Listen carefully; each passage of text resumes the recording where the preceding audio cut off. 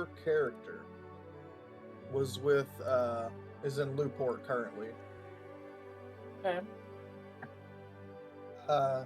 It's it's a town built on a river. It's a trade town, lots of merchants and stuff. You are with a man by the name of Jonathan.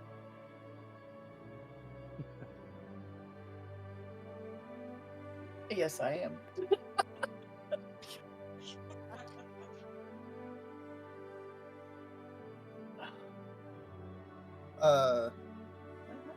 Let's see if I can find all of my stuff here. All right, there you go. Okay.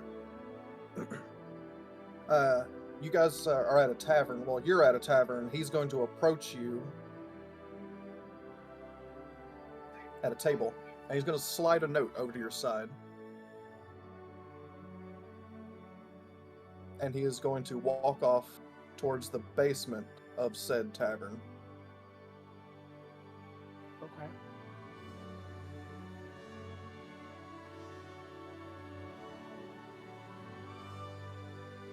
Your turn. What you doing?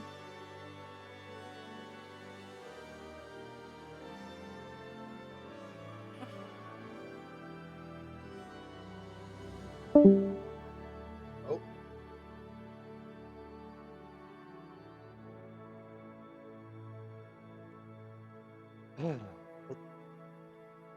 She disappeared. I don't think she liked Jonathan. Oh, wait, there she is. Fucking Jonathan. Apparently she hates him. Hello? Hi. God damn it, my whole Discord froze and kicked me out. Fucking Jonathan. No, we like Jonathan. He makes us gifts. Okay, no. You can't tie that Jonathan with this Jonathan. I will have issues. All right, so Jonathan passes you a note Okay. and it's folded down, and he slides it onto the table where you're sitting Okay. before leaving off towards the basement of the tavern. Okay. I'm going to read the note.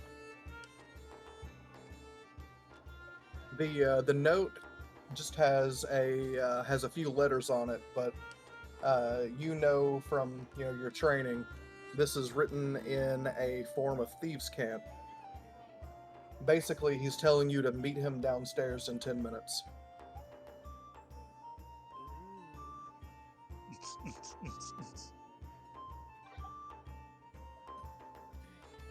Okay, I'm free. I'm here. Welcome. Thanks. I need you to understand that my whole Discord just froze and I came back to Carl repeatedly going inst over and over and over again.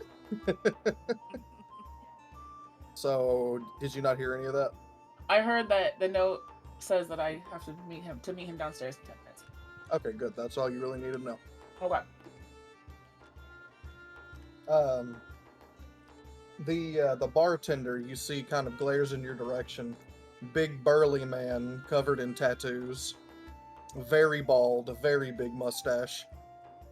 He kind of gives you a assured look as he cleans his big glass mug he's holding.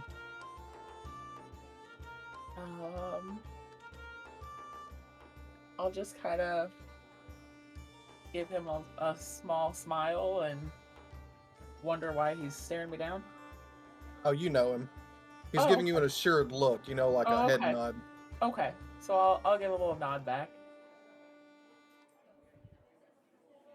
He inhales deeply through his nose, conjuring a large glob of snot before spitting it into the floor.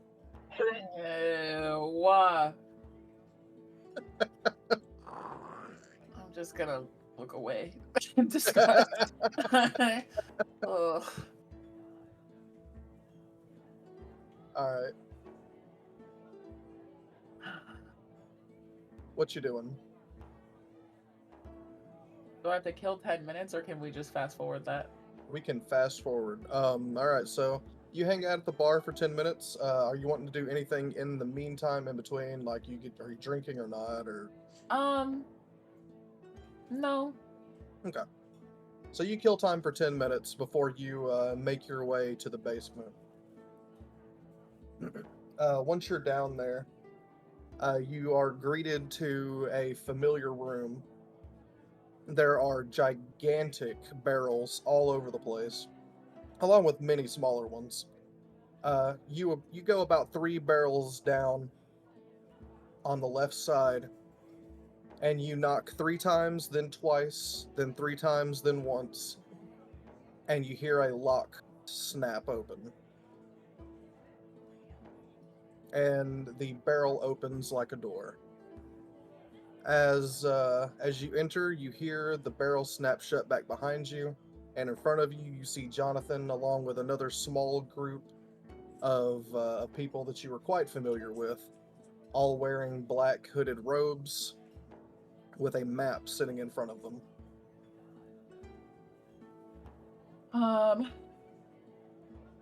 I'm going to approach the map and ask Jonathan, what are we looking at? He says, "We've got a new mark. In Cordoir, a noble is seeking to purchase a magical ring found in a mining expedition up north. We are going to intercept it."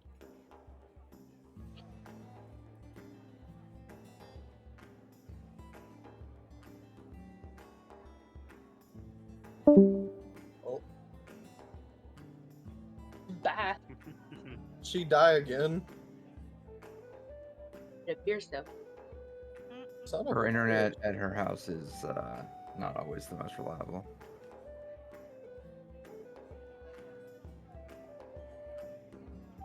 I'm digging this bar music though. Sounds like something you would hear back in the tavern.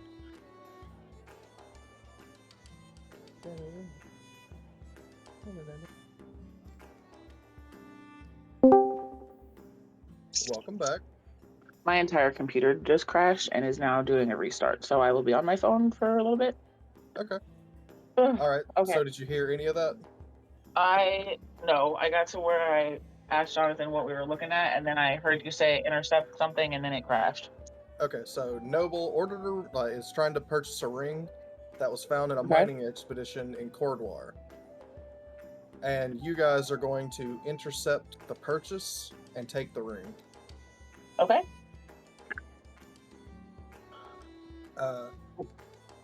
He gives each of you another note, which you recognize is going to be the rendezvous point whenever you guys get through with the mission. You won't see each other as long as you're doing your parts of the mission, but this is just your standard practice that you know.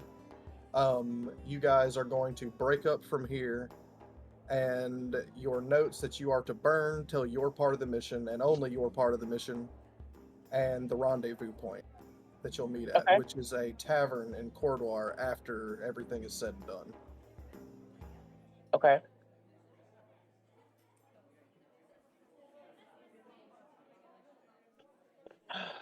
I'm gonna look at what my note says.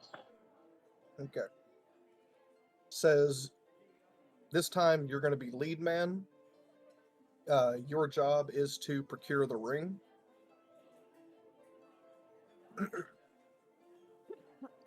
Everyone's jobs will be supporting you getting that done. Okay. At one point during all this, the ring will be being carried by a single man, unguarded, and that is when you will strike on the west end of the manor.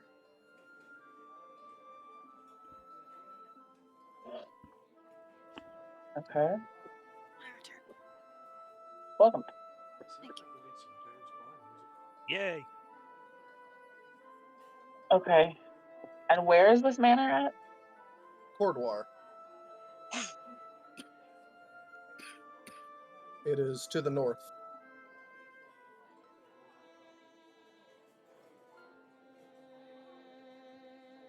Do we know who has the ring? What's that? Do we know who has the ring? Yeah. It is a noble that lives in Cordoir. His name is Staunch Pierre.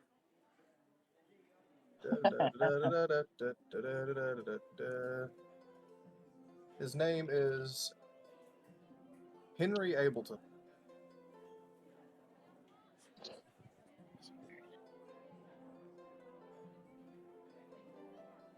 I'm gonna keep that to the side so I don't have to keep digging for it. Okay, so you'll be headed to Ableton's Manor in 3 days to acquire the ring while it's being purchased.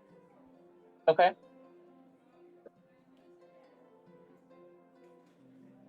Everybody looks over their notes before setting them aflame and, stepping out in different directions in the room and disappearing into different hallways or different trapdoors leading into different areas. Jonathan is the last one in the room.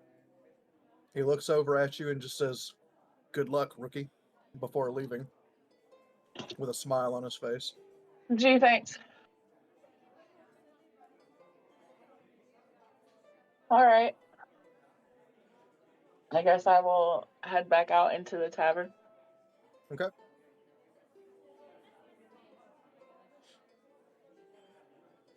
How far away are we from? Uh, I believe I misspoke. I told you 3 days, it's 3 weeks. Oh, I'm so frozen. Cordoir is a 2 weeks travel to the north. So you'll spend a good amount of time on a cart.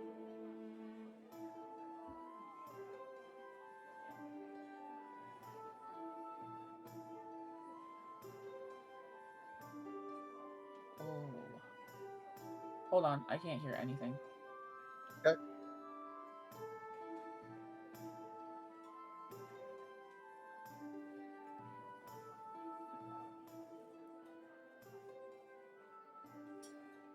Okay, I think I'm fixed now. Jesus Christ. Okay, I should be good now. Okay, so as I said, I misspoke. It wasn't 3 days, it was 3 weeks. It'll take you 2 weeks to get to Cordoir on cart. Okay, I guess I'll head that way. Alright. So you procure a cart and you make your way to Cordoir. On the way through, you travel through River's Rock. As River's Rock is kind of like the crossroads of all of the major cities in southern Farrenmore. You hear a lot of news there, so it's always good to keep your ear to the ground. On the way through, in a tavern, you manage to pick up some information by overhearing some town guards talking a little too loudly while they were drunk about how a man named Red Hand had been working with an individual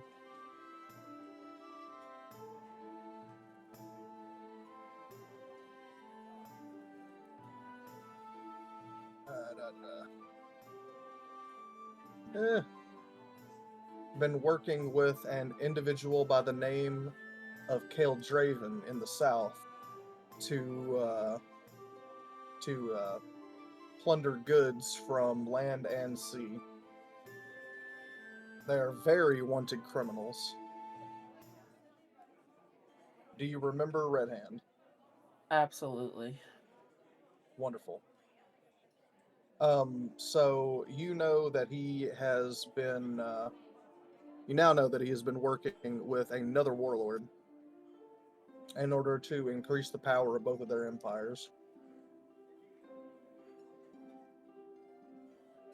As you make your way out, your second week goes by without a hitch, and you find your way in Cordoir. And we'll go ahead and time jump to the day of the heist. Oh God. So You need heist music. I was saying, some medieval Ocean's 11 would be great here. Hardcore Mission Impossible. Yes. So you know that you're supposed to be on the west end of the building. You don't know where any of your friends are. You just know that somehow this is all supposed to work out. Okay. You find yourself looking in the window before all this goes down in the dead of night. You hear guards patrolling. In fact, while we're here, have a night. That's all. That's fine. Okay, so you hear guards patrolling. You hear a party going on inside the building. Give me a perception check. Uh,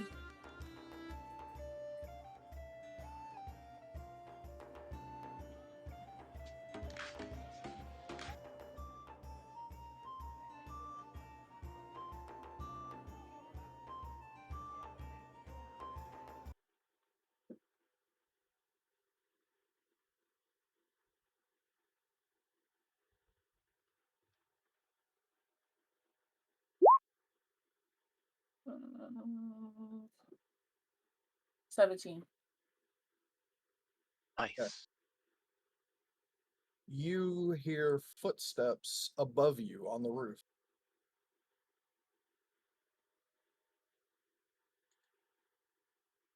Is there access to the roof? Uh, Not easily from where you're at.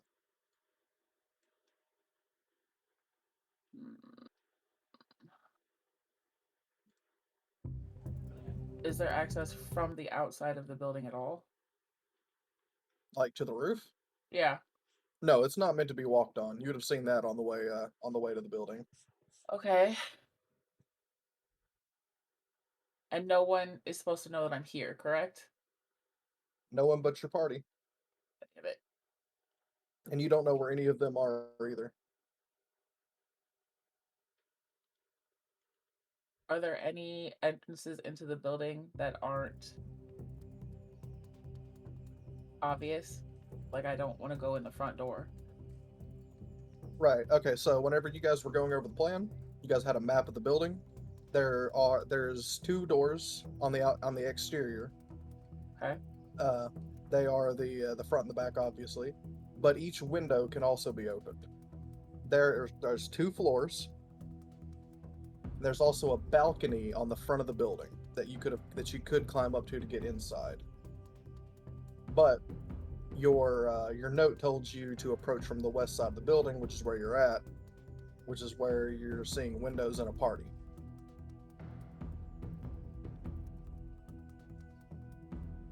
So all my entry points from the west end are full of people?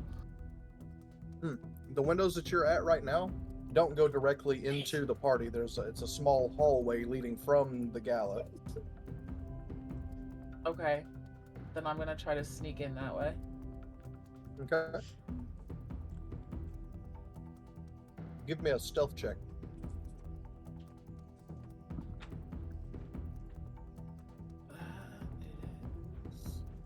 That was your bet.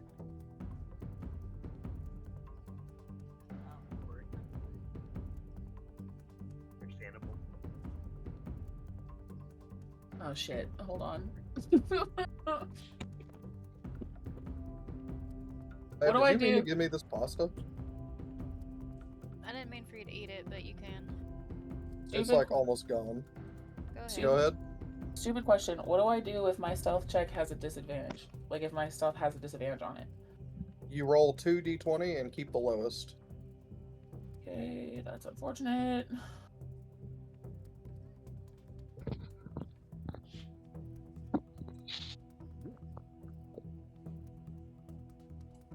Still 17. Nice. Okay, so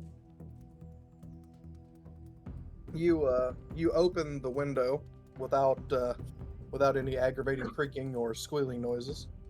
Get back inside and shut it without a hitch.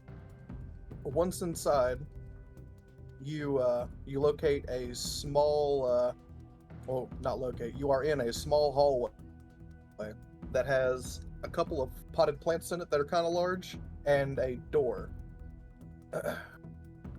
Once you step inside, you hear footsteps coming towards your hallway.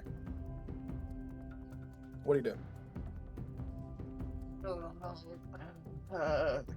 Can I hear anybody through that door? No, I'm gonna see if the door opens. door is locked. Fuck me. Do I have time to try to open it? You can try to pick it, yeah. Okay, I'm gonna try to do that. All right. Give me a thieves' tools check. Wow. Okay, so thieves' tools you should be proficient in, which means you can add your proficiency bonus to it. But I don't know if you put your extra proficiency in that or not. Let me check. My proficiency bonus is only a 2, so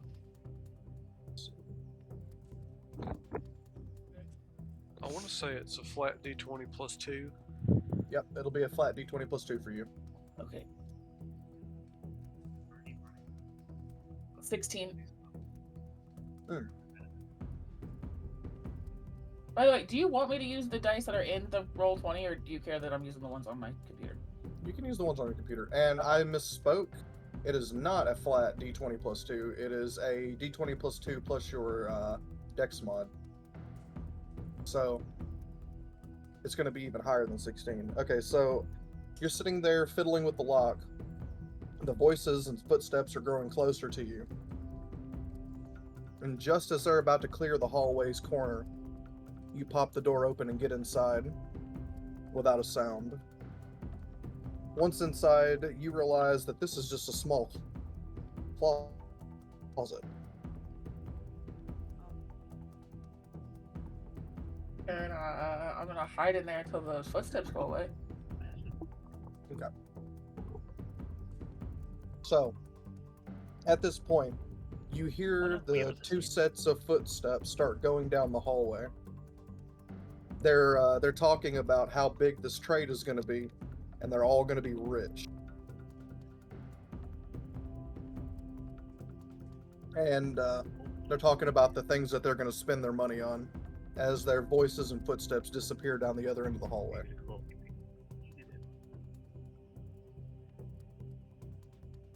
Once I hear that they're gone, I'm gonna come out of that closet.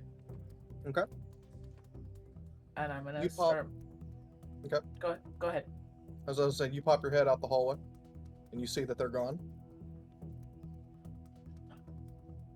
I'm gonna start heading to the location I need to be at. Looking at remembering the map that you saw on the table, the direction that those two came from is the direction of the vault.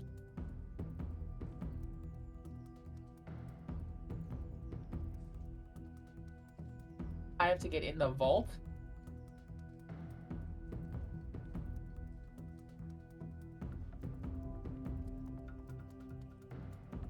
Out of the vault.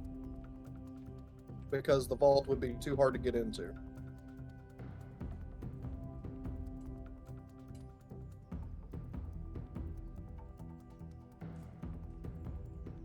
But you could always try.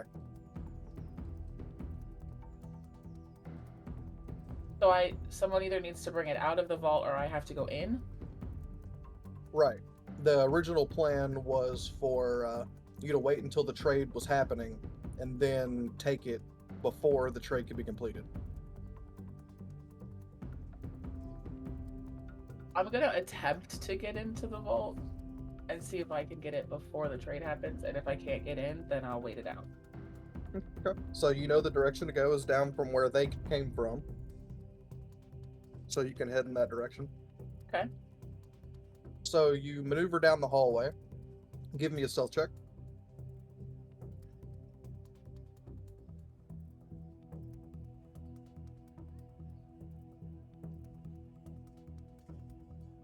Oh no.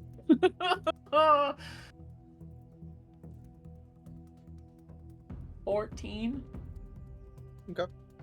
So you make your way down the hallway fairly silently, and you come to a few rooms. You remember on the map that it's going to be the one at the very end of the hallway.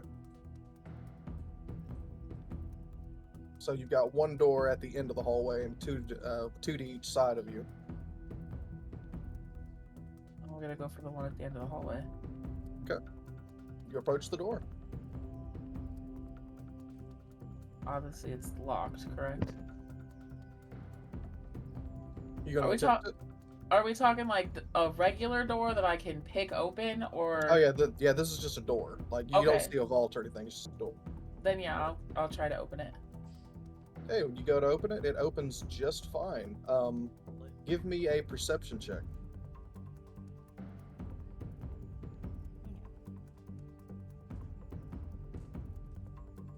20. You are creaking the door open and immediately stop as you see two guards are standing in the room across it's kind of like a trophy room. It's full of statues and paintings and animal heads, and it's a collection. And at the end of that room, you see two guards standing in front of a large dwarven-built vault.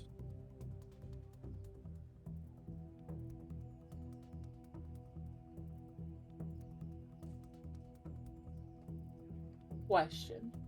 Yes. If I wait for the ring to come out of the vault, am I trying to steal it from one person, or is it like I'm gonna be surrounded by a billion different guards and people? The plan was to get you to take it from a singular person. I'm gonna shut the door and back away. All right. Where are you headed? Do we know where the trade is happening? Like what room, where I'm supposed to be in the building exactly, or just that I'm supposed to be somewhere on the west end? The gala is where the trade is going to happen, and so they will have to bring that ring from the vault to the gala, which has one hallway. Is there a room I can hide in that hallway? Yeah, there are two doors, aren't there? Two doors on either side. Remembering the map, you assume that these are guest rooms. I'm gonna check one of the doors and see if I can hear anybody inside. Okay. So you'll go to the first one on your right, turning back around. Putting your ear up to the door, give me a perception. Nat 20. Your elf ears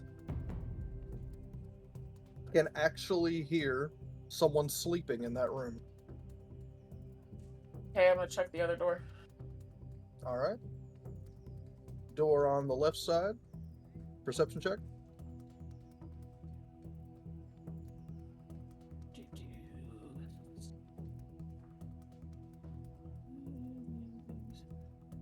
21. You hear the room is silent. I'm gonna try to open that door. The door is unlocked. I'm gonna go inside and wait it out. All right. So you're sitting in that room for a while when eventually you hear two more sets of footsteps making their way from the gala. You hear the doorway to the room with the vault in it open and then shut again.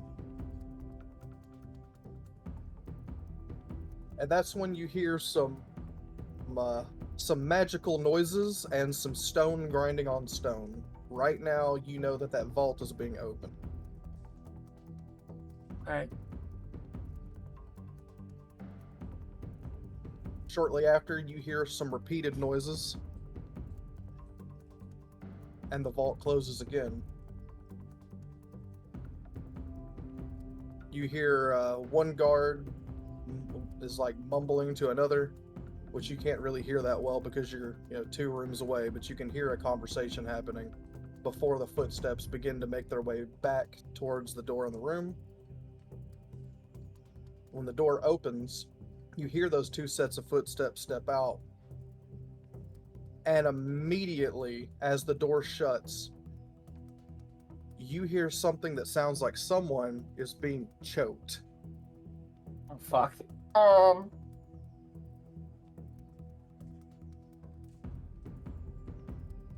gonna open the door and see what's happening. You see a dude that was inside that basement with you by the name of Griff. He has made his way through a ceiling. It's not really a vent, but I guess it's a crawl space in the ceiling. And he has lowered a rope down and has this guy dangling in the air. And there's another, he's a guard, by the way. He has dropped his spear. And in front of him, you see a very shaken individual holding a pillow with a ring on it. So one guy's got the ring, other dude's hanging for his life. Yeah, Griff is choking him the fuck out right now. Okay, I'm going to approach and ask him, what the fuck are you doing? Right about that time, you see the man with the pillow start to run. I'm gonna... Oh, fuck. I'm gonna try to jump in front of him and stop him from running away. Alright.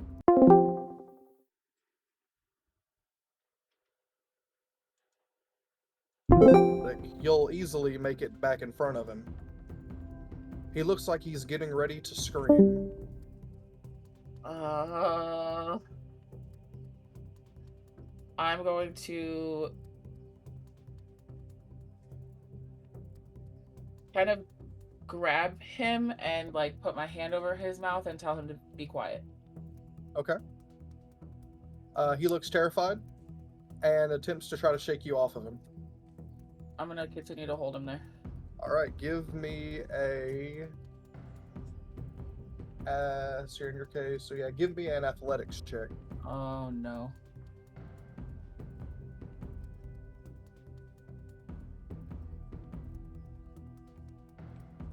Just want to point out the second F in Griff's name is very important. That would be a 15. Alright, you managed to hold him down. But you feel like the noise is going to be a problem. And as you're getting the man on the ground, you're still holding your hand over his mouth, and you see Griff kind of lift this now unconscious guard into the crawl space and then shut a wooden plate over it. There is an option to do non-lethal damage. There is. You can attack somebody without killing them. I don't want to kill him. Yeah, you But can attack also- him without killing him. So just But- knock him out. Boom. So... Oh, fuck. Alright, I guess I'll try to knock this guy out. Alright. You want to use your fists or a weapon? You could just headbutt him. I mean... The only weapons I have that I could use this close is a dagger. So what would I do? Hit him with like the butt of the dagger? Yeah. Alright, I'll do that. Alright, roll me an attack check with advantage. Do what? Like you roll 2d20 and keep the higher. Okay. Then you add your attack bonus with the dagger to it.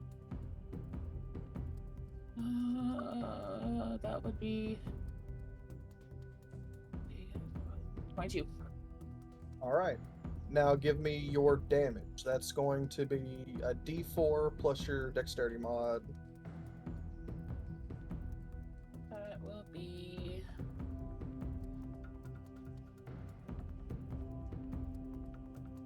7.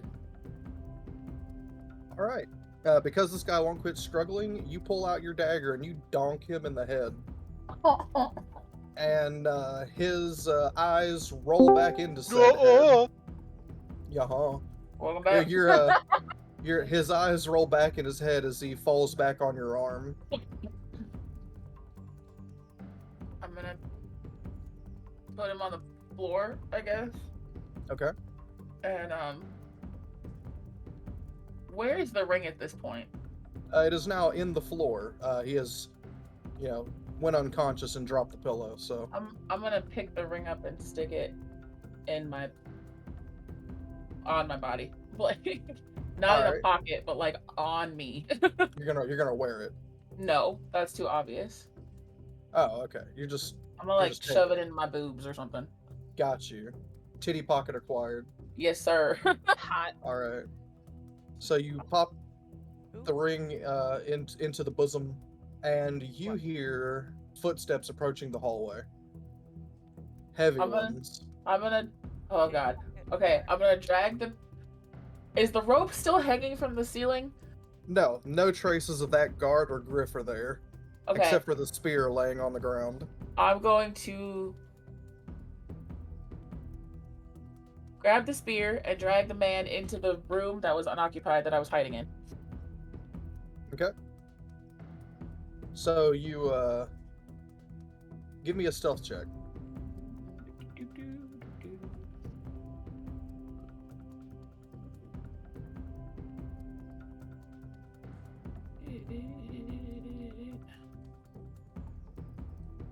Oh wait, hold on, I gotta do 2, I forgot. Oh.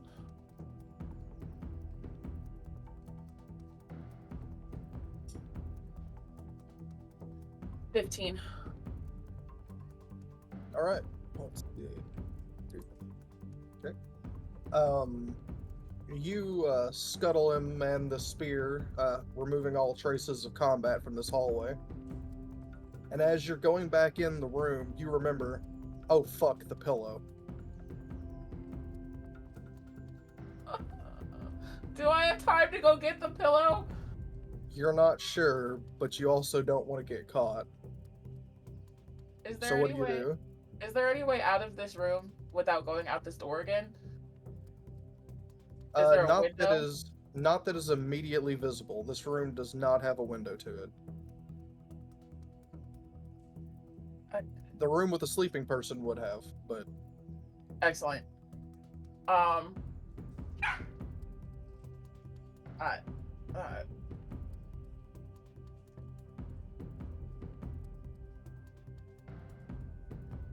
I don't know what to do. give me an insight check. Okay.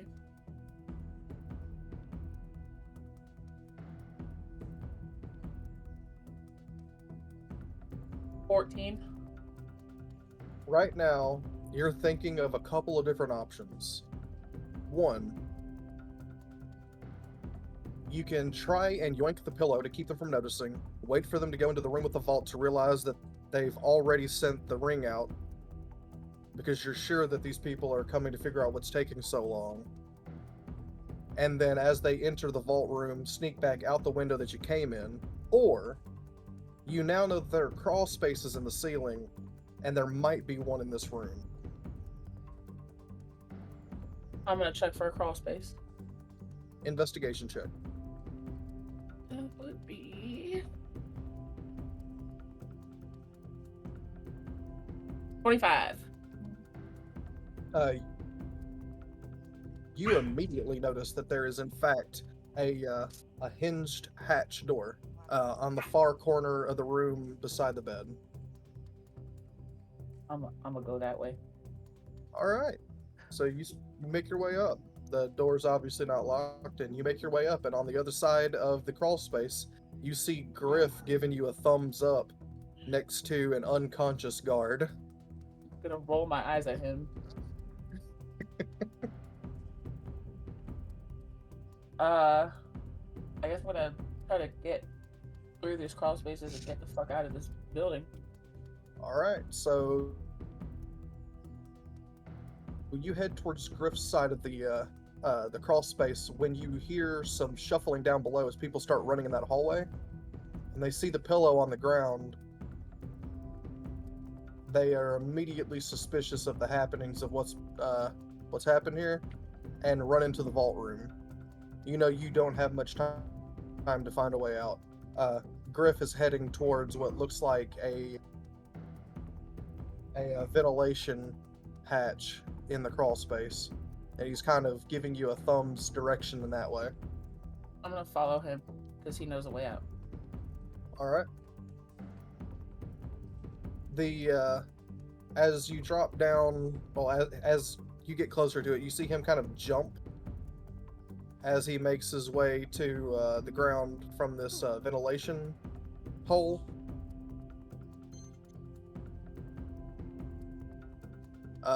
And as you approach it, you look down and you see Griff has been suddenly engaged by armed guard.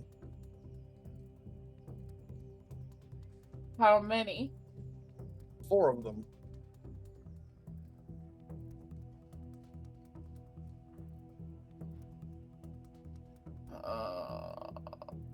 So I can either keep looking for a way out or go help him, correct?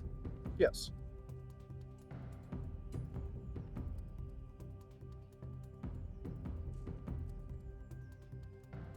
I guess I'll try to go help him. All right, give me an acrobatics check to jump down.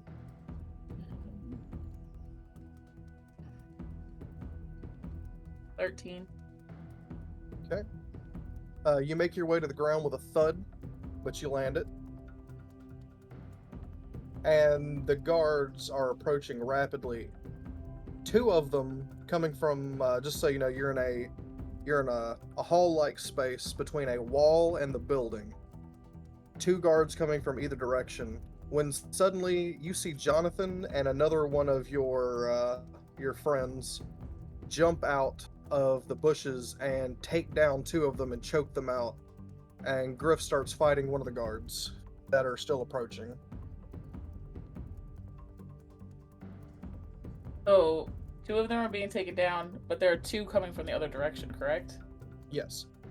And one of those So- has been taken out. Griff tells you to go in that direction, though, like to go in the opposite direction since you have the ring. Alright, so I'll head that way then. All right. Griff is preparing to fight those 2 other guards. When suddenly you hear loud alarm bells going off. Oh, okay. Wee woo, wee woo. Sorry. I don't want to get banished, so I'm just kind of like adding shit. I'm sorry. I can't believe Barbie didn't immediately go wee woo. Because Barbie's All right. and me are going over some stuff. So you take off running, and Copeland kind of gives you a Wee woo, wink wee as woo. you're as you're going by. Okay. Whenever you make your way past, you see a few different things. You've made your way to the back of the building where you see a rear exit that is covered in guards now. It is swarming. Excellent. Love that. But to your left, you see some vines that are draped over the wall. I'm gonna go climb those vines. All right. Give me a stealth check. I don't wanna. 2. Yeah, those disadvantage rolls are a bitch. 14, 15, 16, 17, 18, 19, 20. Kiss my ass. Oh. All right. You stealthily make your way over to the vines and begin climbing up.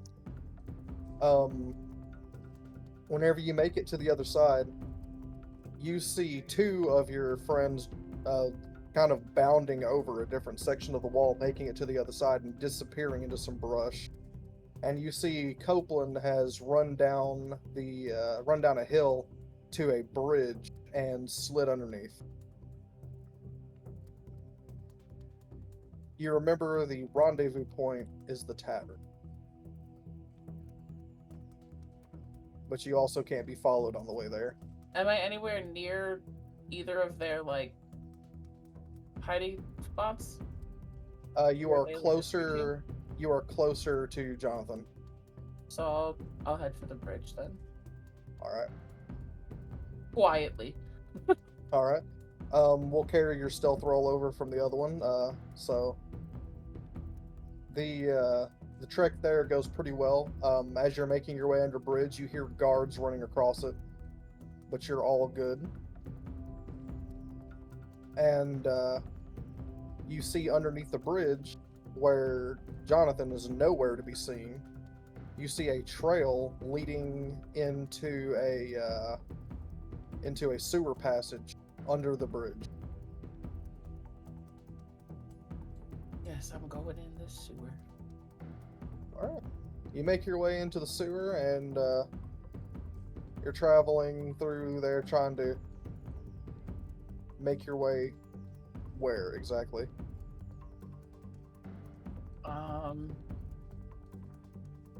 Do I You know just- how to get to the tavern from down here? Not in particular. You could just try to wait it out in the sewers. You could be trying to find Jonathan, or you could just be roaming, trying to find the tavern. I'll But try that's to up to you. I'll try to find Jonathan because he'll know where to go.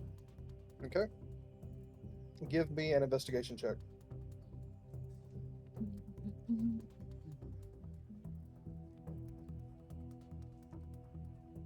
19. There is no trace of him. You think in your head that you should have known better. Fair. All right, I'm gonna wait a little bit and then I'll come out so I can make my way to the tavern. All right. I'm gonna roll a couple of things here. All right. While you're down there, in about the first hour of you hanging out in the sewer, you end up hearing a guard that has been sent to search this area coming down one of these corridors.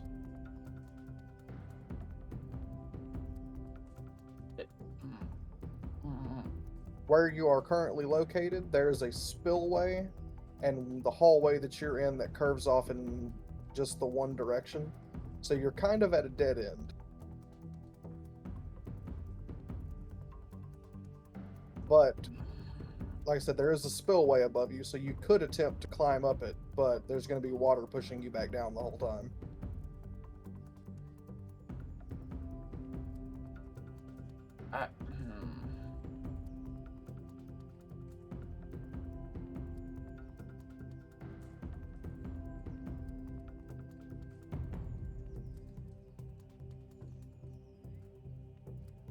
It's just one person. Yes. Is there any way to be... Is he just gonna, like, walk up on me? Or is there any way I can, like, sneakily get behind him and, like, take him down? Well, you could hide behind a pillar. There are pillars down here. And you could also hide in the water. Now, to mention, the water here is extremely cold. It's coming down from the mountain, so you'd be freezing in that water, but you could do it. I'll hide behind the pillar. Okay. Eventually, the guard does come up your hallway,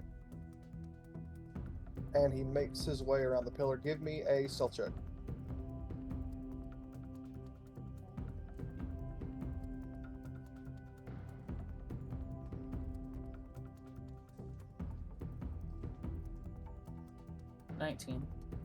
Okay. Barely. Alright. As he walks by the pillar, you kind of slink around the pillar to the opposite side without being heard. He looks around at the dead end, decides you're not there, and begins to walk back.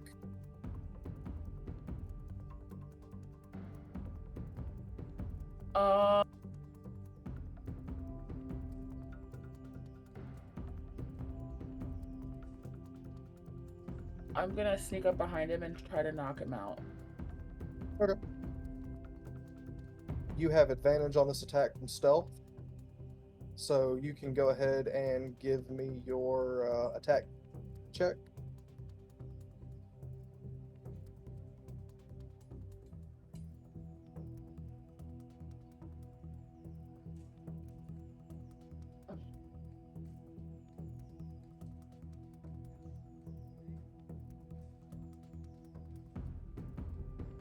Sorry, hold on.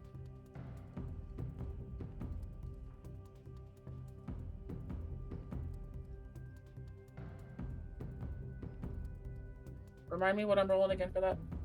You roll a d20 plus your attack check with your dagger. 16. It's good. It's a 22. Okay, so you strike this guard with the pommel of your dagger on the back of the head with a loud pong on his helmet that echoes down the corridors. Give me your damage roll plus your sneak attack. Should be a D4 and a D6.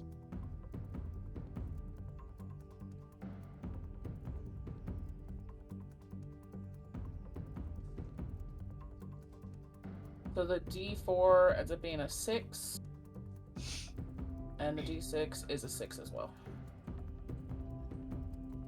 Okay. You knock him smooth the fuck out. And he falls to the ground. I'm just gonna walk away and try to get the fuck out of here. Alright. I've already rolled the percentiles for this. You manage to sneak through the tunnels for a good portion of the night before making your way back up and finding your way to the tavern. Yay!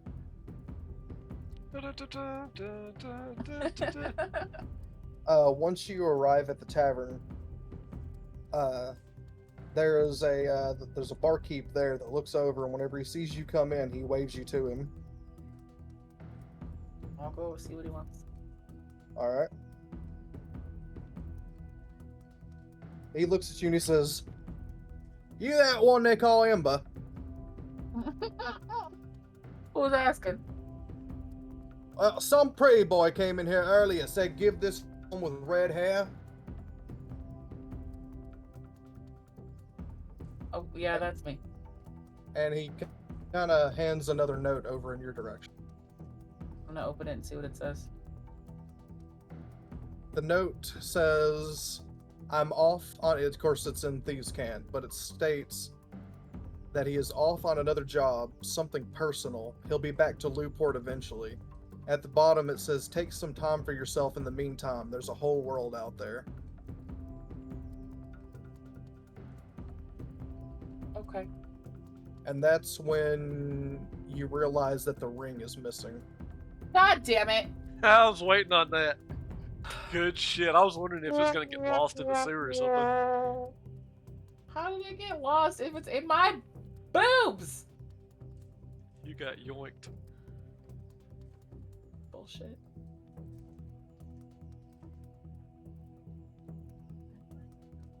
Well.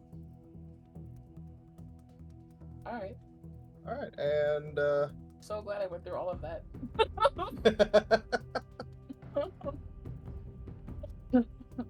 So, at that point in time, you realize that at some point, this motherfucker had followed you through the sewers and stole the ring that you stole, and then disappeared and told you he'd see you later. Jonathan took it? Yes, you God get damn that it. feeling. Okay. You decide you're tired and aggravated, and you end up staying the night at the tavern. Alright, next on the list, we've got Barbie and Carl. Are you guys ready? I guess so. Yeah, yeah. Awesome. Yeah, awesome. Okay, so for you guys,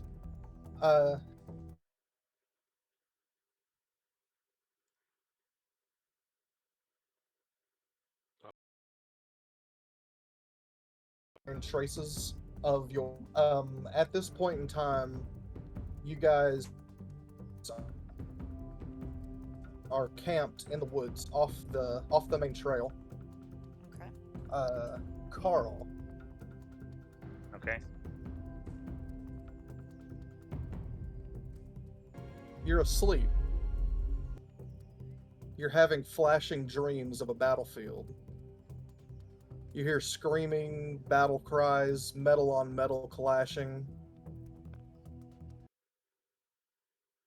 But you're seeing all of this from the view of a raven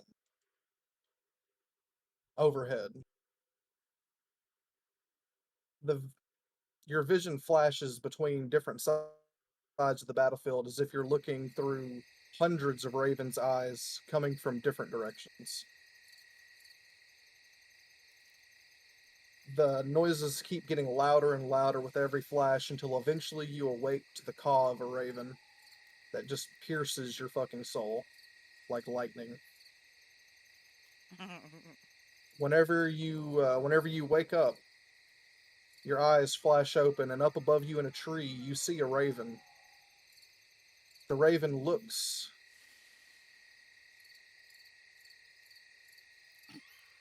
Oh, the raven. Yeah. Caw. Caw! Whenever you look up, you see the raven turn its head to the east before flying away. As you look in that direction, you see shadows dancing through the tree lines. You're not sure what it is, but there's something out there. And just as you go to sit up, your companion next to you states, "So you finally noticed. We're not alone." You look over and you see your companion, the tabaxi. What up? What are you guys doing? I'm gonna stand up and ready my axe. See if I can notice anything moving where any potential attack would come from. Okay. Give me a perception check. Actually, before we get started, both of you give me a flat D20 roll. Flat D20 roll. Yep. You both have the same initiative, so we need to figure out which one of you are going first. That sucks.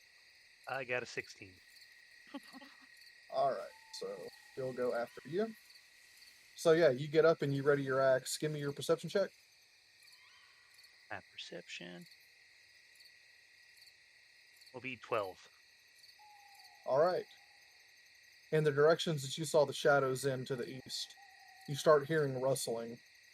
And you hear something large. Very large. You hear snarling. Give me a nature check. It's a bear. 19. It is in fact a bear, Fucking knew but it. They but followed it's me even into this game. It's okay, Marley. It's not a zombie bear. It's just a regular bear. It's one of them Skyrim bears. However, Damn it. these footsteps and snarls you're hearing have a little more bass than what you're used to. The footsteps are deeper in the earth.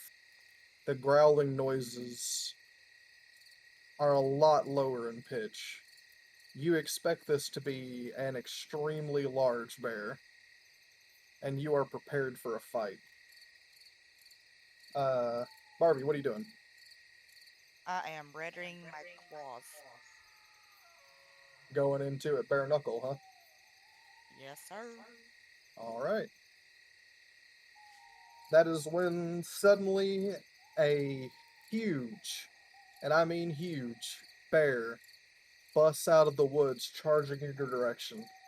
It has lines running through its fur that are a glowing blue. If someone wants to give me a nature check, one of you two, Mm, either one of you, both of you, doesn't matter. okay, I'll do it. I'm proficient. Well, that's 8. All right. You want to try one there, Carl? Yeah. I'm Nope. She got better than me. Amazing. Okay, you're not sure what the fuck this magically imbued bear is, but it's coming for your getters. Or Yeeters. All right. So, Carl, he's going to charge you first.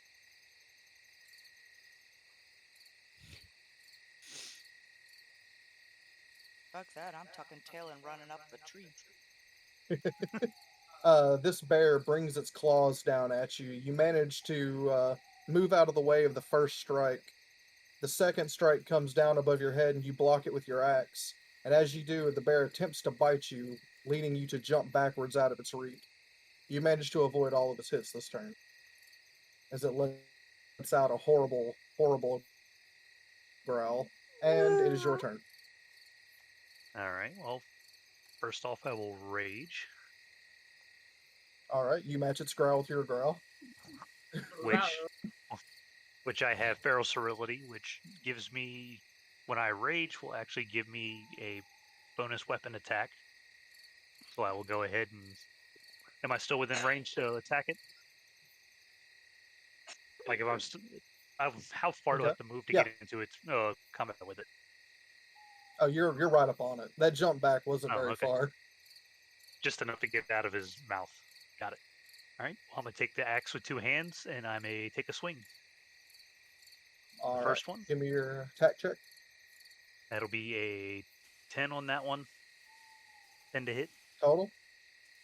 Yes. Okay. Your axe strikes it, but it doesn't even break the skin. All right. So I will guess I will take my main attack. And that one will be a 19 to hit. That will hit. And it will do 11 slashing damage.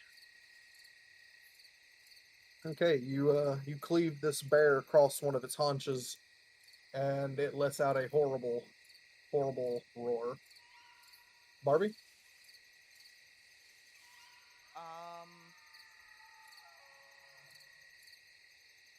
I am going to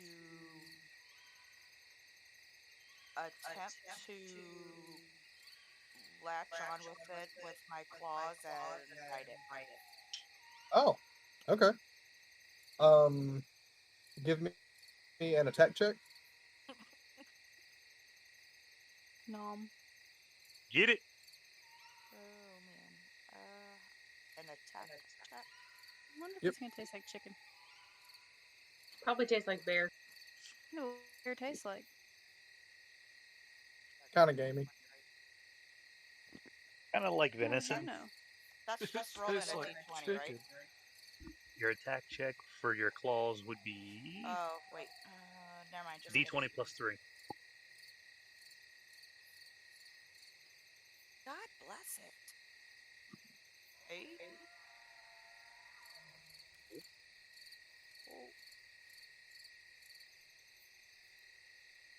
So your attack does not quite make the mark. Whenever you attempt to get your claws into it to get on top of it, you just slide right off.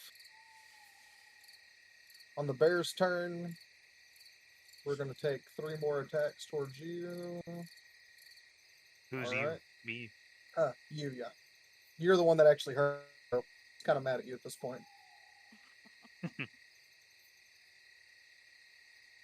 You take 10 slashing damage as the bear's first claw cleaves you across the chest. Is that reduced to half for the raging? Or is it magic? Yes. I don't know. It is.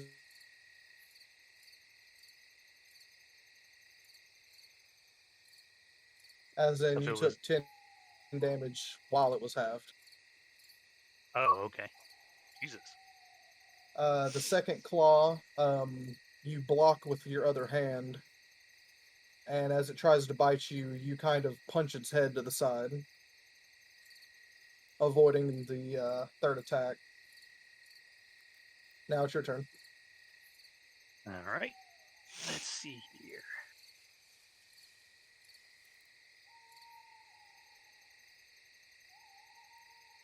I will spend 3 maneuver points to do Tusks of the Rampaging Mammoth. So that will be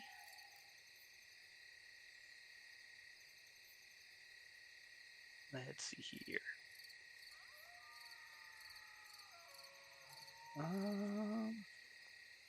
15 to hit. That'll hit. So that is 3d12 plus 4 damage.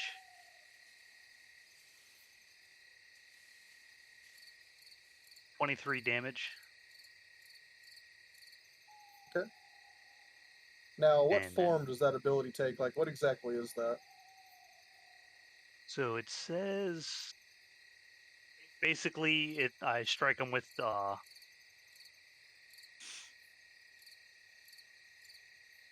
It's normal Okay, damage. so it's just like you're smiting him. Right, and it says if you the creature is huge or smaller, you push the creature back 15 feet. Okay, So so I guess he is considered huge, so you do knock him back. I'm assuming it's kind of like you're shoulder charging him is what it's most likely. All right, you smack the absolute hell out of this thing, and it goes tumbling backwards. Bad Yogi. All right, Barbie. Hey, Demon Yogi. All right. Since my well, I'm going to take my katana, two-handed, Okay. and try, I guess, stabbing it. All right, give me an attack check. I'm sorry. Attack check.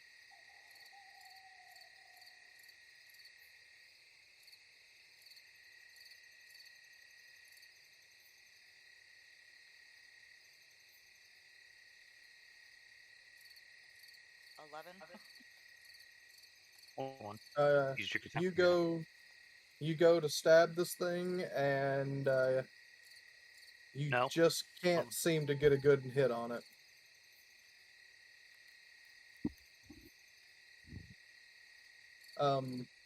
It gets back up and takes a charge at you. Since you're close to it, it's going to have to run past you to get to him, so you can give me an attack of opportunity against it. Barbie. As he's charging towards me, then to get by, I'm going to attempt to do what I just did again. Yeah. Two-handed, with the katana. Not any better. 10. Okay. No. You attempt Hold to on. stab into it as it runs by, and it just kind of bounces right off. Is that with your 12, not pluses 10. It was 10. It was 12, not 10. How? total? No, it's +5. Oh shit. Okay, it's still not high enough, but Right. so She yeah, tickled you it. strike at it, and you kind of take some fur off, but that hide is just too thick, and it's going to once again swing on you. Nope, I've been rolling it wrong. I fucked that up. That's why I told you to cross out the +3. It's what? Cross out the +3 and just I write it. did, but I fucking been rolling the goddamn wrong fucking dice. Wait, you've been rolling a d10? Yeah. Oh, that'll do it. That'll It's affect been- a little bit. It's been months. Yeah, you'll never hit him with rolling a d10. Well, No, she 'cause she I looked just at the rolled wrong fucking 2. thing. I It told was you. just 2. She was looking at the damage. Oh, She was okay. rolling a damage die instead of the d20 for the hit. All right, Biggin runs at you. He gives you another few slashes and a bite. The first slash he goes with his claws, you deflect with your axe. The second hits you, dealing 7 damage. And you once again get out of the way of his bite. It's your turn. Let's see here.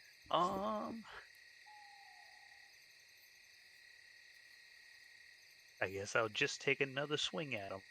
Use the axe. Alright. Two-handed. Given the proximity of the two of you at this point would be, you have advantage on your attack. Okay.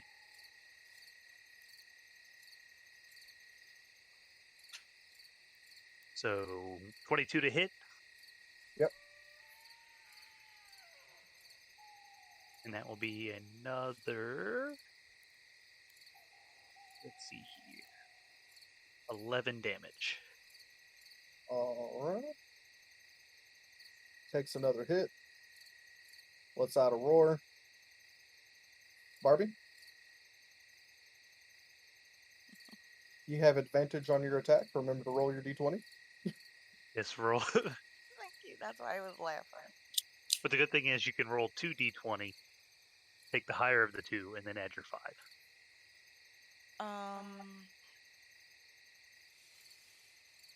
Okay, so am I just rolling? You roll 2d20 and take the highest, yes, because you have advantage.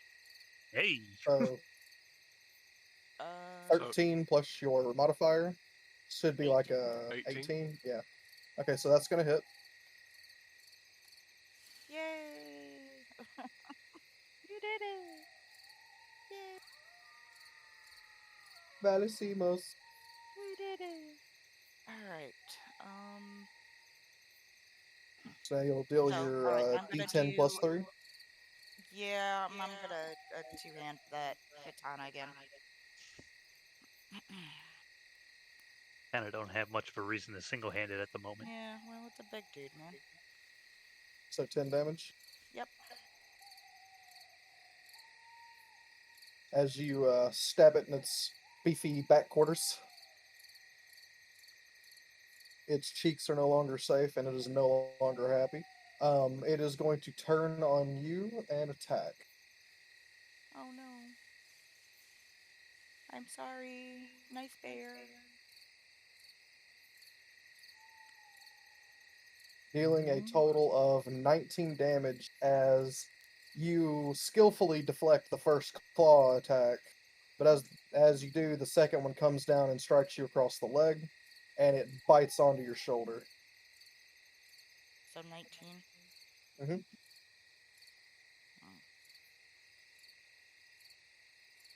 That's not very nice bear.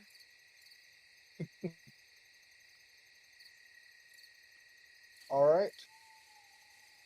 Back to Carl. You can see your friend is in a lot of pain right now as this bear's latched onto her.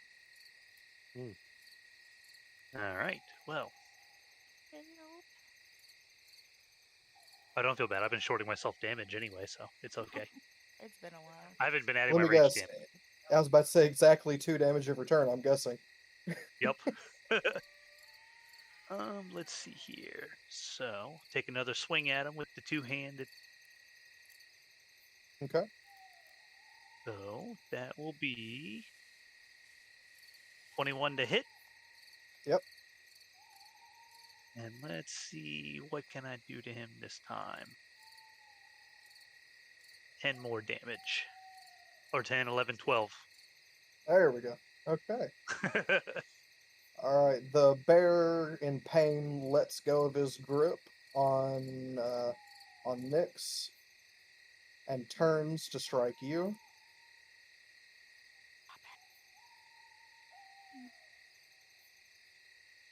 Musical bear teeth. Yeah.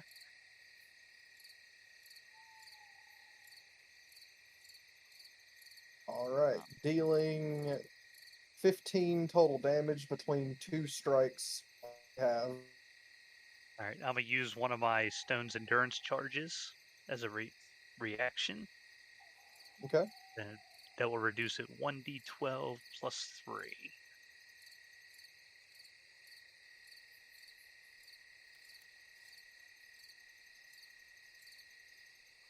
So that'll reduce 12 damage. So it was how much total before? 15. So it'll bring it down to you only taking 3 damage. 3 damage. 3 damage. Alright, so I guess it's my attack now, or is it? Because the bear just attacked. Yeah. So it's yours now. Alright, let's two-hand this bastard and take it. Well, no, let's. Yeah, let's two-hand the Hold on a axe. second. Did I skip Barbie just now? No, she goes after. Because, yeah, she goes after me. Okay, just making sure. Because the bear attacked, and then I attacked the bear, and it let go of her, so then she'll be after me. Okay. All right. So that'll be a nat 20 for a 26 to hit. All right.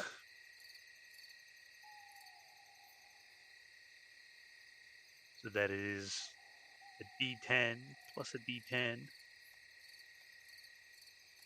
That'll be 24 damage total. All right. The bear's blood just kind of spills out on the ground before you.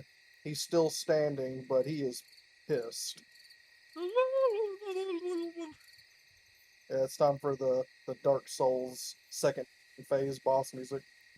Barbie? No, Remember the D20 plus 5. And you have advantage, remember that. Okay, so that's 2.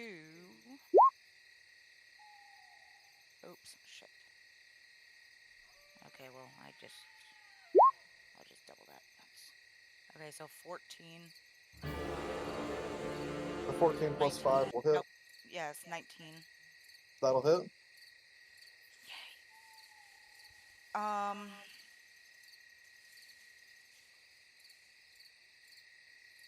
Go two-handed katana. Okay. That's 1d10 plus Yes. 3. 8. All right. How would you like your attack to look? You killed it, didn't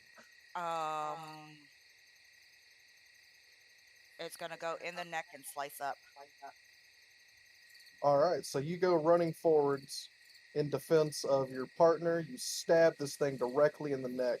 It tries to howl, but as it does, blood just kind of shoots out on your blade and arms. In a swift motion, you slit its entire neck open, just pouring blood on the ground. It stumbles once, attempts to raise its claw to you before falling to the ground. I'm sorry, bear. As the both of you sit there covered in its gore and your own blood, that's when you notice the howls and the shuffling in the tree line.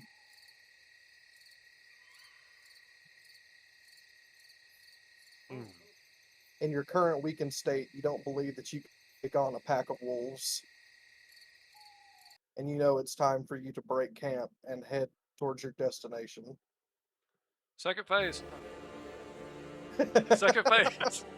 No.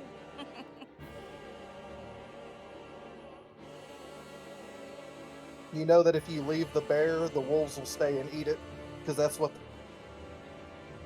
But you know if you stay, that they will fight. I say we get the hell out of here. All right, but can I pluck an eyeball out first? Oh God, here we go again. Sure, the why eyeball. not?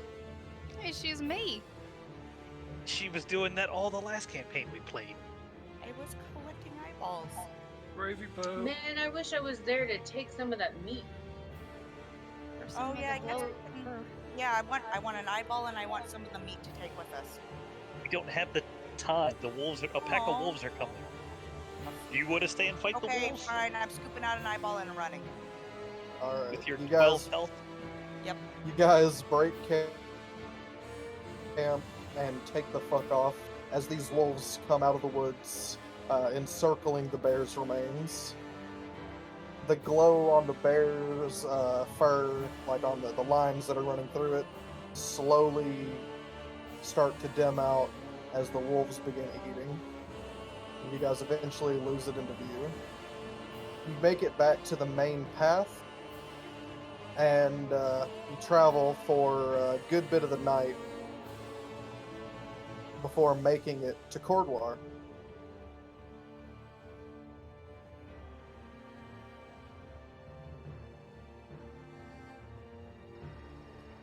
Once there, you make your way to a tavern where you end up staying for the remainder of the night after patching yourselves up. Okay.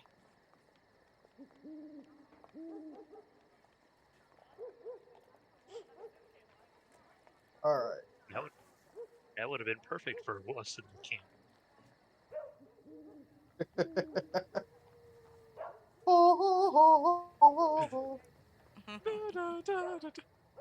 Should have tried All right. roaring at it and see what it says. I I thought about like just singing at Moo. Okay, that's a bad kitty. No, get the back in it. Wait. All it. right. And my cheesy boof. Look, Nick says another kitty now. I know a kitty that's sleeping with mommy tonight. What? That kind of hurt. All right, Curtis. Yeah, you guys were not supposed to be able to get out of that unscathed. That's a powerful creature right there. Yeah, so I'm assuming we can rest at the tavern since we're staying Yeah, there. yeah, you'll be at full health. Cool. You can go ahead and do a long rest, all that. Curtis. All right. I believe this is the town we said you were from, down here on the southeast.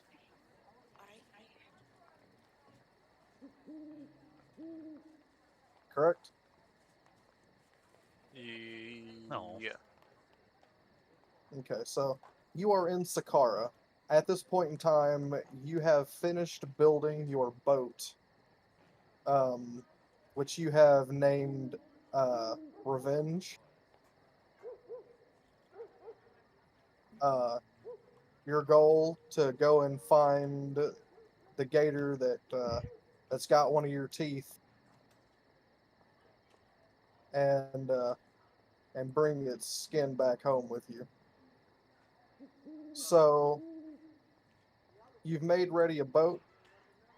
It's got sails, not many because it's a one-man boat, but it's got sails and everything you need to go. Just standing over it, looking proud. What are you doing?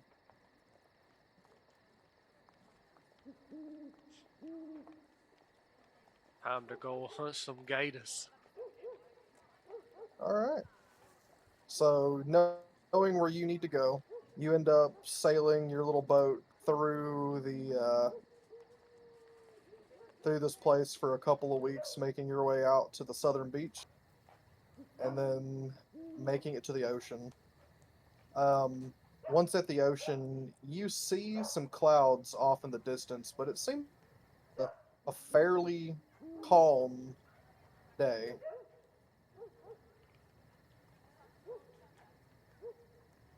What you doing?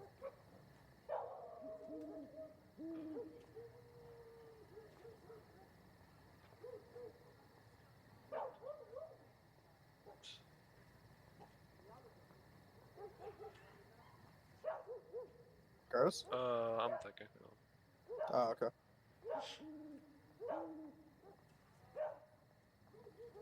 He's making some gator jerky. Which way do I need to head? So you're heading for Farrenmore. You know that you need to head west around the bottom of Aldatique and follow the path in between it and Evameria and follow the island over to Farrenmore.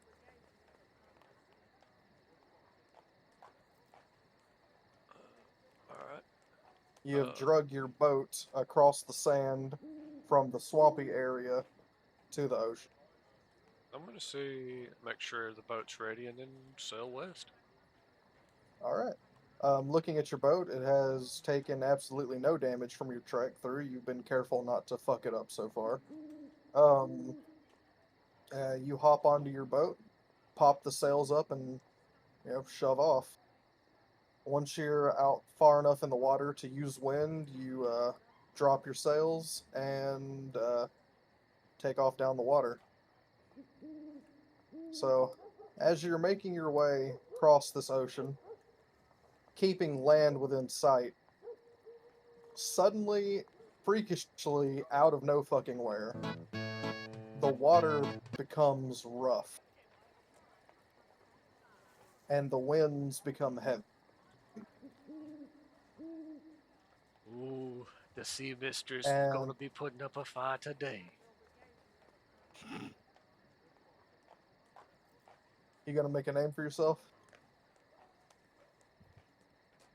So, within minutes, shit has turned south when a freak storm breaks out, and you're doing absolutely everything you can to keep this boat in check. Give me a vehicle check. So, you are proficient with boats, correct?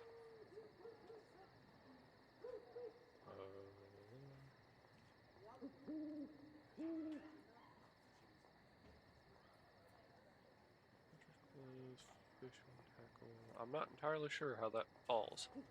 It's in tool proficiencies. It'll say vehicles, water. I just have a herbalism kit. You're not proficient in boats? I don't think so. Aren't you a sailor? I'm a fisher. Fisher? Hold on.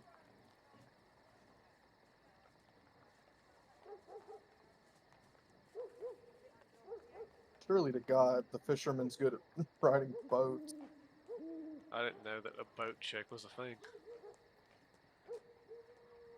And he's not Papa. I think it's just a proficiency check is how it works. Usually, like if a vehicle check is usually just your proficiency check. Yeah, I would I think it's assume what is that since I'm a fisherman, I gotta know how my boat works. yeah, because not a very good fisherman if you're just standing on shore fishing.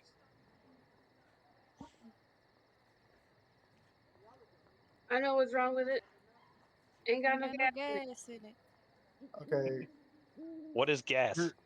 your background actually doesn't give you skills with boats. Oh,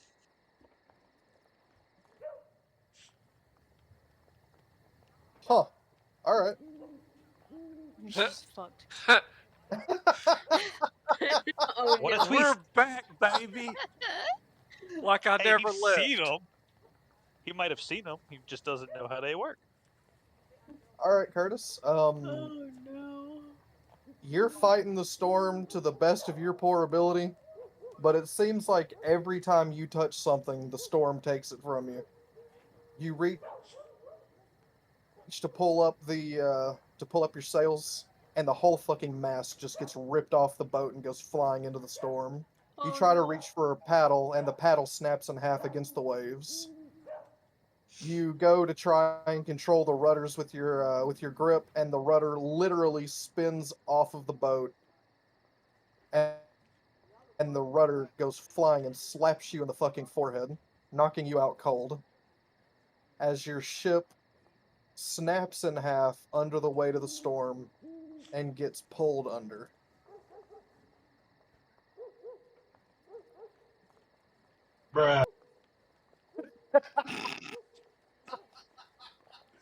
That got him. Hey, can I just make another character? Just die just immediately? Hey, I almost me and Barbie. Alright. Okay, so Well, I'm good. I can hold my breath for 15 minutes. Unconscious. Sure, let's go with that. Jocelyn, Justin, your mic's not Yes. picking you up. it's kind of laggy for me, is what it is. Yeah. I hear. Okay, all right. You are perusing the beach. Is my initiative the lowest in the group? That is the first for me. Yeah, it is.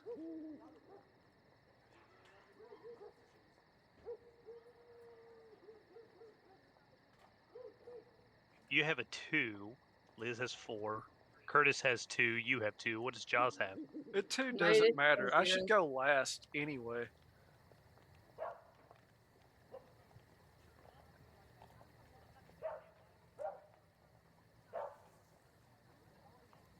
Like, I know there's other numbers on a D20.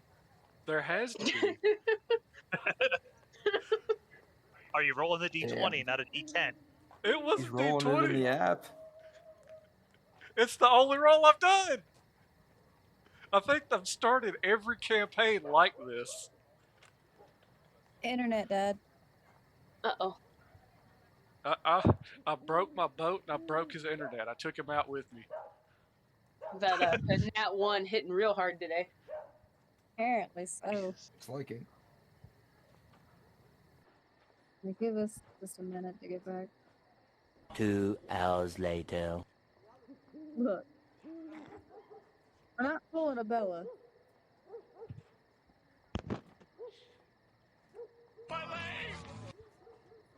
Yeah, actually. Okay, so we can do this while we're making our way through. Oh, I can't pull up roll 20 on my phone. Yeah, but we don't have to see anything right now. They can do stuff with what's currently visible. Terrible. Okay. Okay, so That's sad.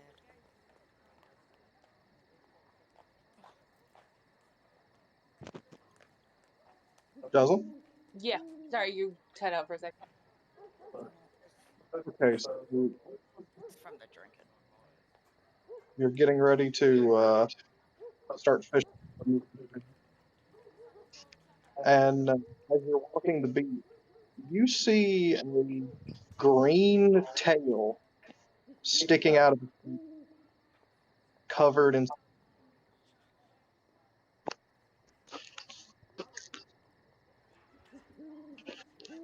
Can I buy a vowel? Covered in what? Seaweed.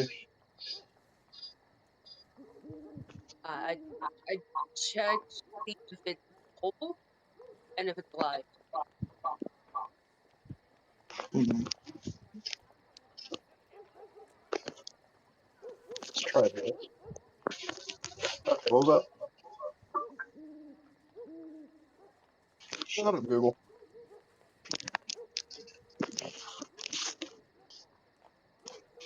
What was that, Jocelyn? I checked to see if the tail is attached to anything and if it is, if the creature is alive. Okay, as you see that the tail is definitely connected to a large lizard man that seems to have walked on the shore. And they do seem to be alive, if only barely.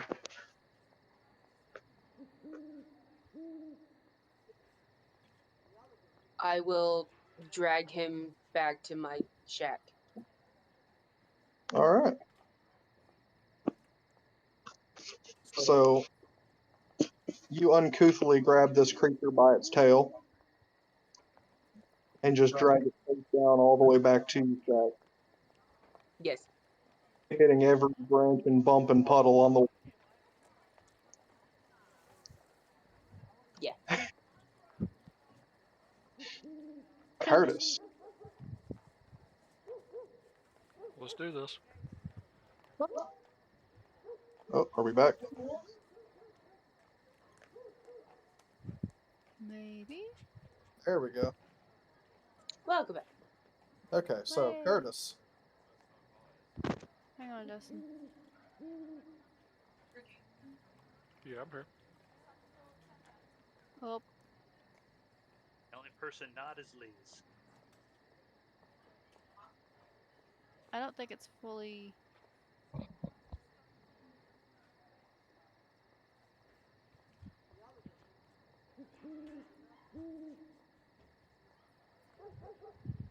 Okay, that should be good now. You think?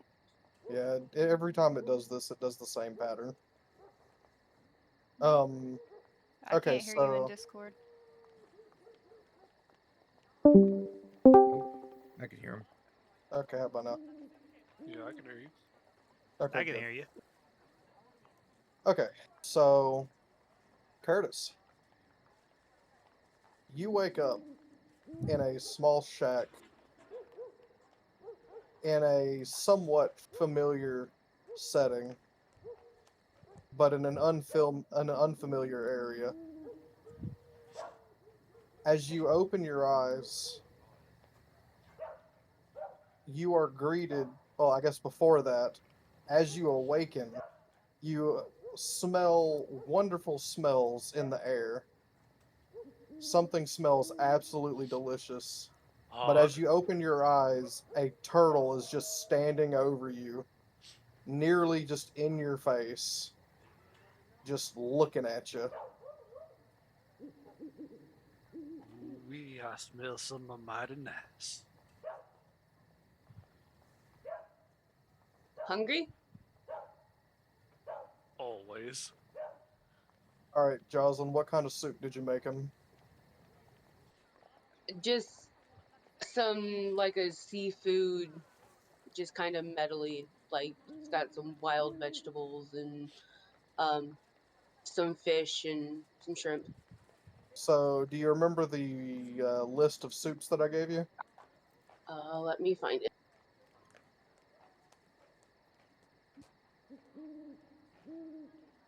The oddest piece of D&D lore is a soup list. Trust me, you can find some odd things in people's inventories. Oh, I know. I know. My inventory is one of them. Oh yeah? Not in this campaign yet, but my other one, yeah. Okay, yes. Which one of those would you like to make him?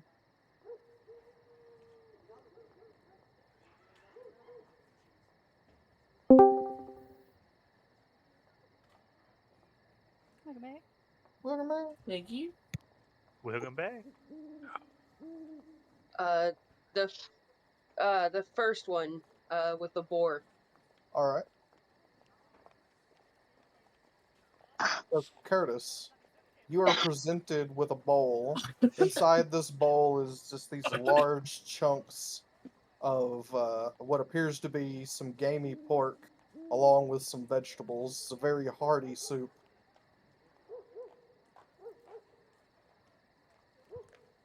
Mighty thank you.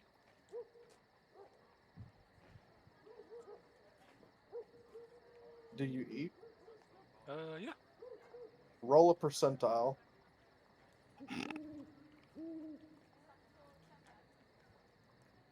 100.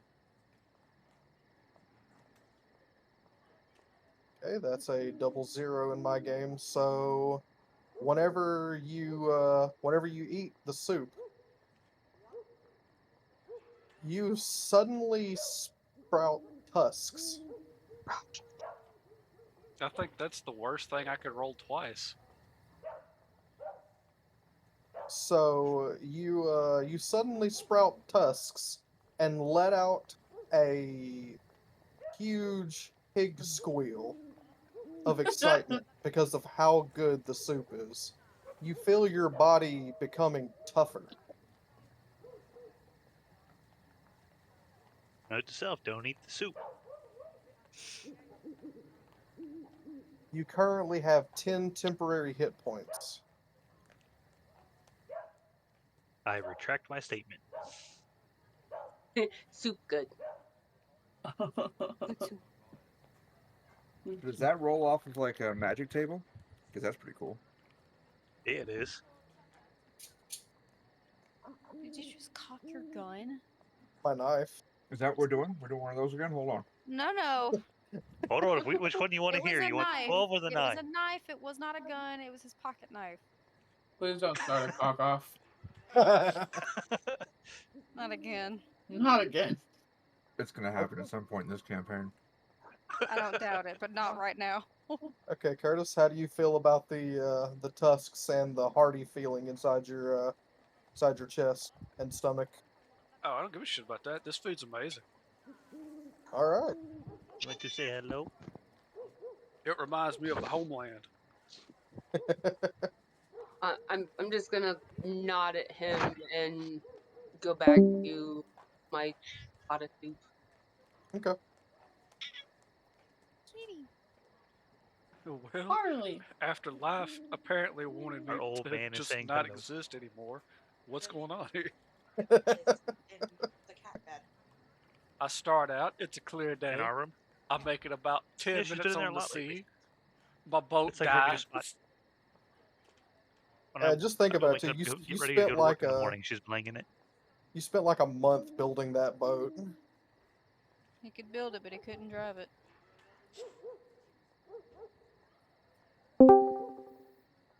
Save the remnants, we'll put wheels on it, I can drive it.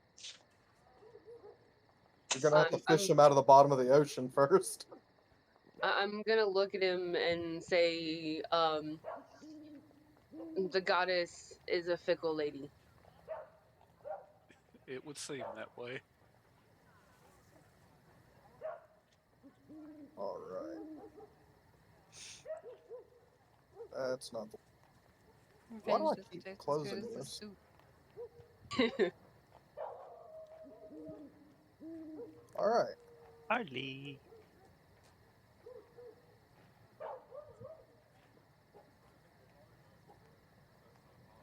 All right. So after a while of hanging around Curtis, you feel like you have imposed for a while too long. You feel the need to get back to your quest. I'm gonna start trying to make another boat. Round 2. Fight. As Drown. you as you step out of the shack and start looking around, Jocelyn, Yes. What, please? What you want? you black out.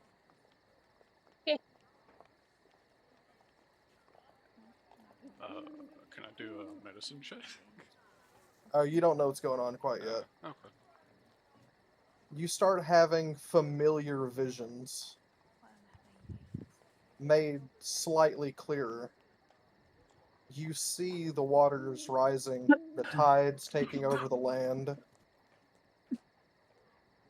and you see that lizard at the helm of a boat holding an axe, splitting the sea apart. And then you wake back up.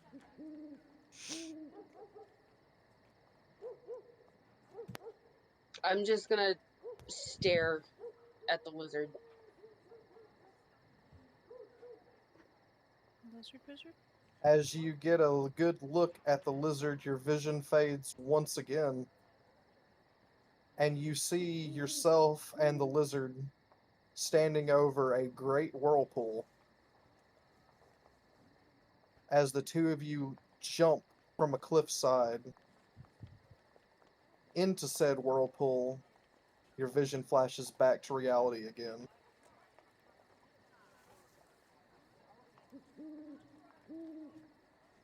During the time that you were jumping, you didn't feel fear, you felt comfort.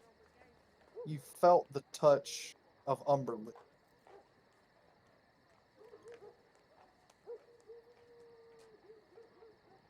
I'm gonna offer to help him build his boat. Apparently, I need all the help I can get. Mine didn't do so hot. All right. The goddess So, likes sacrifice. so you two are gonna build a boat together out of the random bits of stuff you find in the swamp.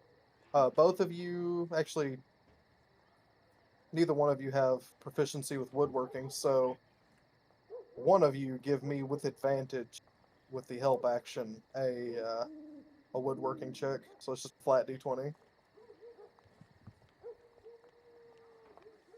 I'll roll. 13.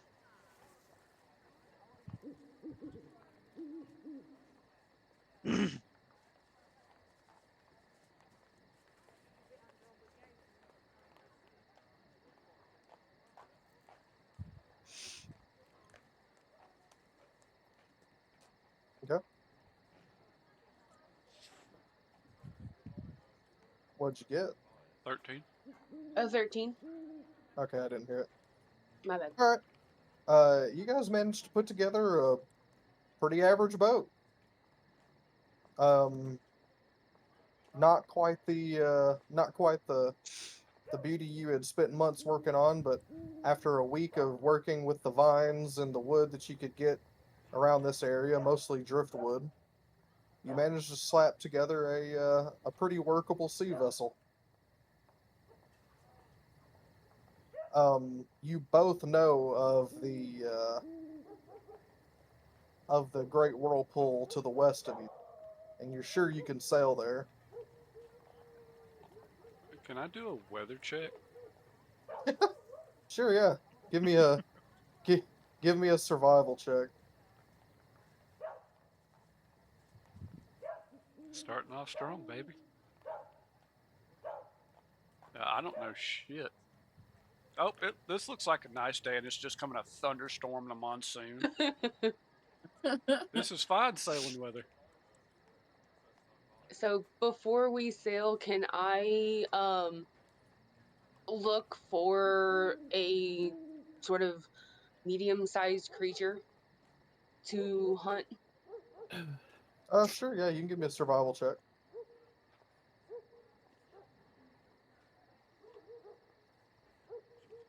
Okay, I don't know if I get anything with it. I don't know. It's a Sure. D20, and then you add your survival check to it. So if you look at your skills underneath, I think it's under intelligence. There should be the survival skill.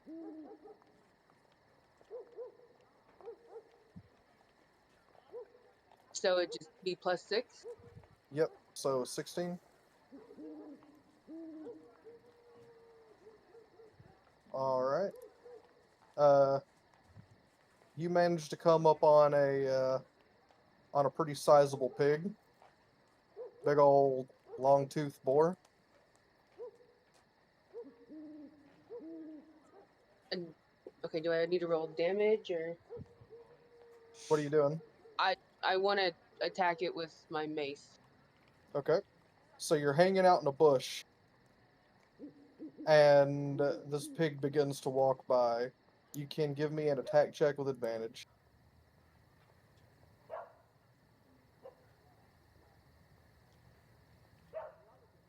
I'm so new at this. How do I do that? Roll 2d20s and keep the higher.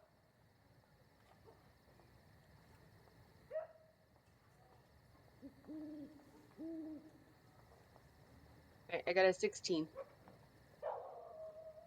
Okay, and that's when you would add your attack bonus to it, which is going to be your strength mod plus your proficiency bonus. So my strength is 4, my proficiency is 2. So +6, so you got a pretty high roll there.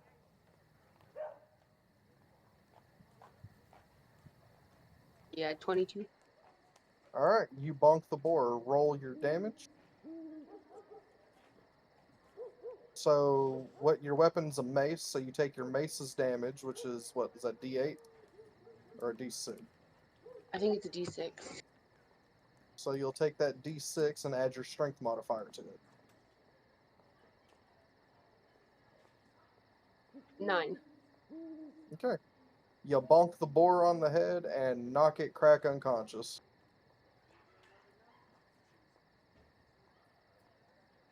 Okay.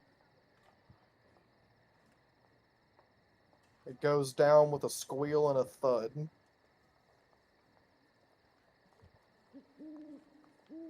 So I only have the mace currently as a weapon. I'm going to turn to the lizard. Have you told us your name? No. Neither one of you have given out that pleasantry yet. You've just eaten soup. And hanging out for a week. Listen. Y'all haven't said. I'm going to motion. I'm just going to assume that you guys have at this point, or at least Curtis has. My name's Jethro. I'm gonna ask him to. So I'm gonna go. Jethro, we need to sacrifice for good or for safe travel. I don't have sharp weapon. I mean, you would have cooking tools back at the shack. Would that? Okay, I didn't know if I needed to have it like in my. If that's the case, then I'm gonna do like a small ritual and sacrifice this boar to Umberly. Okay. You head out to the water with your boar. You got a small raft crafted, and after slitting the boar's throat, you push it out into the water for really to take out to sea. And the waves do seem to accept it. As shortly after the raft sinks into the ocean.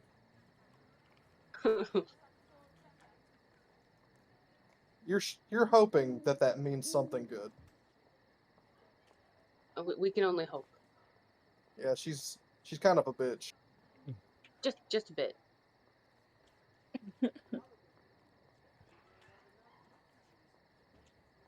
All right. So you guys ready to sail? Yes. All right. All right. So you guys hop on your little ragtag boat and make your way to the Great Rift.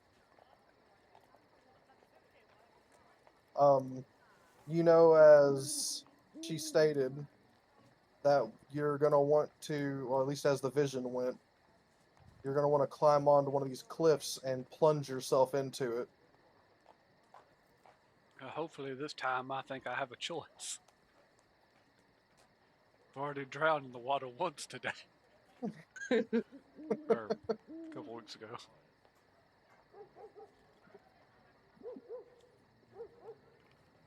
So are we at the bottom of this cliff? We'll do a little time skip, save on, the effort here, and just say that you guys make your way up the cliffside. And as you're looking down, you see the raging torrent. Definitely not the safest looking thing you've ever seen in your life. You can't even imagine the amount of force behind the waves there. It is an absolute torrent of destruction. I'm gonna do But like you're a double take and I'm just be like, are these visions legit? Because I'm just gonna kind of look down. Maybe I'll just keep it to myself. But you could probably see it in my face, like, So is this the first time I've had visions? No. Do you remember your backstory? Okay. Yeah. It took me a sec. Cousin believes in his visions. We jump.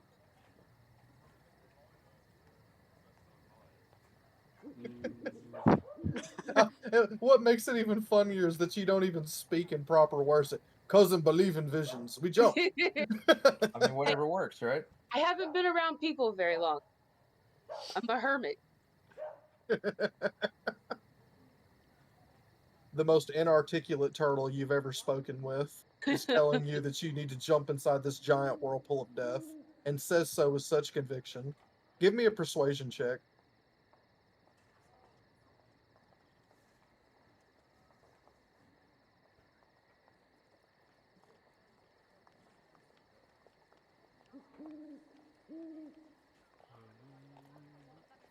Did I do that right? Yes, and you got a 13 total. It's pretty convincing, It's pretty convincing.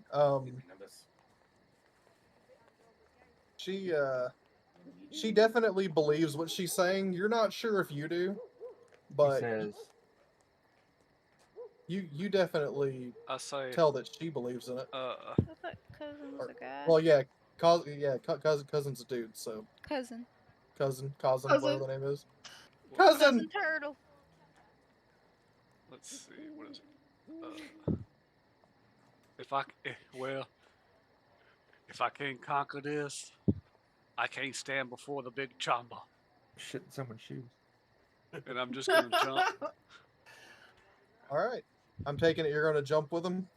Yes. All right. So the turtle and the lizard leap off into the water, and it They're the doesn't best take of long before, Curtis, you begin to think maybe this was a terrible fucking idea. As this water hits you like a fucking train and drags you across the ocean, this turtle that you're watching just looks like he's in fucking bliss. This is the best thing ever. I'm surfing But on my shell. yeah, but you are fucking terrified. As you guys get sunk down the giant drain, and you once again go unconscious as you get pulled to the bottom. Can I attempt to speak? Yeah, sure.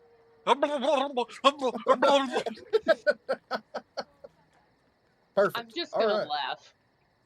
Like I'm having this is rough, but I'm having the best time. I'm just gonna laugh. All right. So you guys get warped across the fucking planet through a magical means. Obviously, Umberly guides you through the currents underwater at ridiculous speeds. And by the end of the day, you end up awaking inside the marshes north of Sheshkantir, which is unfamiliar territory for both of you.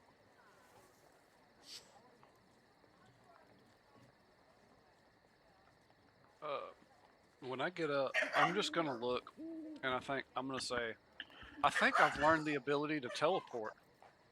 I'm a wizard. I think I'm a wizard now. You're a wizard, Harry.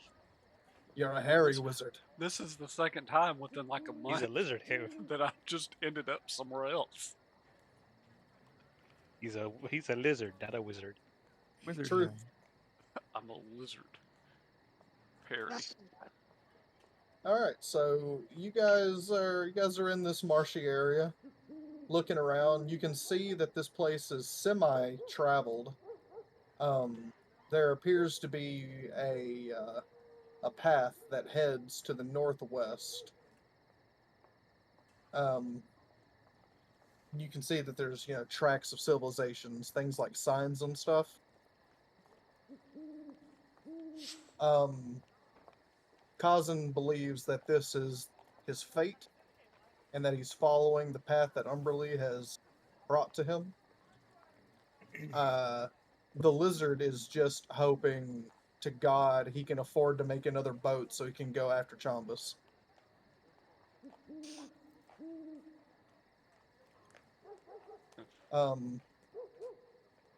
You feel like the best idea is to head towards civilization, so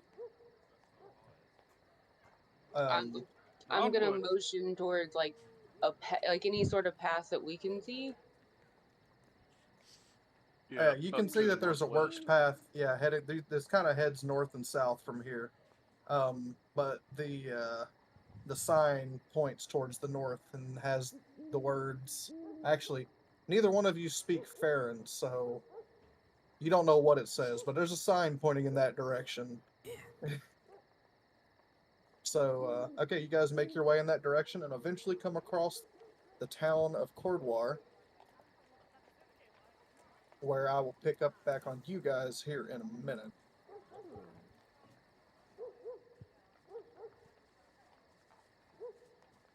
Marley. Is it my turn? I only have one initiative. Yeah, I know, but I need him to go last. Oh. We need me. Okay. It's for the story. No, I got you. Marley. Fuck you. No. The picture you see before you is not the you Sad. of this current time. What? What you're seeing on the screen right now of your character is not technically you at this time. We are traveling 100 years into the past. Okay. Where you are a dragon. Hey. And you are flying between Farrenmoor and Dom Dracana. From Dom Dracana, headed towards Farrenmoor. Where you have gotten through snatching some poor farmer's hard-earned meal of several of his cows that are just absolutely delectable to you. Took dick already. I'm a dragon. I gotta eat. So after you have eaten your fill of these dragons, you out of the corner of your massive eyes see the farmer and his family running into a big barn. Okay. Now, at this point, you have a decision to make. Am I going to be a dick or am I going to leave them alive so that they can feed me again later? The smart decision is to leave them alive so I get more food. But you're also better than them. Yeah. So, you know that there will always be more of them to come and take his place, but at the same time, it would take longer before you could get another meal from that same location. So it's really just a decision at this point. Fuck them. I'm Squash eat 'em. the ants it is? Okay. So you come down and you're kind of flying over this barn. How would you like to get at them? I'm just gonna set it on fire. All right. Oh my god. You don't have fire breath, but you are a master of magic. And you conjure forth a great fireball, and you blow half of the fucking barn to pieces. You managed to not kill the family with this fireball because they were in the back of the barn, but now the whole place is on fire. And you peek in and you see all of them cowering behind some farm equipment. Oh, They look delicious. Do they have children? Oh yeah. yeah, I heard about that. Uh, You I'm don't just. care. I know. I just wanted to, You can just eat the parents if you wanted to. I mean, My god. but That's even more traumatizing. Go for it. uh, Who's gonna eat the parents? I think instead I'm just gonna. I don't know. I don't want to eat them, but I do. Fuck it. But I'm gonna roast them first. all right. I'm not eating raw human. You A raw you face is just gross. you cast the spell Dragon's Breath upon yourself, giving you the ability to actually use Dragon's Fire Breath. And you torch the family. Um, as we time skip, you're flying back through the air, picking little bits of their charred clothes out of your teeth with one of your claws as you're making your way back to Dom Dracana. Mm-hmm. On the way there, you decided to take a different route than usual, and you see something that first intrigues and then perturbs you. Yeah. There, amongst the grasslands of Fairmore, you see a wizard's tower. Tall and just wide. It's the biggest fucking wizard's tower you've ever seen. Which really pisses you off because you also have a wizard's tower. Their wizard's tower's bigger than yours. Not for long. There's something that this wizard's tower isn't, though, and that's bigger than you. At least while you're in dragon form. What are you doing? I'm gonna land down there next to it. Alright. You land next to this wizard's tower with a great big cracking of the ground. You take a seat next to it and you're kind of ogling it for a moment. It comes up about a tenth of your height. Alright. I'm gonna walk around it a little bit. Okay. Like studying it. Judging it. I'm gonna fly back up in the air and I'm gonna 9/11 it. Alright. So you take flight and you kind of loop around like a buzzard one good time before taking a diving swoop and letting your wing just take it out. His second wing has hit the Crumbling. tower. Yeah. Crumbling this wizard's tower to the ground. As you fly off, you look behind you, watching it slowly go to the ground. There's more than just tumbling, though. You know that this wizard's magic works have been destroyed as well, because you're seeing magical explosions go off as it's crumbling. Feeling appeased, you go to return home. You bitch. That'll teach I'll that teach fucking him. wizard. That will teach that fucker. And so you head back to Dom Dracana. Back up to where your character icon is. Mm-hmm. Back to your stash cave. It's not your wizard's tower. It is your cave where you keep your treasure. Inside, your many magical traps and barriers that obviously don't work on you for one reason or the other. You make your way through all the different sections that are meant to deter people from ever even finding out that this cave has treasure in it. And you make your way to this gigantic pile of treasure. Huge. More than any creature could ever need in it or anything else's lifetime. And you think, after a good meal and a little workout, this is a great time to take one of your wonderful little 50 to 200 year siestas. Yeah. And and so I take nap now. You want to sleep that long, baby? I take nap right here. and so you cozy up to some to your gold, get a couple of rubies over your eyes and get comfortable. As you nod off, eventually your dream goes dark. You were dreaming about terrorizing a town. You were burning down the buildings. The people were trying to fight you, but their tiny spears just not enough to crack through your tremendously massive and hard dragon scales. You're so proud of what you are as a creature. When suddenly it all goes black.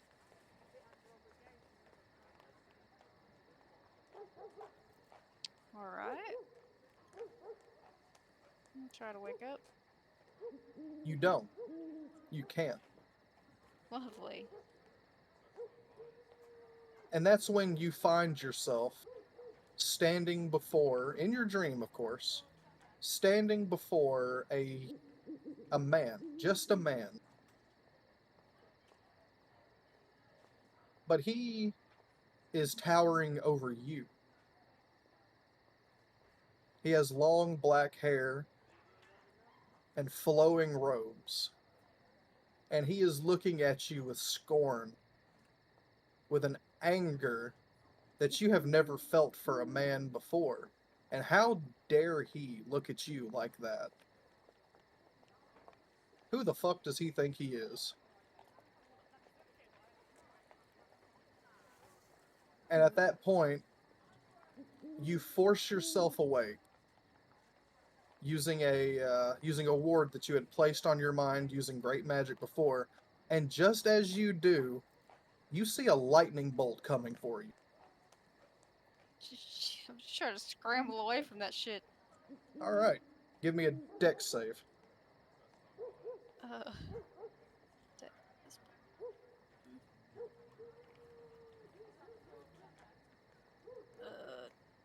21.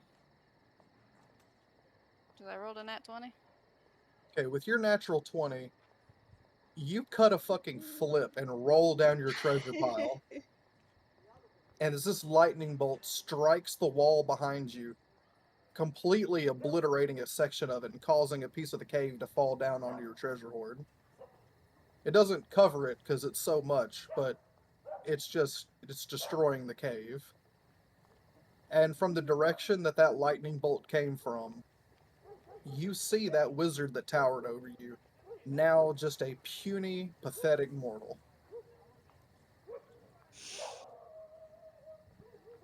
I'm angry now. What are you doing?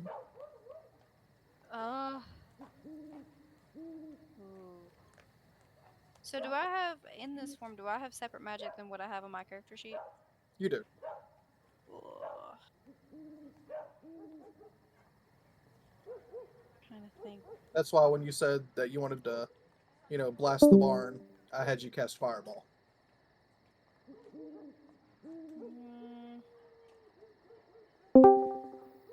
Let's see. I'm gonna try to like. Do I have like a time stop for like a specific person? Like Hold Person? Yeah. Yeah, you could cast Hold Person on him. I'm gonna do that. All right. You conjure your very familiar spell, hold monster on this guy. And as you do, he flicks his wand, and the magic that was building up around you just dissipates. As he has casted Counterspell. Alright. I'm And gonna at take. that, what's up? I was gonna say I was gonna take a chunk of the cave and like throw it at him with my tail. All right. Well, that'll fit into what he's doing now. Anyways, as you do, you see him raise his wand, and from underneath him, a spectral unicorn lifts him off the ground and jumps off the rock headed towards your direction. And he whips another lightning bolt in your direction. Give me a dex save.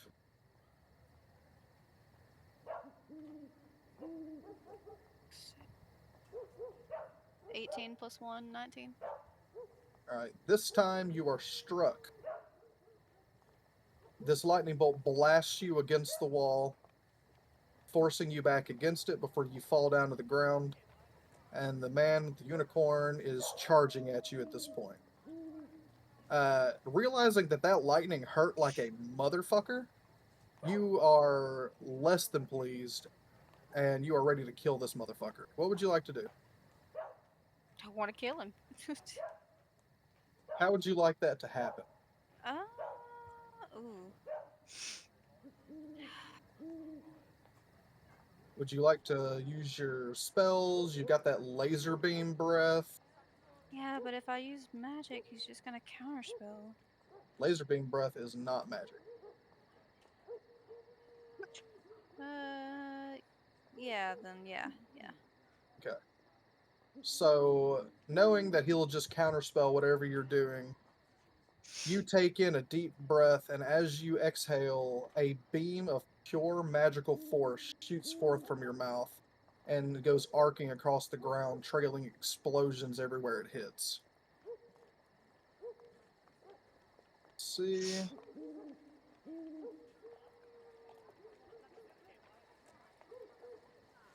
The man on the unicorn gets blasted and dissipates. But as it does, he flies up into the air. And you feel, as his wand points towards you, a grip in your chest, but not quite on your heart. It seems to be touching your soul. Give me a wisdom save. That's my wisdom.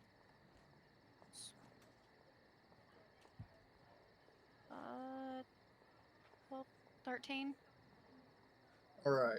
At this point, you feel as if you're being pulled to the ground as these spectral chains jump out of the ground, strapping your claws to the ground along with your wings around your sides.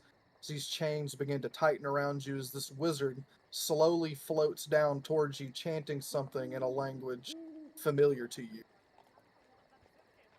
He's actually speaking in deep speech. Do I know any kind of counterspell in deep speech since I know this? You would if you had the ability to move. I don't need movement to speak. Yeah, to speak, you don't have to have movement, but in order to cast the counter for it, you would need your claws. The worry in you builds up as you feel the incantation coming to its close. And as he finishes his incantation, and you feel magic begin to course through every inch of you, and your scales begin to mutate, and your vision goes black, you hear him say in common, "It's time for you to learn your place." And that's when you wake up. You don't know where you are. You're just in the middle of a green grass field, and something is wrong. You've never been able to see the grass from below.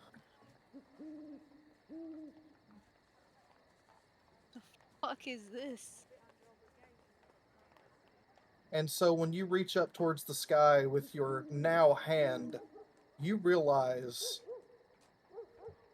you're not in your own body. And you're tiny. Very tiny.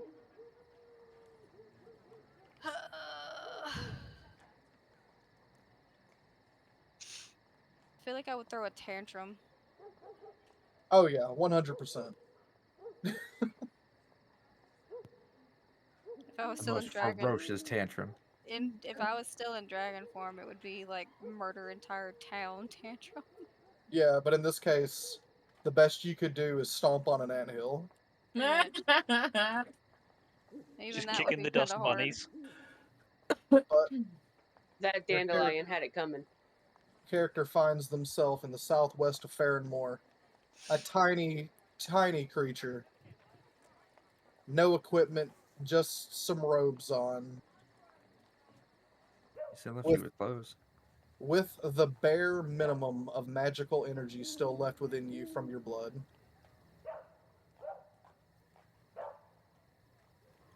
All right. Well, I'm gonna like search my area and see if I can find anything useful to me. I guess, and try to find a town or So, something. so you spend weeks wandering in the forest. Every time you find food, it gets taken from you by like a wolf or a fucking eagle or a rock. Just Or a slightly large bunny. yeah, A rock like takes it. well, rock, ROC, rock, like a giant eagle Oh. type thing.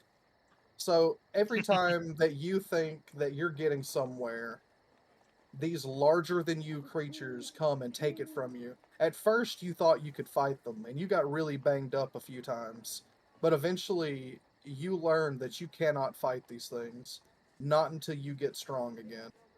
And that is when you make the decision that you are going to get your power back by any means necessary. Time skip. 100 years later, you are absolutely fucking plastered in a tavern in Cordoir. Transition. That's a mood. Oh, I gotta get my power back. This fucking son of a bitch. Life has not Oh. been kind to you, and you are wasting away in a tavern, feeling sorry for yourself. Though you have gained a modicum of your power back, you don't feel any closer to becoming a dragon again than you did 100 years ago when this all started. However, in the meantime, you have collected a book. That fucking book. Oh no. As you're sitting there, drunk and disoriented and sad, you reach the near tears level of drunk, and you pull out your book, and as you open it, it says, "Don't worry, you'll always be big to me." Aw. I'm just gonna fucking sob. Teardrops drop onto the pages that dissipate into it as you sit there drinking in tears in the tavern. And that's where we'll end you for now. Yeah, you better. I don't think I could do anymore. That's so sad. It's been Fuck 100 her. years drinking. She just ate some peasants. Come on now. Don't feel sorry for her. Maybe it was Not for the easy. better. They Maybe were it was. mean. They were evil. They abused their kids. Oh, okay. All right. Do you know that? Huh? Do you know that for sure? The story she's I telling know. herself, okay? I know they're not abusing them anymore. That's because they're dead. They're not suffering anymore, and they're not abusing anymore. It's all good. All right. So now we go to Rogel. Let me pull up my thing here. You are at a temple of Tyr in the northern mountains. Around you, are mostly large, half-giant men resembling Vikings. They seem to be in reverence of this place, as they should be. You've been here for quite a while now, as you've taken solace under the tutelage of the cleric's tutelage. When one day you're walking through the halls and you come across the statue of Tyr that you have passed by every single day on your way to the mess hall. And this particular morning, you feel drawn to it. The fire in your heart that you feel towards Draven has not died down a single bit since you have been here. And your heart cries out for vengeance. And looking up at the statue of Tyr, you feel like justice is the one thing you could use right now.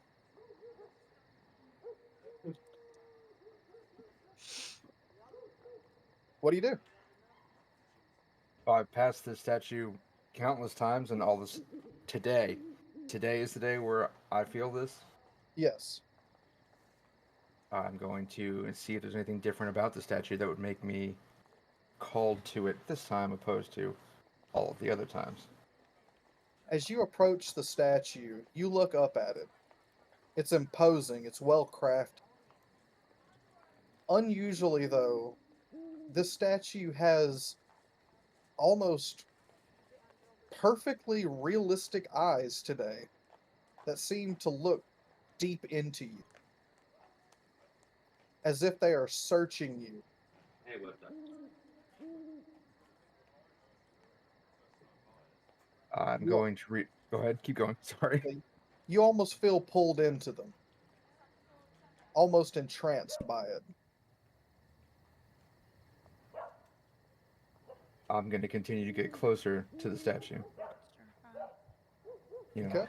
Okay. So. You come to the statue, and you're standing at its base.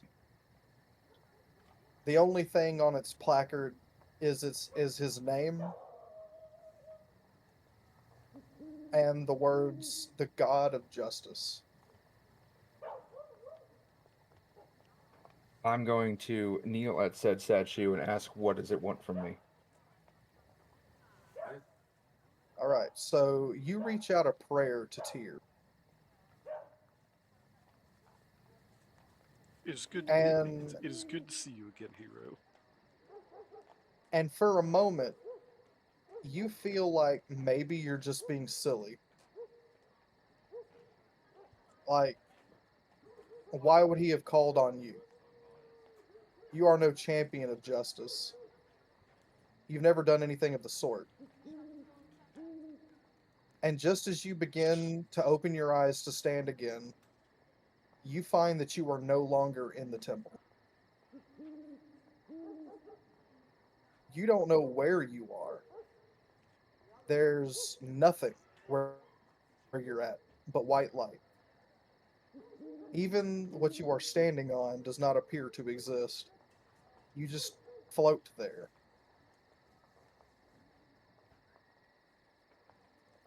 But in that moment, you feel almost a fear. And an even brighter light shines, causing you to close your eyes. And that is when you feel a great pressure upon you, as if something is making you bow to it.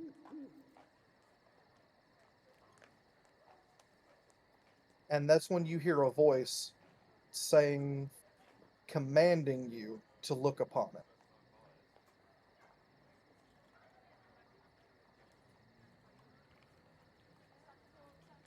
Oops, sorry. Someone else is in the room, so.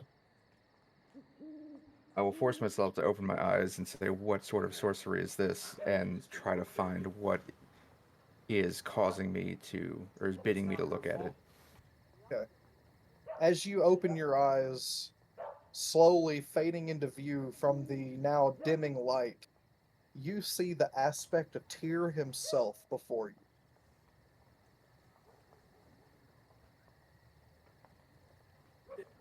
He looks down upon you. Yeah, Curtis, you know about this, don't you?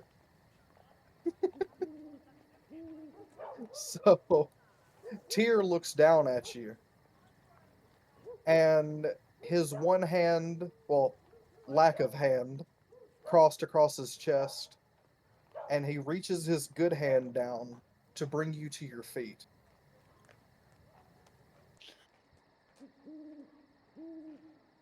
It's gonna kind of stand there be there in awe as he lifts me to my feet. Obviously not expecting something like this to ever happen.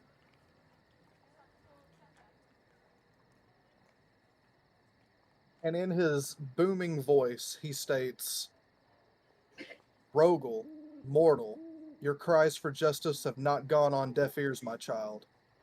Return to civilization, leave my temple, take up arms once more. Go with my blessing and the promise of vengeance I bequeath to you. Call upon me to give you strength and guidance.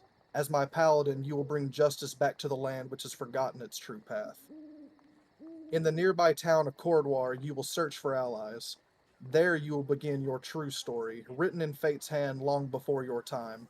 A story of pain, bloodshed, and loss, but also of redemption, honor, and glory.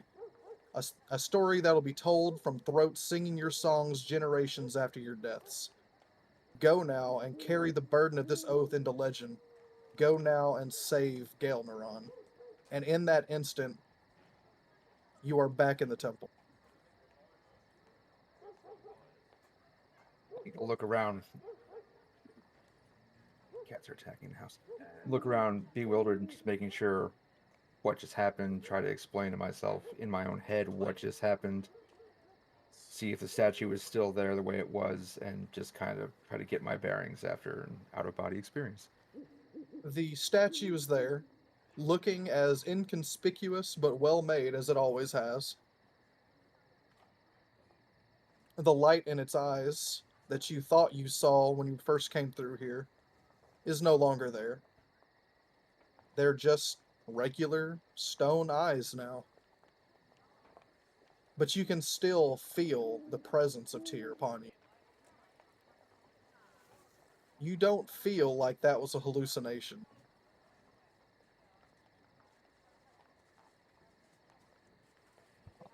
So, in the temple, do we wear just like temple type robes? Obviously, I don't have armor. And Yeah, you're not in armor at the moment, but yeah, you're in just your tabard as usual, just your regular clothing.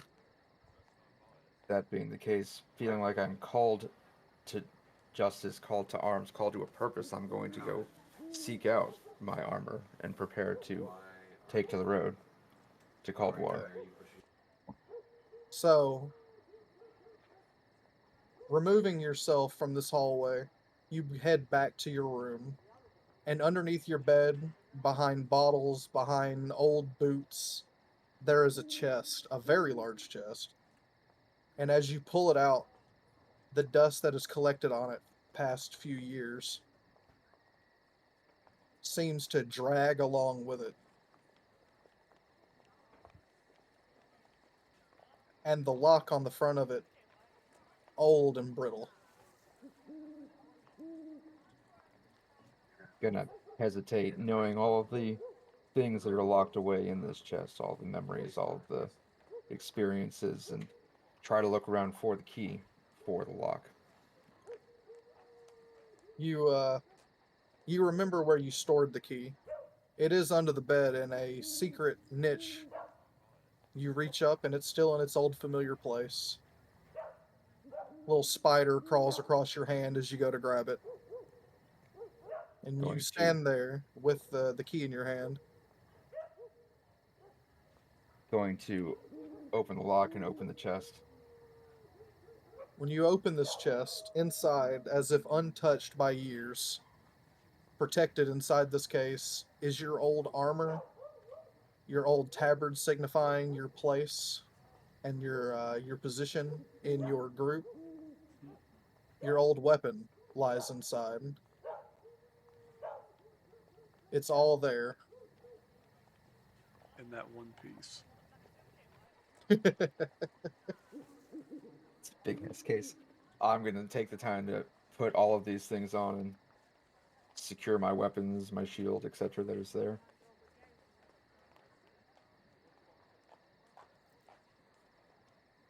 All right. Renewed with a new purpose now.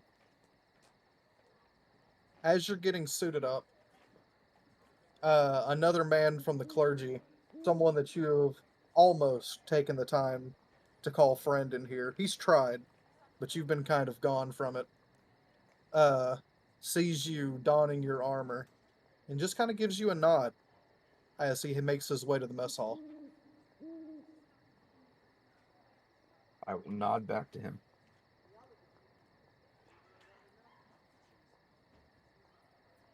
All right.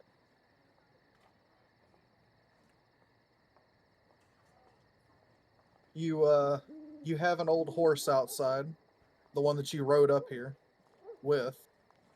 You've been taking care of it while you're here, along with many of the others. You all, take turns taking care of the entirety of the building, so you've kept your horse in good health.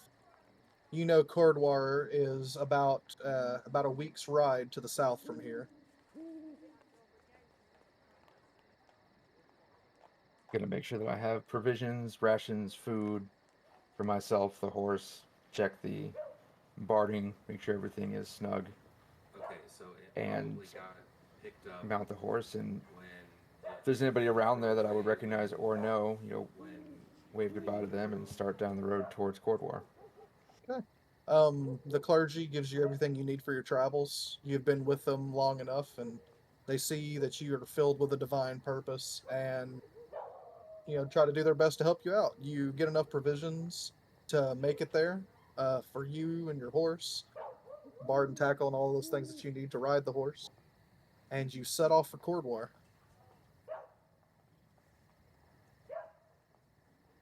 Yeah. Now, this is where everything comes together. Whenever you make it to Cordwar, you remember what Tyr told you. Oh, who died? Barbie. Got it. What? Whenever you make it to Cordwar, You got banished temporarily. I know. Because I didn't say anything. what was it she was saying before every 2 seconds? Moo. Moo? He was saying boo every 2 seconds. Oh, yeah. Boo. Boo. So, Boo. boo. Boo. Boo.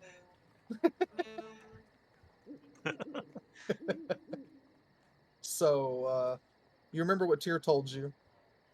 That Yeah, you are every 30 sure to seconds. find the future heroes of Gaelnoron here. Though the way how kind of escapes you.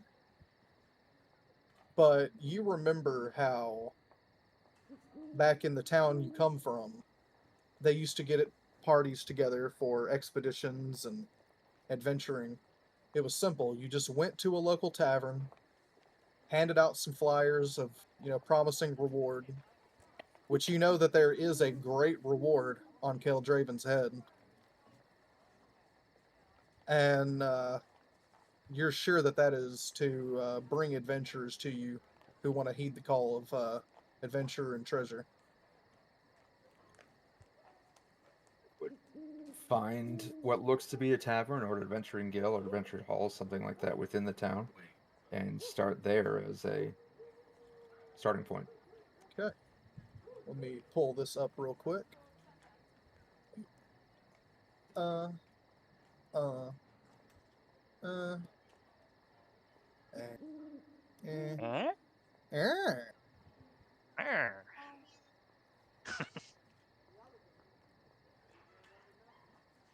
Get Cordwar pulled up for you guys.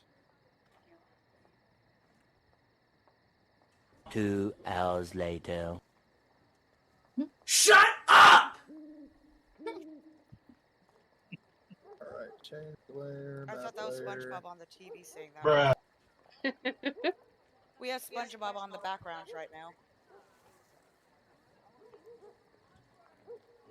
And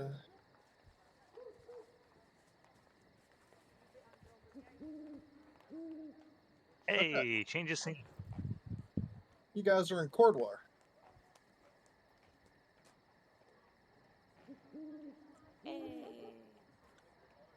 So you and you turn off grid for this. And done.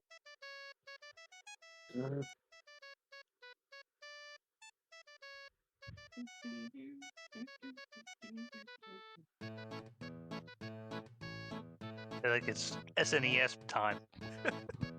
My ADHD can't handle this kind of music. I'm gonna start doing stupid shit.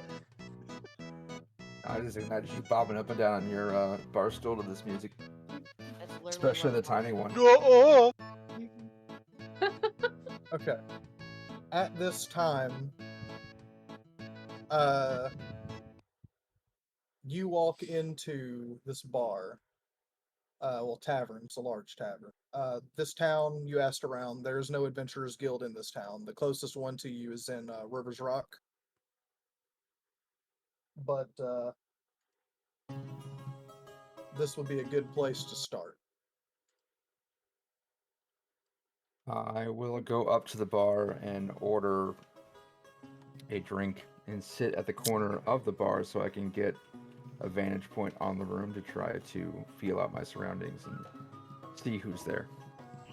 Okay, as you sit down at the corner of the bar, the first thing that you notice is a set of purple horns also sitting at the bar, sobbing into a book, drinking from a bottle, not from a cup, drinking from a bottle the size of herself. Are we talking like That sounds ugly about sobbing or trying to control sobbing, or is she just a mess? Or are they a mess? Because I Ugly don't know. sobbing. I would not want to assume it's gender. I thought Like you said super childish, ugly. I thought you said we weren't trying to do meta. Look, this character is me in real life, okay? Does that mean it's gassy as well? Yes. Can't wait for Give that. give her some of the magic soup and we'll find out. No. Please. Please no. Give me soup. Good soup. All right, I'm so going to look over to the creature, try to figure out what exactly it is I'm looking at before addressing it. The hell is Have that I thing? seen A real something like this before? quick question. Yeah? Breaking away from this. Did you all experience that while I was there with you guys? Yeah. Experience Oh, what? No. I'm sure the entire state experienced you. The smog alert didn't went up like experience it, I 30%. heard about it. They I thought rode you in. did. They rode in the car. Charlie. No, We I all- thought Carl experienced it though.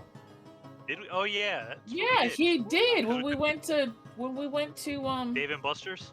Yeah. Yeah. Oh Okay. yeah, I remember And now. then it was me, Liz, and Marley when we went to the mall. Oh yeah. That poor Bath and Body Works. Poor everybody. Oh. Justin, is this all Ask like me happening? about my wiener. Oh yeah. I'm assuming we've all like arrived around at the same time, or is it at different times? So you guys arrived at different times, but you're all gonna end up in this tavern. Gotcha. Carl and Barbie are currently upstairs. Marley was drinking at the bar because she's gonna be a day drinker right now. Bella is sitting in the corner of the room, and we've got Jocelyn and Curtis are walking across the bridge towards the tavern. Okay. Why are we upstairs?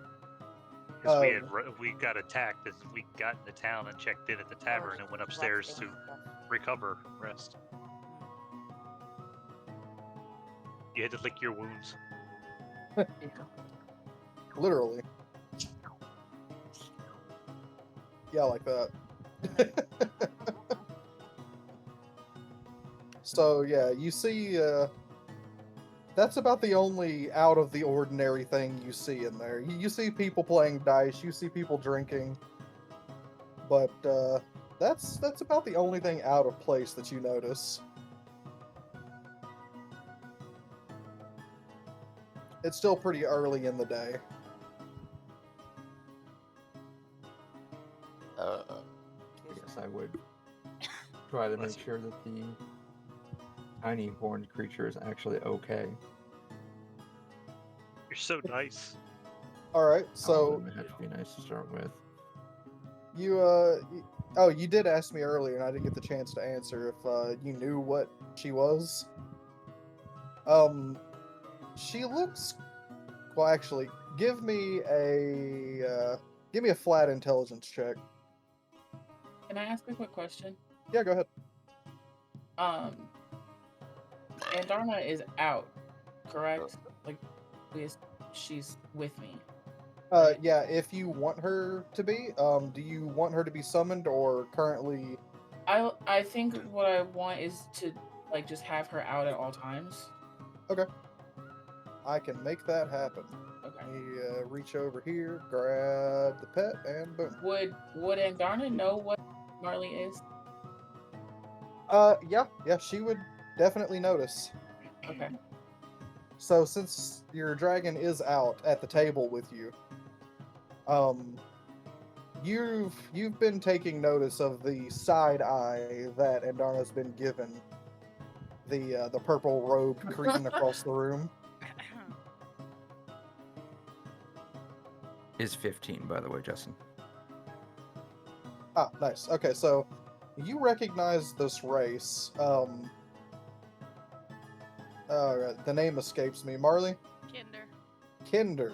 You recognize this race as a Kinder. Surprise. Typically a fun, loving creature. The Kinders are always out looking for adventure, and their spirits are always up, even in the toughest of times. They're always getting into shenanigans. But this one's day drinking and quietly but ugly sobbing into a sparkling magical book. It's like a snot bubble. Yeah. Is it pulsing? Oh yeah, 100%. Every breath, it's getting bigger and smaller over and over again. Let's keep I'm gonna let it Feather know away that from it's that. getting its pages wet, and it's gonna ruin its book. It's a magic book. It'll be fun.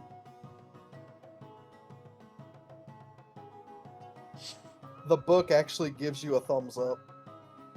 As a little spectral hand pops out and gives a thumbs up.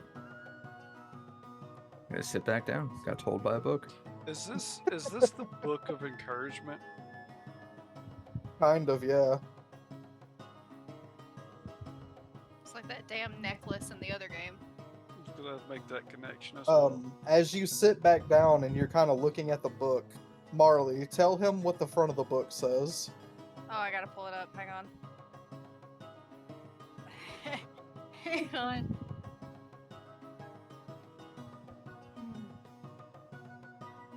So It's, Andarna would know that she used to be a gigantic dragon.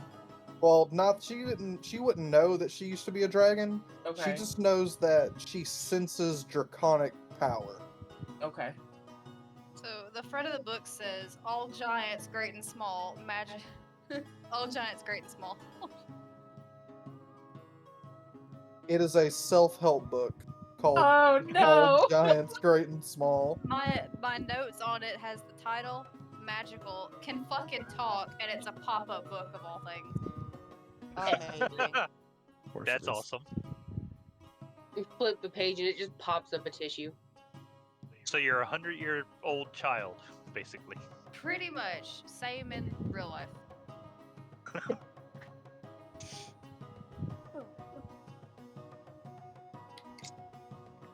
So whenever your character walks around, do its knees pop? Nice. All right, so that odd scene kind of washes over you. Bless you. I'm going to sit back and continue to watch the rest of the bar, considering I got told by a book. All right, That she's okay. About that time, Barbie and Carl, your characters are coming down to the main area of the tavern. Just walking down the stairs. Get that So I'm fine assuming ass everybody. cat away from me. And I'm assuming everybody can hear the very heavy thuds coming down the steps. oh yeah. So you see a huge hulking motherfucker of a man coming down those stairs, followed by a sleek looking tabaxi. Thick tabaxi. Thick tabaxi. With like 4 C's Jesus. With all apparently. the C's. I don't know if you've seen this tabaxi's thighs, but How could you not? I If hate she- it here.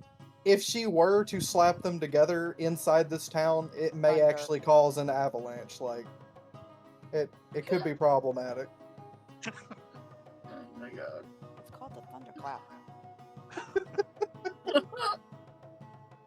And you're beginning to believe that Tyr definitely knew what he was talking about when he said that you would find great adventurers here.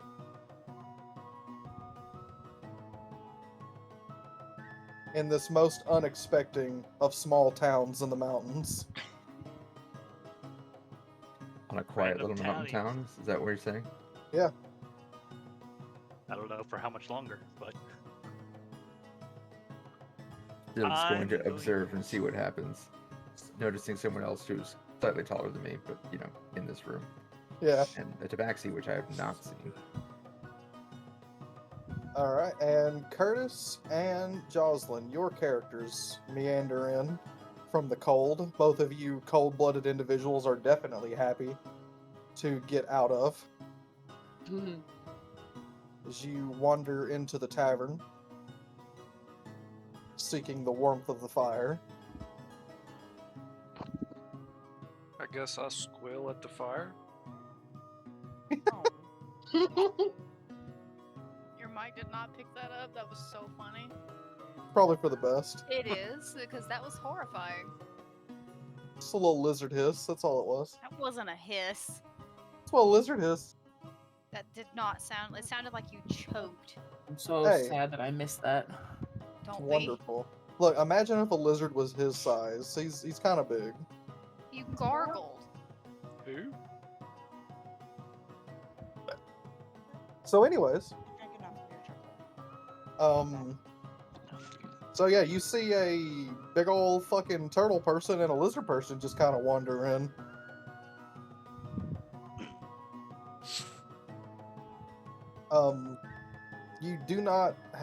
You have not yet taken notice of Bella's character, however. She's kind of blended in. Rude. who's this that they're talking about? This is, Rogel? Adam's character. Oh, okay. Gotcha. He's Just kind of, yeah, he's watching the tavern as you guys are all meandering into the room. I'm gonna wander up to the bar and order some bread, and then walk outside to offer to Grimfeather. Okay. You do so. It came with your, the breakfast came with the tavern's, room for the night, so you grab you some bread, walk outside, pinch off a piece of it and hold it to the sky, and it doesn't take long before the raven comes down and swoops it from you, flying onto a nearby roof to eat it. I'll go back inside and find Nix and find a chair that looks sturdy enough to support me. Alright. Saucer of milk, please. The bartender turns around and looks at you and calls you a milk drinker, but hands you a saucer of milk. Milk's up. I'll look around and notice the just to see what I can see in the room. I'm assuming I'll notice.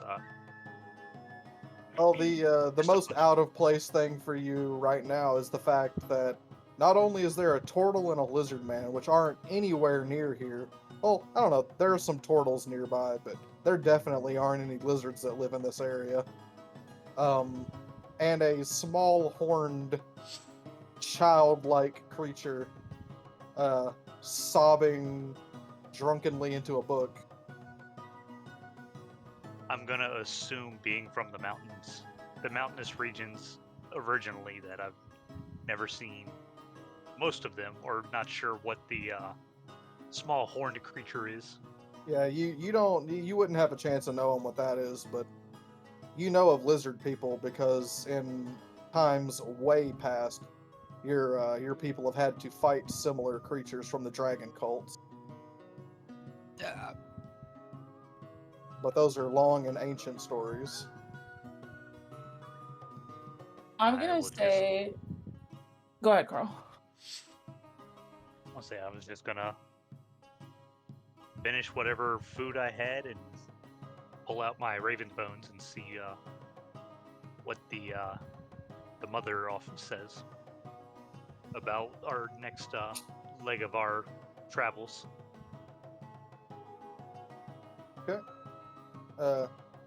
You're tossing bones. Do you have a feature for that, or are you just doing this from religion? It's just religion. Okay, roll me a religion check.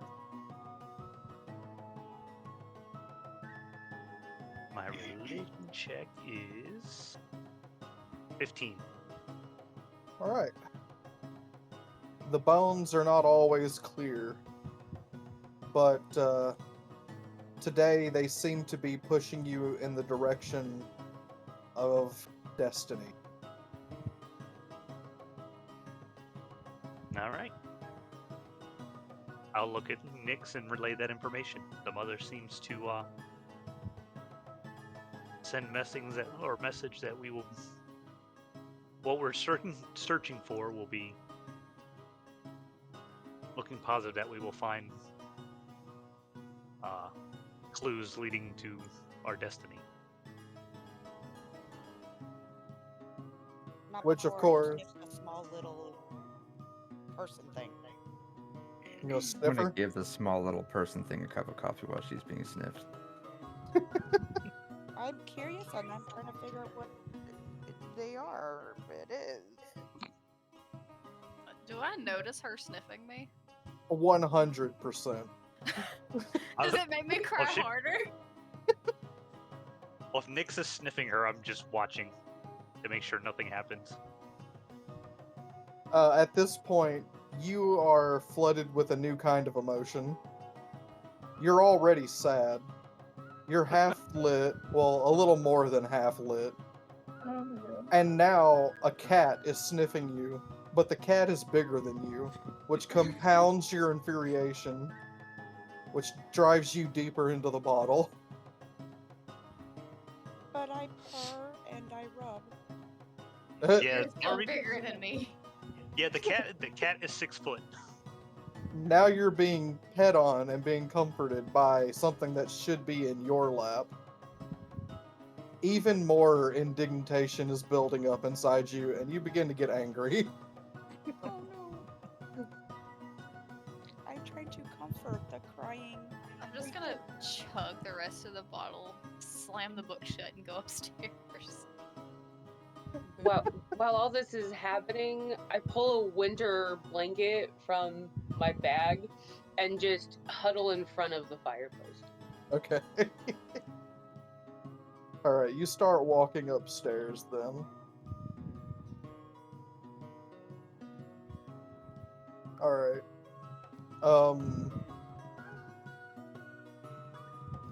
Going around. Bella, is there anything you want to do? I was and Darna recognize her, but now that she's upstairs, I don't know how to pull that off. Or just like go to her You could Because command she the senses dragon to the go and energy. scout her out or something. I'm 'Cause the- just gonna let Andarna take the lead. So Andarna's gonna sense the energy coming off of this tiny little thing, and she's gonna look at me and like jump down and start heading up the stairs after her, and I'm going to follow. Okay.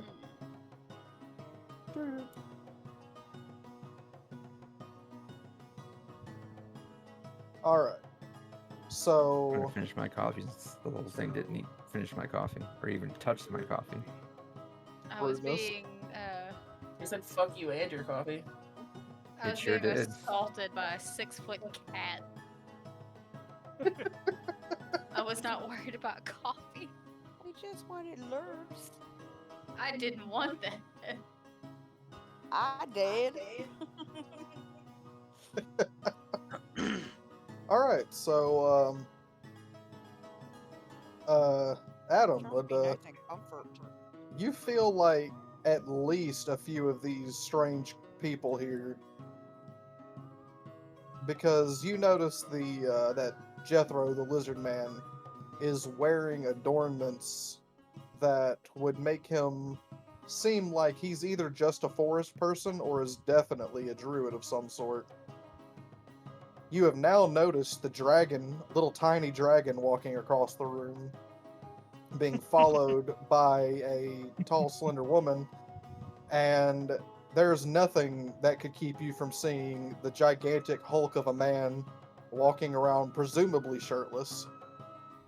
I mean, he's my yeah, height. he's- We're both like what, 7'5"? I'm 7'6", yeah. Oh, excuse me.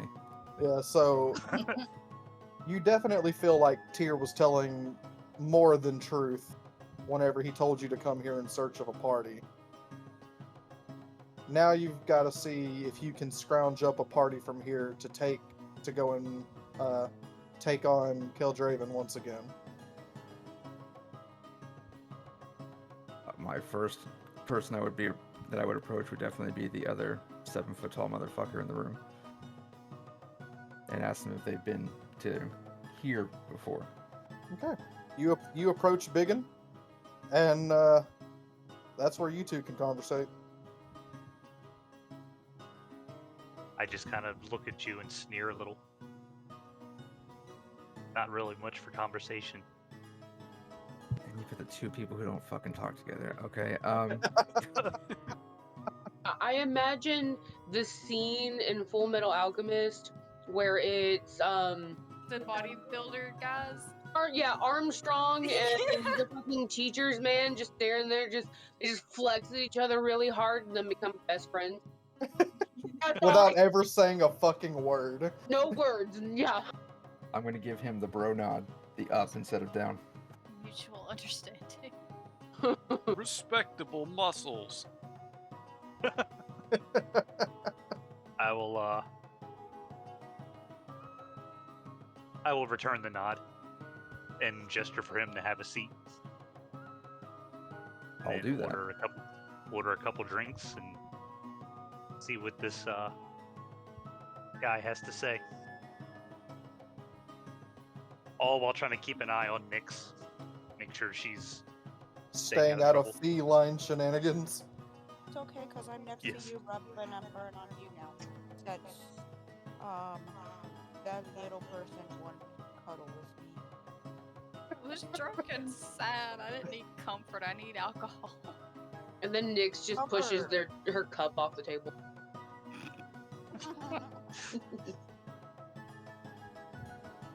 What's the name of this town again? Cordoir. Cordoir. I'm going to ask him if it's his first time in Cordoir. Yes, this is the first time our travels have brought us here. I am helping Nyx here as I gesture over towards her. She is looking for her master, My mentor. her mentor. He was with her clan, and from what she said, he left overnight with with just the brief message saying that he had business to take care of, but has not been heard from since. So, feeling that something was wrong, she went looking for him, and I am on my own spiritual mission, I guess you can say. The Mother of Ravens has sent me to accompany and maintain balance. What is That your has friend brought us- exactly? She says she is something called a tabaxi. She looks like a giant cat to me, though.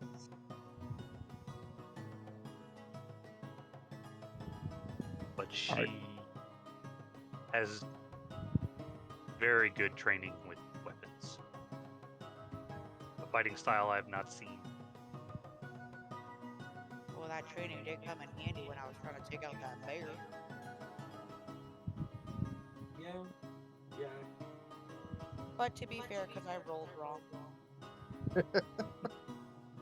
We were attacked by some bear that had something wrong with it I've never seen. It had it was a very large bear, but it had blue glowing lines all over it. I'm not sure what that was or what it could be, but it Give me a was very nature powerful. check, Who, me? Which one of us? Both of us? Adam. Yeah, because we already determined I didn't know what. Neither of us knew what it is.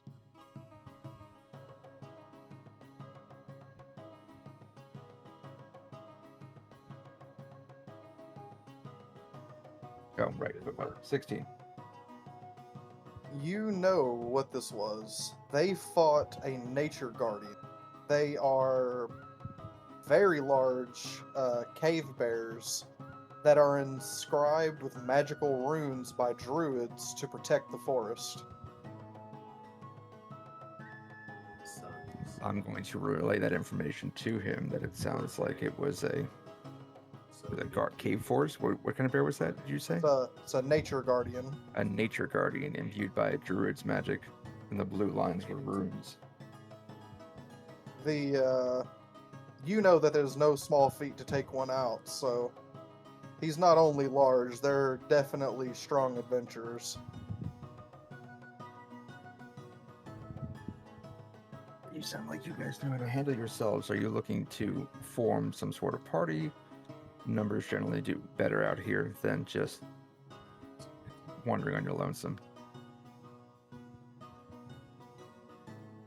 I'll look over at Nyx. What's your mission? Stand by. I have to remind myself what my mission is. I have to save an alliance.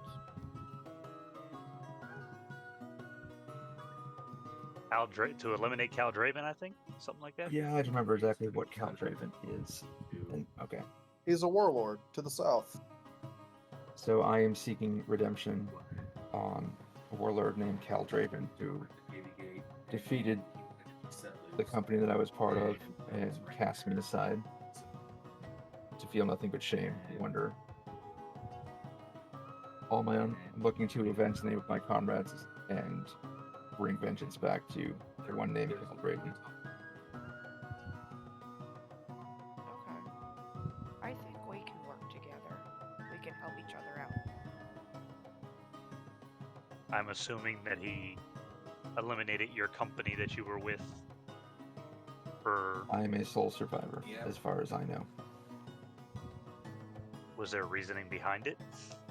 Or did he just attack unprovoked?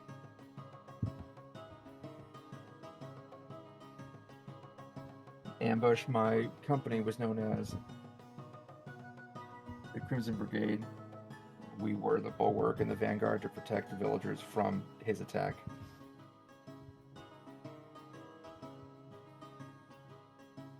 And Justin, I'm assuming I've heard of his company before, like given where they're from, I believe. You can give me a intelligence check. Right. You're from this continent, so you can do it with advantage.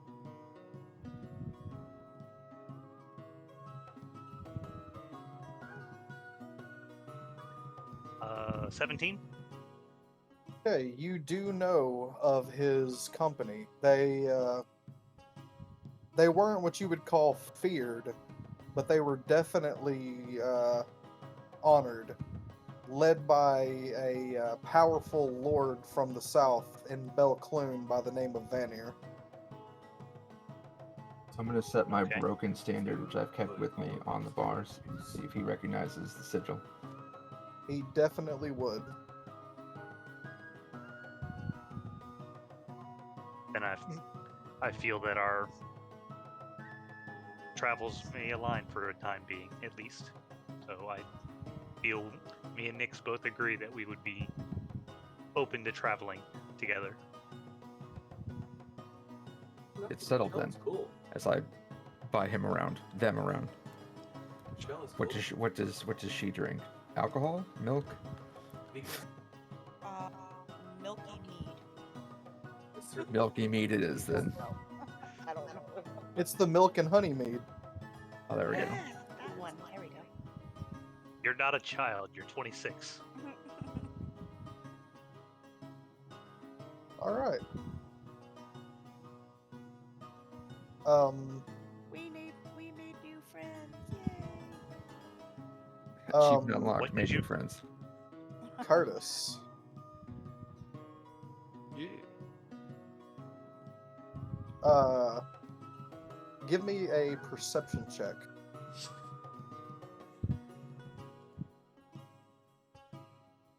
Hate everything. This fire's nice. What's the total? 11. Oh, see, it's not too bad. So you can't quite hear what they're talking about. So you don't know what's going on over there, but you definitely have taken notice of a couple of incredibly large individuals who are talking at the bar, though their conversation at this point does not mean much to you. I look at the big one and wonder if he knows how to build a boat. He looks like he mean- could. You being who you are, give me an intelligence check. You can give me advantage since you have a. Never mind. What's the total? It doesn't matter. What's that? I just need a common roll here. Nope, never mind. No, it's 7. Jeez. No, you definitely don't know. Never mind. You think that you definitely feel like he can carry wood. I feel like Curtis also needs a hug and some coffee. You're gonna learn. You're gonna learn. Jocelyn, Yes. you redeem him and give me a good perception check. So just a D20. D20 plus your perception. It's under skills. Under wisdom.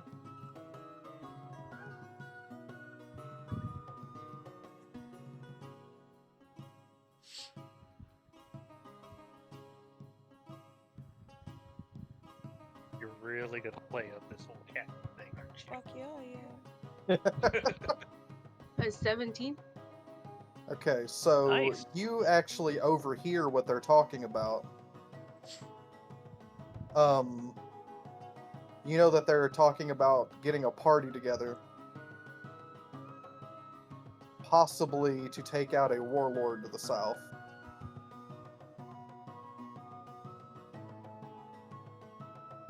So do I like deduce that they're looking for more individuals? I don't think he's expressly mentioned it yet. Have you mentioned that you're looking for a party? Or just asking No, them? I'm just looking around. I'm being observant to start with to see what my options are. Okay. He just noticed that it seemed like we were two that were Yeah, two you people could that looked like kinda they would be able stick to out. handle themselves. Yeah. I mean, between me and Rogel, we probably tower over almost everybody else. Oh yeah, you guys are huge. So that'd be the only reason why you'd have to even notice their conversation was because you're here and you're supposed to be following the will of Umberly, who told you to come here seeking destiny to save Gaelnoron. So You see adventurers here. You feel like it may be Umberly's will that you've been brought here to this place. So I'm going to kind of gesture at Jethro and like gesture towards the big men and the cat, and I'm gonna say they look like a good group for adventuring. Yeah, he looks like he can carry some wood. Is that what she said? And I will take that wood. Hey yo. Use it as a scratch post. You're definitely gonna have to get a scratching post for your next boat. Oh. Tie some rope around it real tight. I believe the goddess wants us to form a party with them. They seem strong. I sense destiny. I'm just gonna pull my blanket a little tighter around me. Alright, I'll go walk over to him and see what's going down. Alright. I'll From behind you, you hear the clacking of claws on the wood approaching you. Adam. I'm gonna turn around and Well, see yeah. what's coming up from behind me that sounds like it has claws. That'll be Jethro.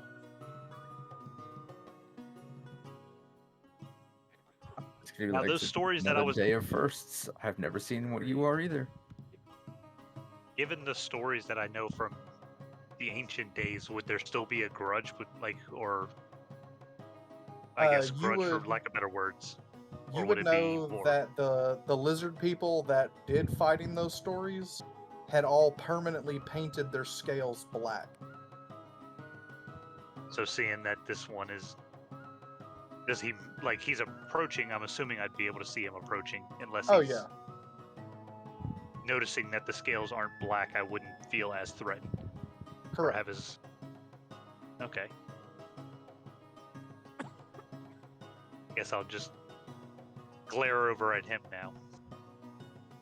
But you do, from the stories that your ancestors have told over the years, there was a time when his people actually controlled 90% of Gaelnoron.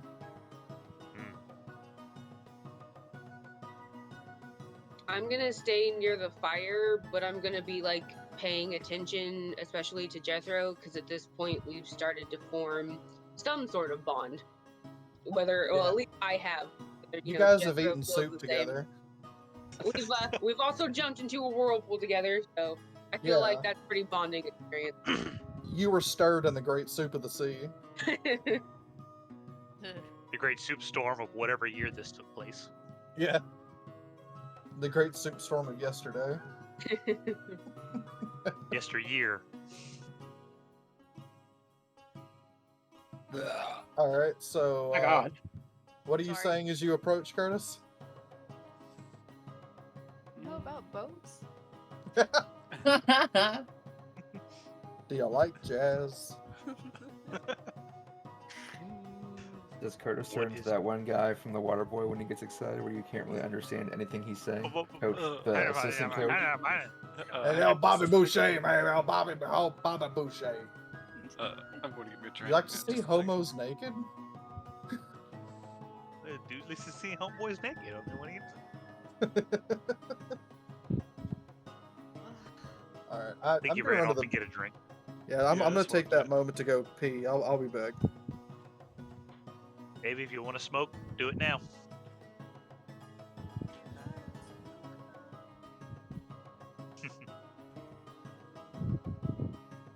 Well, the crying, sobbing one went upstairs, so I don't know how we could bring that one back into this. I'm going to say, well, according to my partner over here, it seems like we are running into destiny meeting here.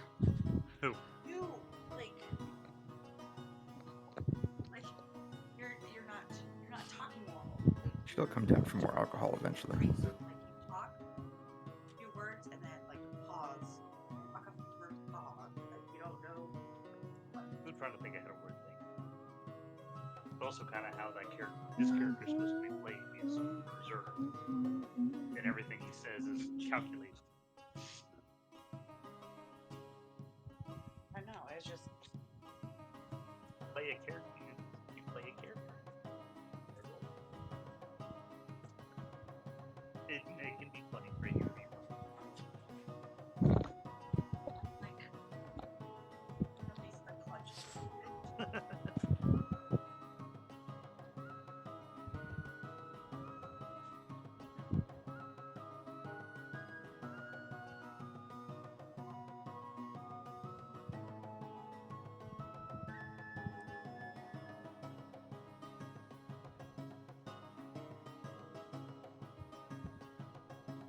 Well, slow start, but we all made it into the town and meet. Like now we're meeting. Well, 1, 2, 3, 4 of us have met now. Well, Adam met the little one. Briefly, she didn't have a lot to say to me. She apparently didn't like it. Me comforting her.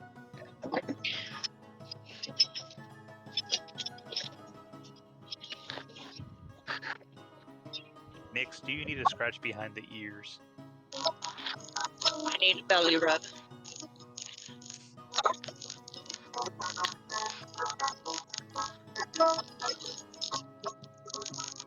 Oh, is Barbie How playing was it? TikTok? Probably. She's smoking. Oh my I am god. not on TikTok, no. Why? Your microphone is picking up some absolute bullshit sounds. Alien wavelength. I'm on my phone. Bruh.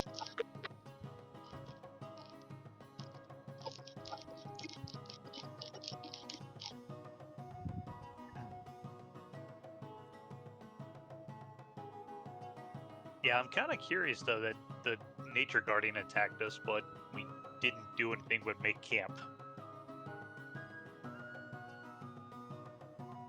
That was his patch of dirt. Apparently, the bear shit there. Didn't want us to be proper.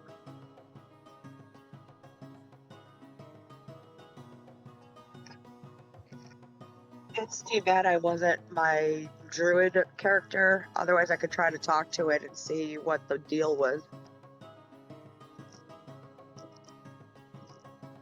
Oh yeah, no, you're. Well, you had a +2 in animal handling. You could have tried to see if you could do something with it, calm it, but. I could try, but my character's useless at everything. Oh, there's no sense in trying. It's dead. Nick's damn near cut his head off. I'm just thinking of the routes we could have taken. Yeah, no. We know that. I'm just. Like I think he's charging at us first, so kind of didn't have a choice but to react. Yeah. I mean, at least you didn't get beaten up by a boat. Oh, I'll tell you what, that thing did not hit. That thing did quite a bit of damage to me, and that was even doing half damage, with resistance. Fair. That thing was rough. Damn near took both of us out.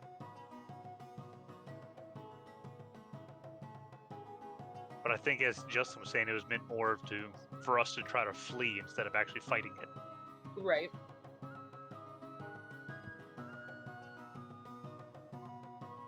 I've returned. That's the. Welcome back. Thank you. So that interaction with the bear, was that actually meant for us to fight, or was that meant to run us off? A little bit of both. I'll say, because it sounded like you were the way you were explaining it, that it was well, you said not to be unscathed. So. Yeah, you were meant to have a fight. If not, you were meant to get hurt. I'll put it that way. As you saw from your first bit of damage being 20 damage in one hit. Yeah. It's kind of hard. So I looked at it, I was like, that was a good fight. I mean, that thing was hitting hard. I kind of high rolled the fuck out of that first hit. Oh, We'll really? do that Yeah, a well, lot. that's Keep that in mind. that's what I said. Even with resistance to piercing, slashing, and bludgeoning from non-magical. You gonna learn. Yeah. He high rolls at the worst moments. He high rolls everything. I almost good luck. killed one of my players in their intro story. Again? They were a town guard and got shot at by a bandit and took an arrow to the forehead. Ooh. Damn. Yeah, Yeah, like I was started. bad. I have 35. Barbie has 34. But when we got to town, Barbie had 12. I had 15. I'm gonna try to be less gritty with you guys, but my other party is. I have their stuff down now, so they usually leave fights with very little left to them. We have a Josh. Yeah. Yeah, Josh does help you guys out a lot. I do good He's too. he's meant for damage. He's built to be a railgun.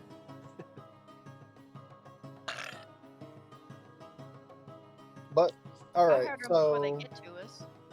so Lizard Man approaches the knight at the bar. Yeah. It says Just gonna look over and go help you. the name's Jethro.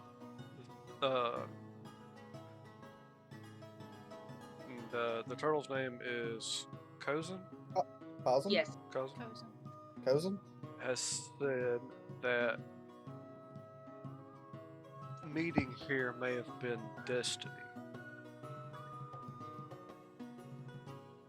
And they have saved my life, so I am indebted to follow through with them. I've learned that the sea is a harsh mistress.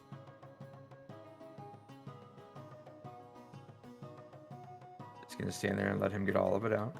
Let him take his time.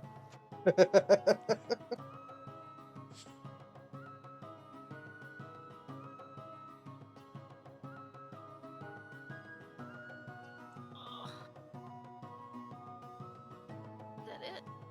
It's nice to meet you, Jethro. Jethro kid. So, what's your story? Complicated. Yours? I'd be trying to find a monster of the sea that stole one of my teeth and a family heirloom. That's very important to me. But the thing I'm going after, I think Does he it's more seem than injured at all? one-man job. Not in the slightest. Okay. Okay. You also seem to notice that none of his teeth appear to be missing. I'm just gonna let that one go. Well, one of them is. They Wow. grow back, so. That's very well. I just joined up as a group with these two here. If they want to introduce themselves to you, they are more than willing.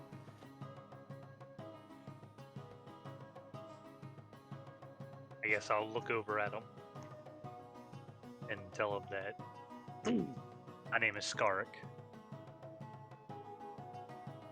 Next. Are you any good with boats? What is a boat? Oh no. Your Fuck. people are known for building them, so Who, you may the, not know how to Goliath? build one. The Goliath. Yeah, your people are known for building boats. You may not know how to build one, but your people make the fuck out of some boats.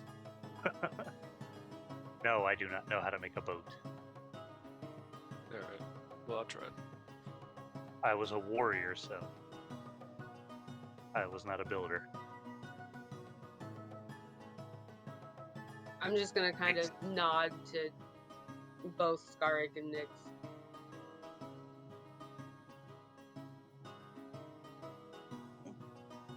I'll It's nod like I back. don't even exist. How dare you? Okay, fine, and the bitchy knight.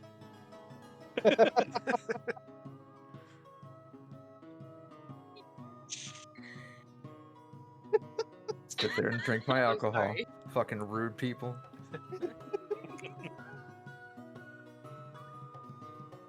So, Curtis, you feel like maybe if you join this adventuring party, you'll be able to scrounge up enough cash to get you a new boat. It sounds like the stars have aligned. And since obviously your boat building in the past has not been literally ship shape, What's a perhaps boat? you should get someone who knows what they're doing to build a boat. What's a boat? I know, right? I Hey, know people that can build a boat. Maybe one day I can take you and you can meet them. If things work out and you survive long enough. We'll see. It sounds like a deal. Skipping on a moment, Marley. Yeah. While you are plasteredly making your way to your tavern room, dragging the book behind you at your feet. And it's going ow, ow, ow, ow every time it hits a lump in the wood. You, even in your drunken state, you feel eyes upon you. You feel a dragon. I'm gonna stop and look around for it. You better be nice to my baby. Okay, so at this time, do you want the dragon to be stealthy or 100% noticeable? No, she can be noticed. Alright, so if she would have been stealthy, I was gonna have the dragon jump up and catch a lantern, but you see behind you the tiniest dragon. At this point, you were looking down at a dragon actually smaller than you. Finally!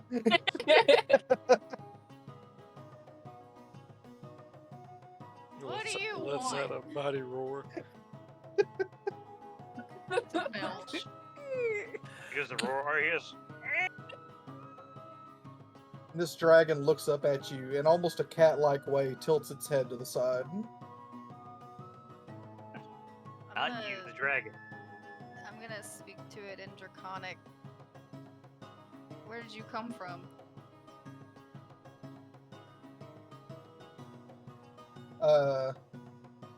The little dragon approaches you, gets right up to you, and sticks its nose right in front of your nose, as if to catch your scent, just before letting out a little tuft of fire against your nose.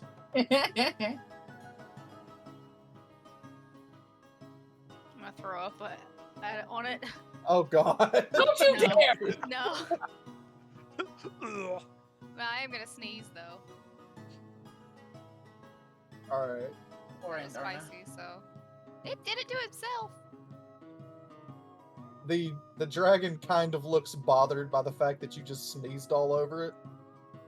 But it looks up at you, shakes its head to get the droplets away, What? and just kind of glares. Sorry. I've been drinking and that fire burned my nose. Alright, give me animal handling. I don't know if I have that, to be Or honest. actually, you speak I Draconic. do. Give me Yeah. persuasion. Persuasion. What is my persuasion under? So Bella, you definitely hear 11 plus 7, so 18.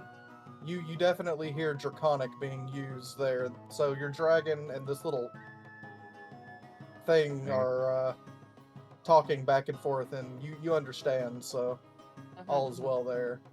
Okay. 18. The dragon the dragon gets it. You know, gives you a nod before turning back around and walking back towards you, Bella. I'm gonna let Andarna crawl up and sit on my shoulder. And I'm gonna look at this little tiny creature and just say, are you okay? No. Would you be okay in this situation? Well, probably not. But I mean, you're kind of in that situation right now. In real life. You said no medding. I'm gonna have to revoke your DM license. The hangover He is only strong with this one. Look, he only got it from the Cracker Jack box last week, They're okay? causing chaos. CC Chaos Crew. This is our Okay, villain arc. what am I guessing?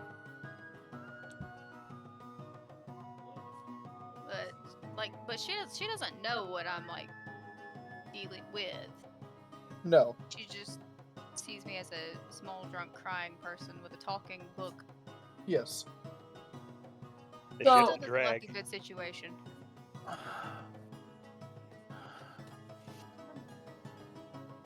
But I don't realize that when I'm saying this, I'm still speaking in Draconic.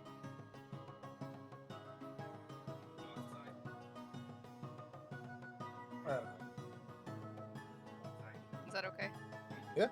Alright. For once, I see a dragon that's smaller than me, and it's still a slap to the face. Knowing that it's only a baby. Yes.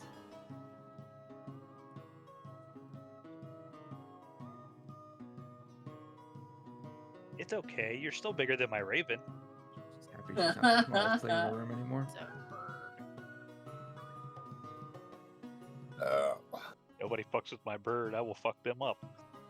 you gotta keep your bird away from my dragon.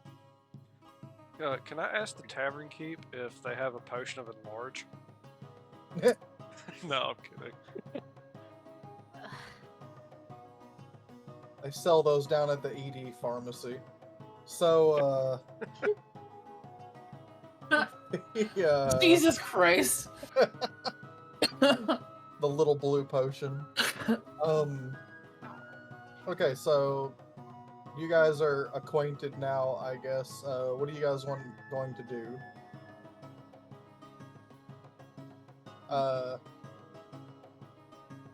This is the first dragon you've seen in 100 years, so do with that what you will, but No, it's close to Marley and Liz, right? Or how close are they to us? they're upstairs in the hallway. Okay. I'm in shock, but I'm still pissed. I'm jealous that they still have their dragon form.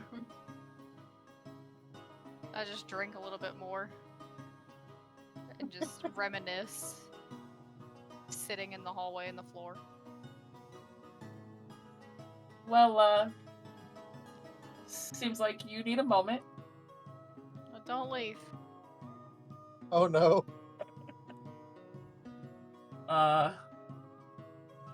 Why not? Yet. Don't leave just yet. I just need some company. How come you're so sad? Your pet makes me sad. I was a dragon once. Yeah, honestly, I was a dragon once. The best part about this is no one's gonna believe her and think she's being Yeah, telling drunk I'm stories. gonna smirk. I'm gonna smirk as Andarna like nudges into me to let me know that, you know, she senses the truth. And say, you're awfully small for someone who used to be a dragon. Now she's crying again. There's another snot bubble. Yeah. Do we hear her like angry crying from downstairs? Just hear like a toddler wail. Yeah. Yeah, you definitely hear it. Marley. Yeah.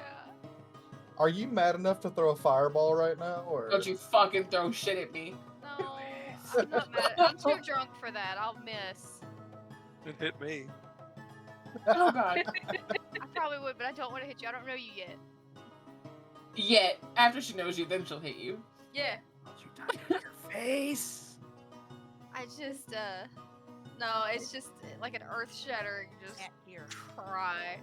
Oh yeah, you guys definitely hear it upstairs. I'm There's gonna just look at her in shock. shrieking.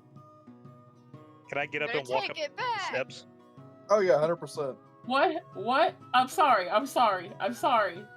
Just, what happened to make you so small? Alright. I get, like, can I just sob and explain? You're gonna tell the story like you're an old general, you know, that's retired at a bar. There was a time when I used to eat people like you. You know? It's a good time. Everything made used to sense. be important. They feared me around these parts. I took out his tower. You took out a tower? A wizard tower. Because it was bigger than my wizard tower.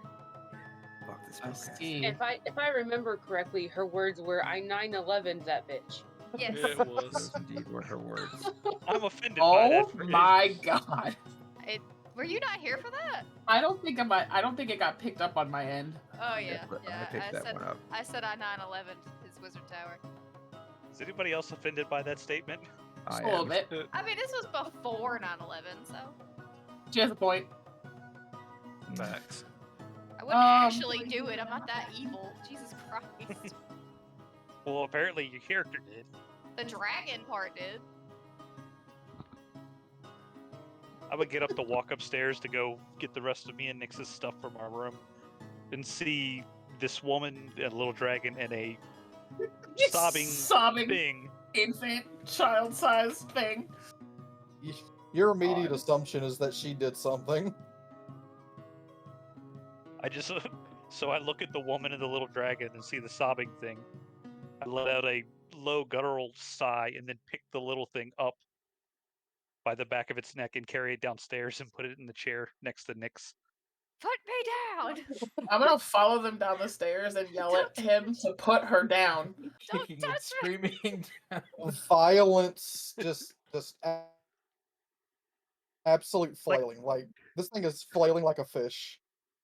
Her Where'd her down. book go? I'm Still assuming she's holding holding the on to the book. Yeah. So I I'm trying found to this hit him with upstairs it. crying. She's hitting you with the book.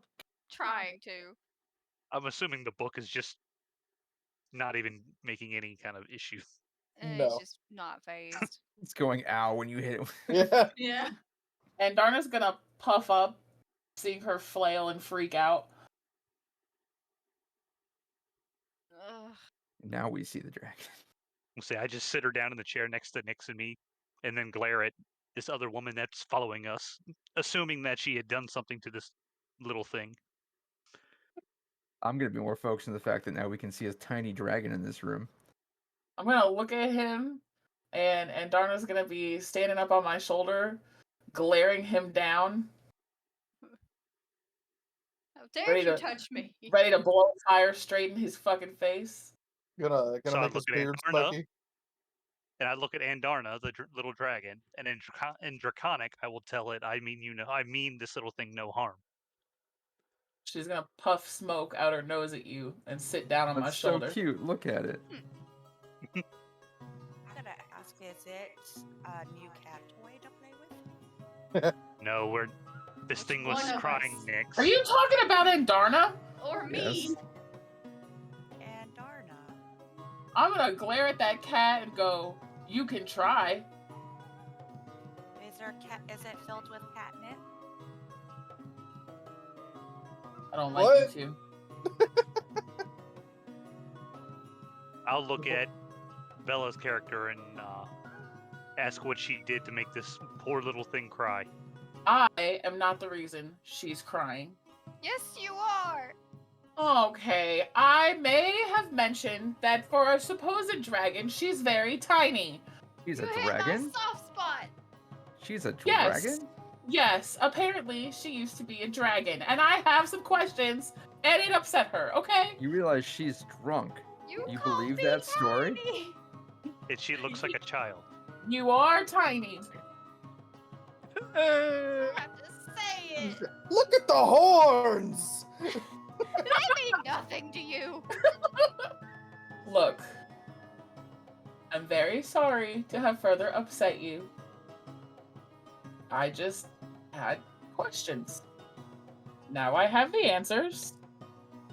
And I'm sorry that you knocked over the wrong wizard's tower. So one of my things is I can tell stories to make friends. As part of my Fisher feature. Is it time to tell the story of you and Chumbus? I was gonna say, my tale started one fine day when I walked out to the swamp to the coast, and I looked up to the sky and it was clear. I brought my boat, and then I sailed for about 5 minutes, and I was attacked by God. And the last thing I remember, my rotor broke, my mast broke, my boat split in two. I sank to the bottom of the abyss. And then I woke up and I had soup. I'm just gonna look at this giant lizard like he's absolutely fucking crazy. Because that's clearly the craziest story you've heard today. It is right now. And then I can just say it with get everybody kind of lightened up. I'm gonna start laughing, and as it's the first time I've laughed in 100 years. Almost forgotten the feeling of laughing. You haven't laughed since you ate the farmer's family. Oh God. Yeah.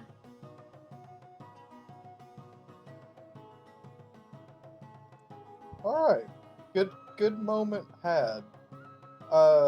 You feel like this might be a good time to mention that there's a quest to be done and rewards to be had.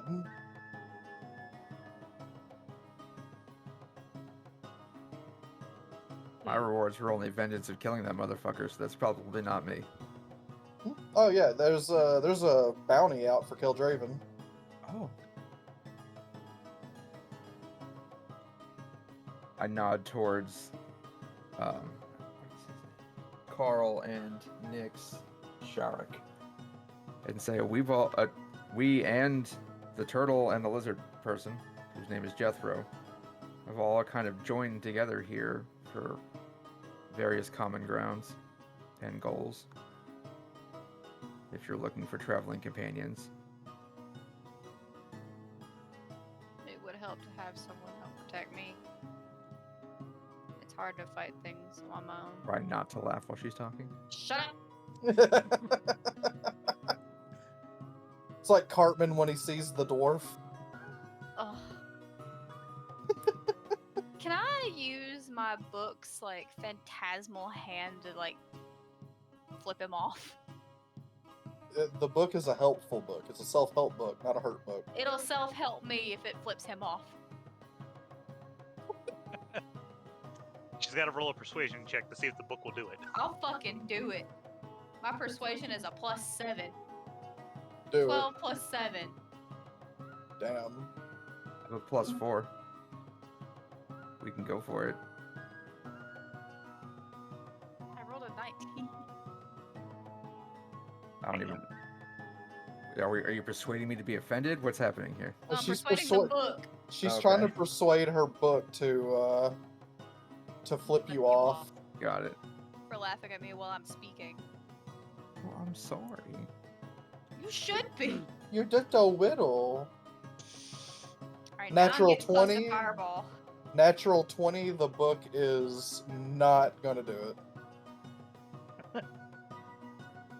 So this is me saying this to Marley, not my character saying it to her character. Not even the book respects you because you're so small.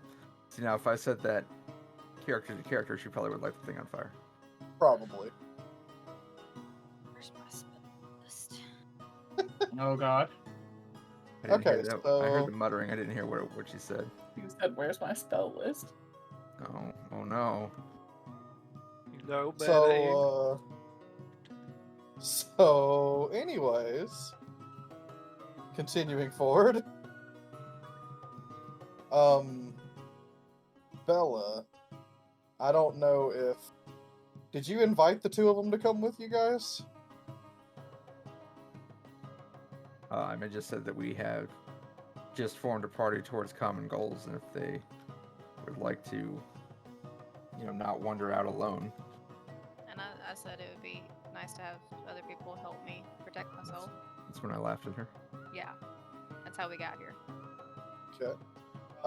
Did you mention Kel Draven to either one of them? Not yet. Okay.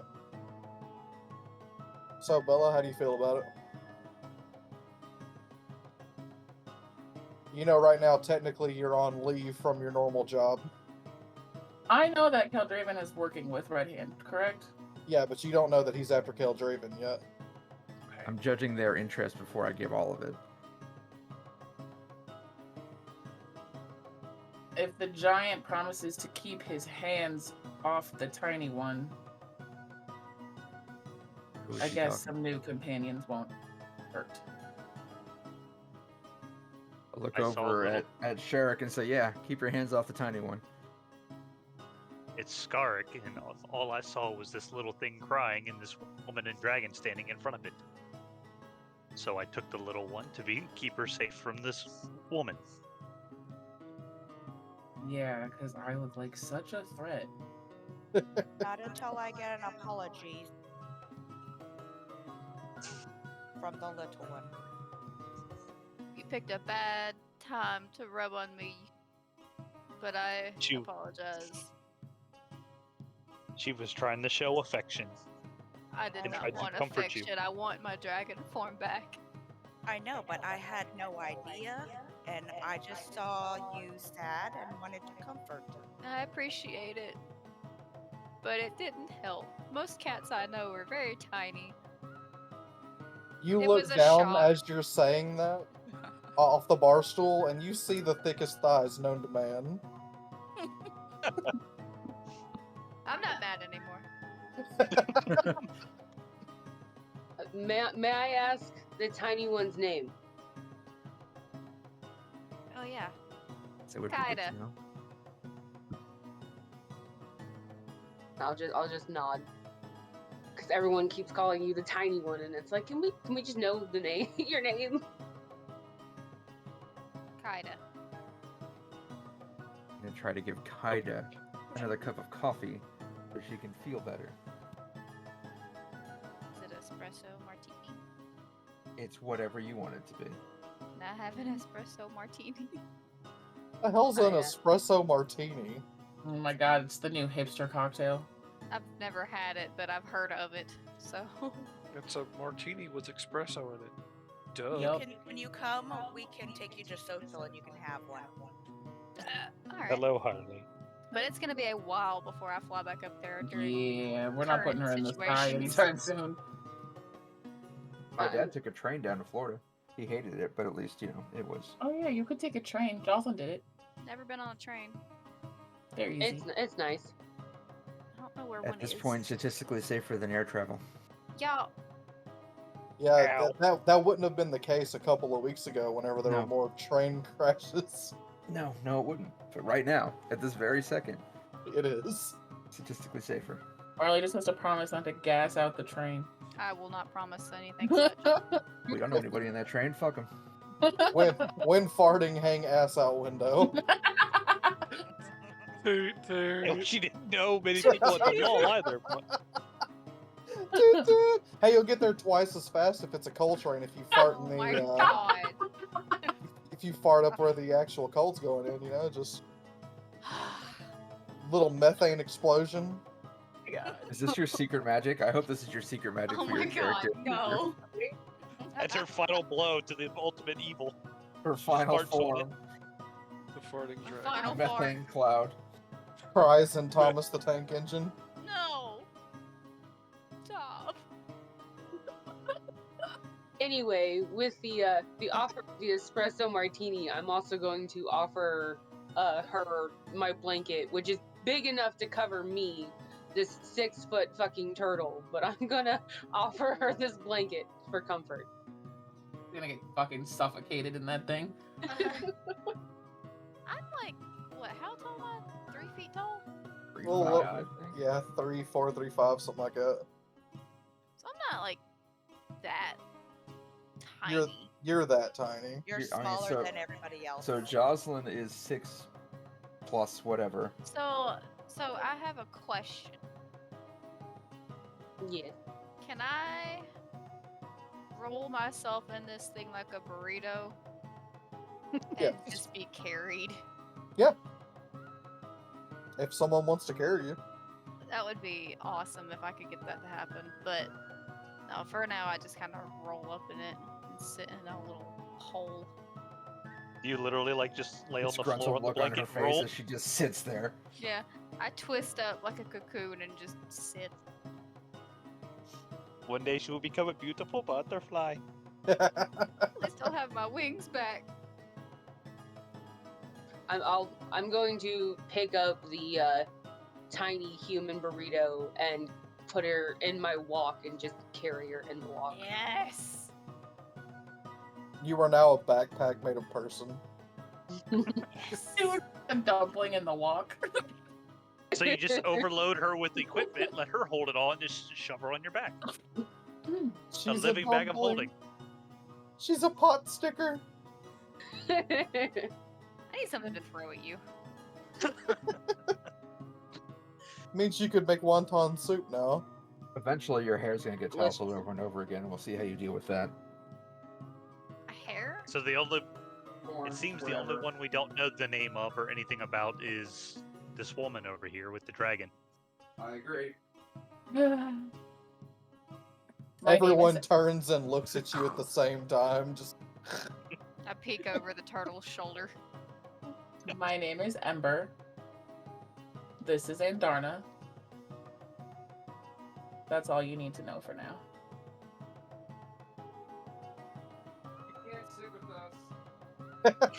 Okay, bye. gonna go to the cool kids table. Don't Nerds. even go here. Surprised you guys heard that. I was all the way in my kitchen. It was beautiful. We're gonna put. The distant We're gonna play this on a whole thing called trust, and if we can't trust you, What do you Ask want to know? ask questions. What do you want to know? Why your initial response is, "This is my name. This is my dragon." That's all you need to know. Because I don't know you. Ask questions. What's brought you to this town? Okay, why are you here? As I've told these two, Like a phasmophobia. I Hey. am on a Shut up, Marley. Hey, Jesus. How on old a are holy you? mission from God Where are to you? track down a warlord. What do you want? How old are you? Where are you? What is your I'm quest? so sorry. I'm sorry. I gotta go to the bathroom again. I'll be back. You're on a holy mission to what? Holy Shit. mission from my God for vengeance and to right an old wrong. I'm gonna perk up at the word vengeance. Can I ask vengeance upon who? I'm gonna look at her and watch how she, immediately sat up to the word vengeance. No, I'm standing. So I am you'll the just- knight. You'll just notice that So she I kind perked of up. lean towards you. Okay. I am hunting a man named. I can't even remember anything now. Cal Draven, who murdered my comrades and outcast me from my home after massacring the town and the farmland. My eyes will widen with a little bit of shock. And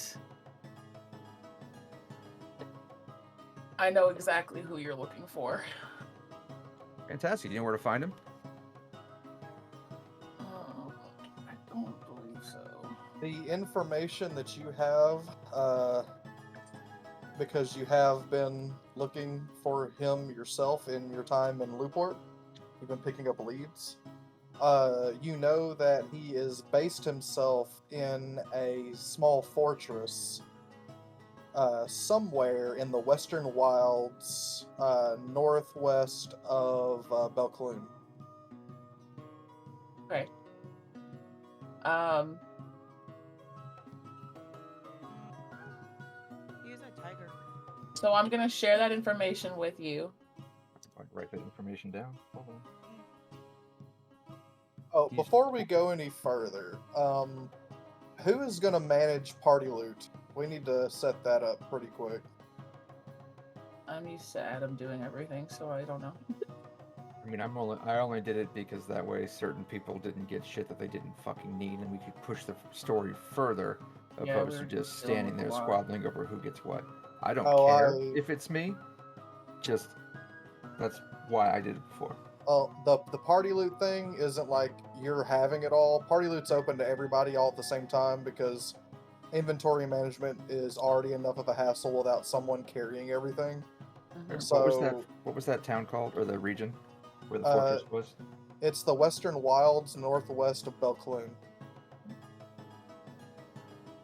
So I'm gonna tell you that I know Caldraven is working with a man named Garrick Redhand. That's who I'm currently after. I'm going to nod at her. And what is this red hand to you? He's the man who murdered my father. Fair enough. She is Montego, whatever the fuck. Montoya? He killed Diego her father. Montoya. Inigo Montoya. He killed her father, prepared to die.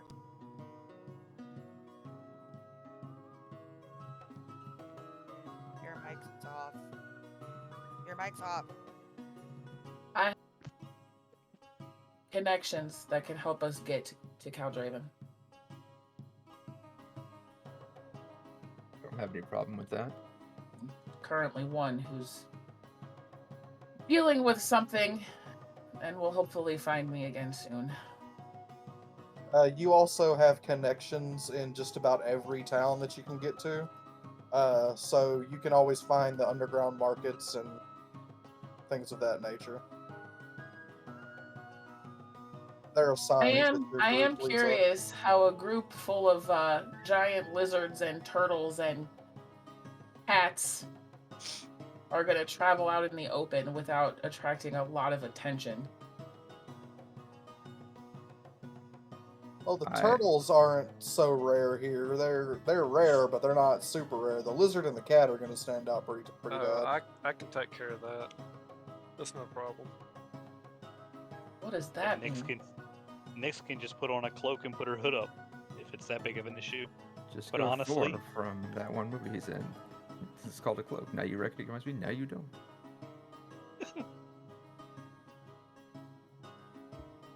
I'm not gonna stand out. You're gonna look be like a swaddled couple like a years baby in someone's backpack.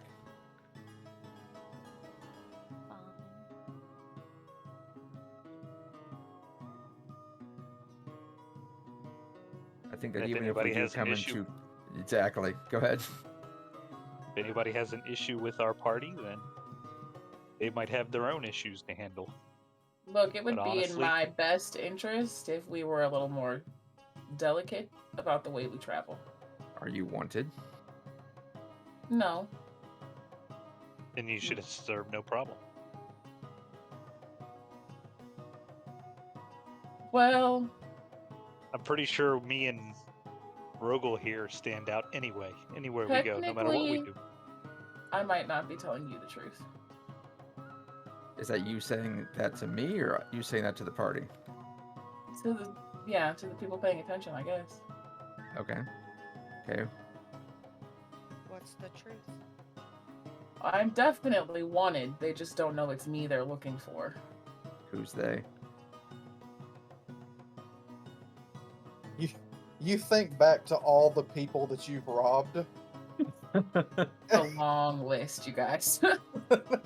Are you wanted for? Are they looking for you for murder? Think carefully before you answer that question. Possibly. Willing murder. I'm going to set Possibly. my shield on the table, which has Tyr's sigil on it.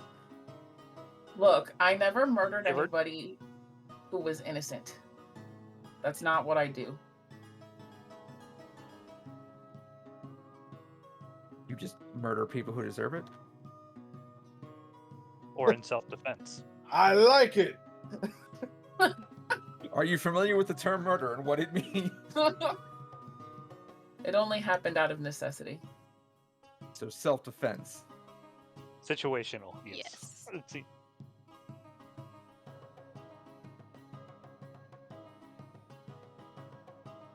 I see no Alright. problems.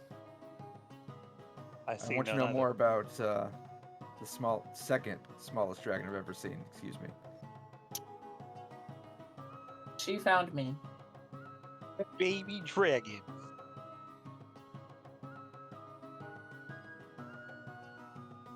She means no harm.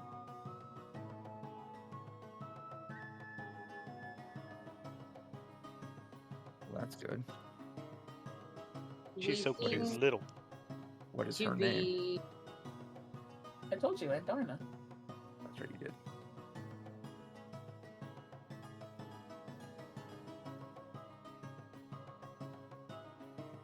I'm snoring at this point because I'm comfortable. I'm glad that you are snoring and missed the second smallest dragon comment. Oh no, I heard it, but my character didn't. Life is good. Alright, so you guys have some common ground here. Now all you need is a cart.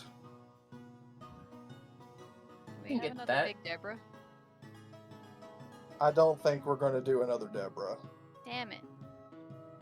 I do have a horse. So we Can I need go a steal a smaller- cart? I want to go steal a cart. I could probably build one. I just can't Thief. guarantee I don't know. I wanna thieve authenticity it. of it. If your I wanna boat thieve it. building is anything, Have Yeah, you we don't. managed to We don't build need a a. raft? We don't need a Your cart that character's we not get in allowed- and it collapses. Your His character's boat not was allowed fine. to. He just doesn't know how to use it. It's like, look, you're not allowed to say anything. You're asleep. this is I would this bet- is from I imagine experience with we- your roles. It's not going to be a good idea for you to build anything. I imagine I me wanna just We hear steal managed one. Titus to build a snoring. raft. Okay, so about that time, when you get the thought that you're going to need something to travel with, because that's a long way to walk on foot, a man walks into the tavern with a few other people not quite dressed as nicely as him. And he looks around the room and he kind of shouts out, proclaiming quite loudly that he is a merchant in need of protection, as his guard has been what's the word? They're currently indisposed, and he wishes to return back to Belcloon. Fortuitous. He will, however, need some protection so that he can get back there in one piece. He has a caravan, but needs more guards to defend it.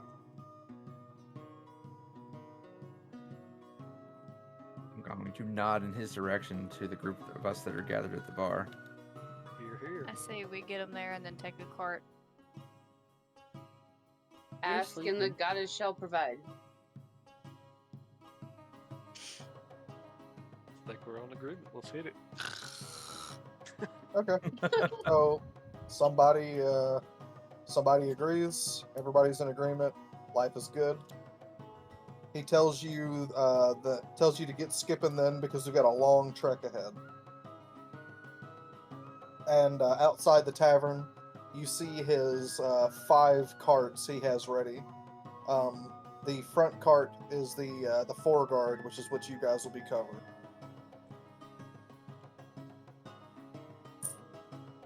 Alright. I'll walk over and climb up onto the front cart. It leans to the side. Well, Good God. I'll be readying my horse, making sure everything is good to go. Okay. So, everybody gets together. Your horse will be attached via rope to the side of one of these, because he already has enough horses to pull all the carriages. Okay. Unless you just wanted to ride it separately, of course. Generally, yeah. I'll do mounted combat if possible. Okay. Then, at that point, I need to do something quick.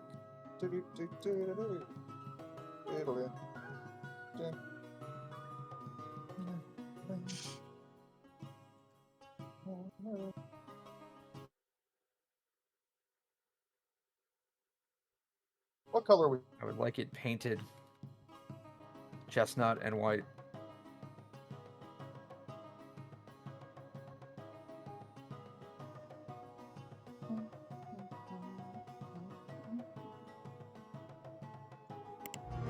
Hey, want to pilot me? And while everybody gets ready for the trip, I will mutter a quiet prayer to the mother.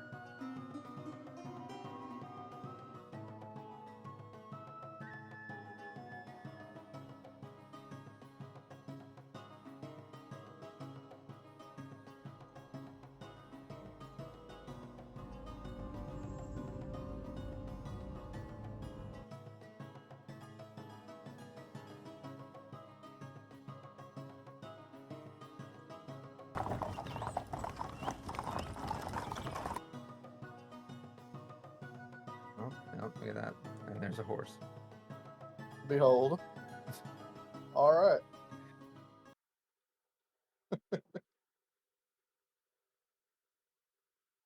Now we have a dragon, a horse, and a raven. All right. So you guys take off. Let's you back to that. So I'm gonna kind of collapse you guys into just one head here because it makes more sense that way. I should have brought the flag from the other game, but you guys are making your way down to River's Rock as the first stop. When you guys make it to River's Rock, Beats in the back. It's perfect. when you guys make it to River's Rock, you have a chance to buy supplies from a main city. If you have gold, you can spend it here. Just let me know. I have a lot of gold. I have 10 gold. All right. I have an eyeball. All right then. Moving. You guys are headed down towards Morettiman. When your cart comes to a sudden stop, and the horses start they start kind of bucking, trying to pull the cart, but they can't seem to move. Something doesn't seem right. Bad feeling about this. This is the largest player's handbook the game has ever had. Can I take a look around, see if I notice anything? What could be a cause why the horses are acting erratic? Dude.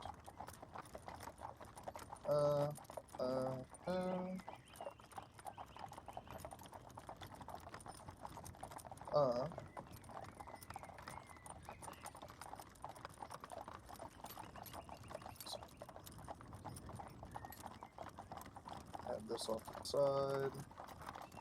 Now.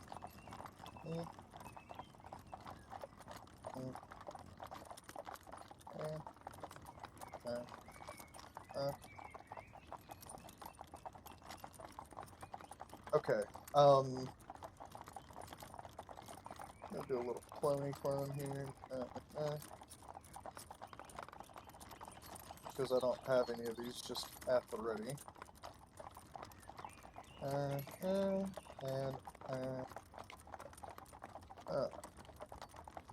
Okay. Harley, you still have an hour.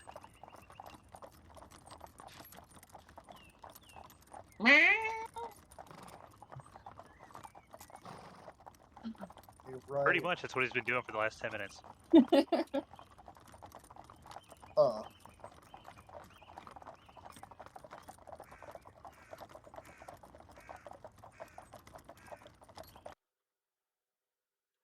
Okay. So you guys are riding along whenever the carts suddenly come to a stop. The merchant seems less than pleased and tells you guys to go out there and figure out what's going on. And Darna's gonna kind of puff up on my shoulder, sensing that something is not right, as I hop down from the cart. I'm going to look over at one of these days. I'll remember how to say everybody's names. Sharik? Is that right? Skarik, and say, yeah. shall we?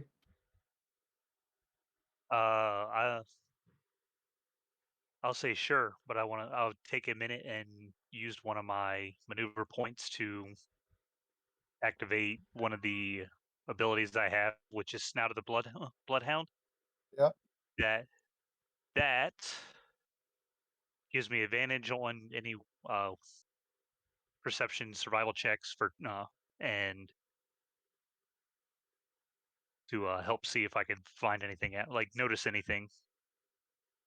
Okay. I'll take a look around, see if there's anything that we notice. Anything All out right. of the usual, anything that could be causing the horses in the cart to not be able to move. Give me a perception check. All right. First one is a 13. Second one is a nat 20 for 22. Okay. So you take a deep breath as you activate your primal power here. And as you open your eyes back up, your perception just becomes otherworldly for a moment. You even notice the slight dip. You know that for some reason your wheel has gone underground. But you also smell something. You smell grease and leather and steel on the wind. You smell danger. I'll relay this information to the group and tell them to ready themselves for an attack. It's about that time when the man driving the caravan takes an arrow to the back of the head and falls down dead.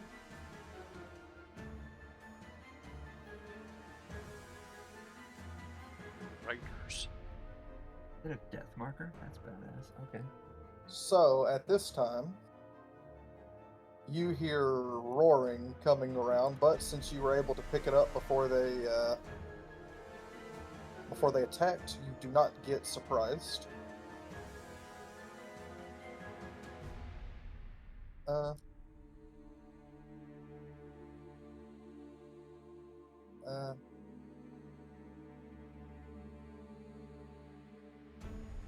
uh,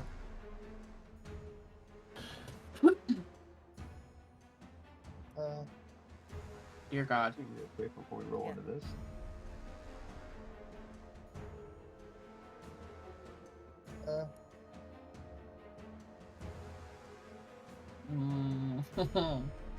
You suddenly find yourself surrounded by bandits. Going to the turn order, I still need a roll off between Rogel and Jethro. 20. Curtis with a solid 18. I think you would need one between me and Nyx as well. Our dexes are the same and our initiative bonus is the same. We did that earlier, remember? Oh yeah, true. Forgot about that. I'll do it again at the beginning of each session. Gotcha.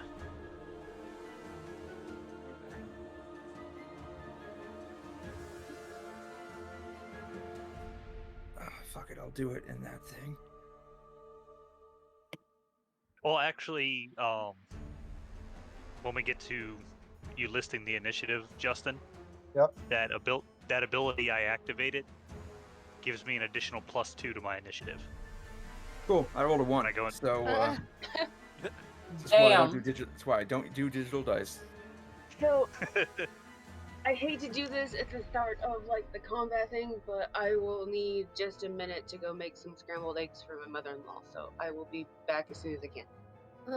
We can hold off till he gets back, I'm sure. Anybody got anything they need to do right away? Sleep. No. Okay. Sleep sounds good. Then I will return shortly and we will get this underway. Alright, I'm gonna go pee. I'll be right back. What would it have been if I didn't do the digital roll? Let's take a look. Close to 4. And I woke up at like 8:30.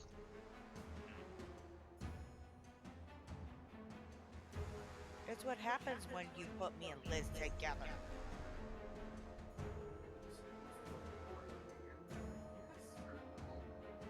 You, Liz, and social.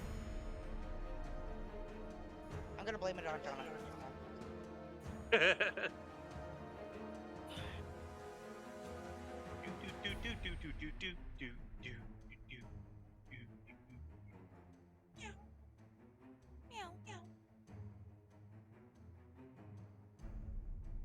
Remember, baby, you roll the d20.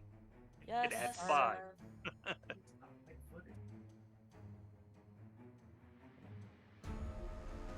I need to.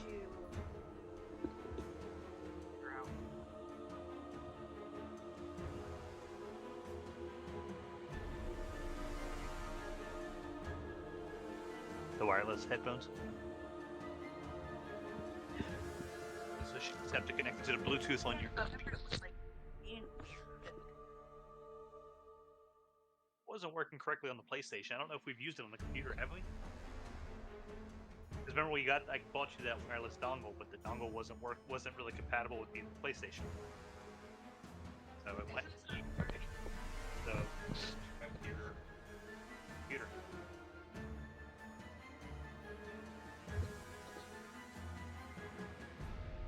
I don't know where you put it. Probably in a box in the spare room somewhere. Maybe. Because it's probably where my Astros are.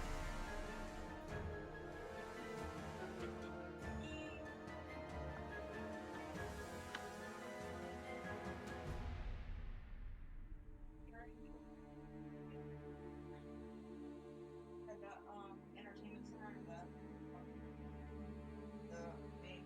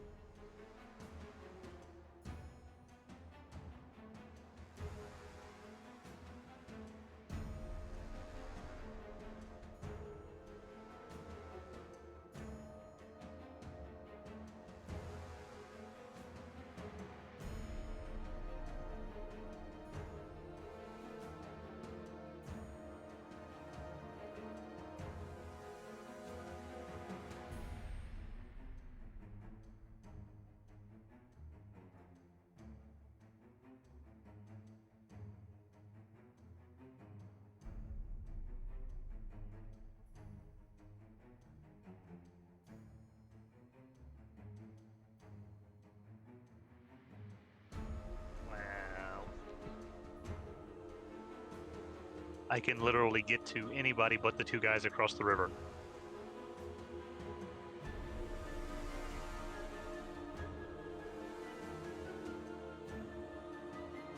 And the guy over here on the corner.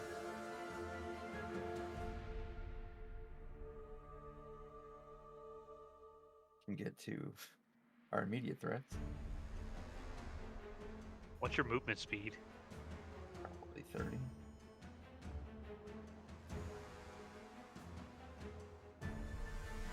Because I am basic. I got 35.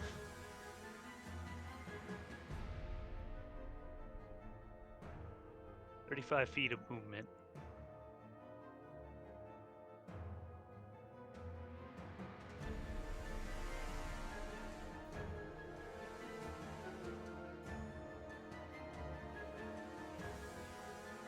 But I have a really cool ability, just a passive ability.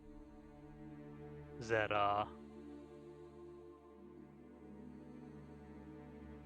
oh, hey, guess what? I have danger sense, so they couldn't have surprised me anyway.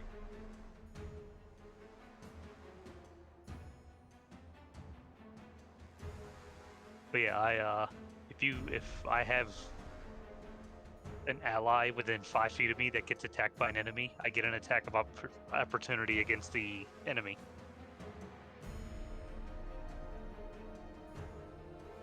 Fancy. And this whole class is basically designed for, like, just primal, straight up primal, like, ferocity and damage. It's called Pack Leader, is the ability.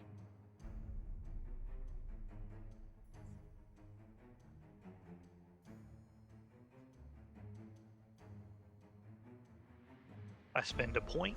Any enemy that's attacking an ally within 5 feet of me, I get an attack of opportunity with advantage.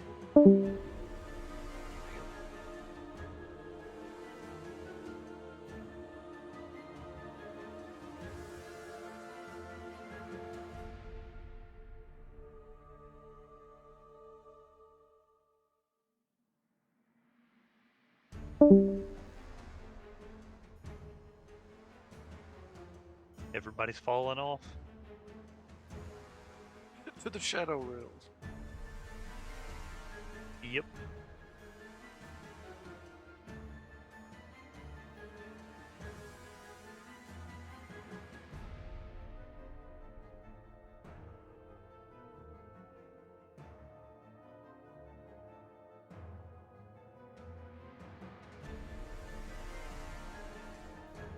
Trying to determine who might be the biggest threat here.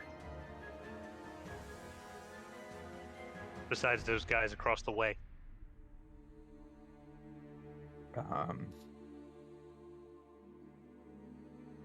doing this on an ultra widescreen is complicated. This guy, probably. That's what I was looking at. I was like, that guy's probably the leader. This guy.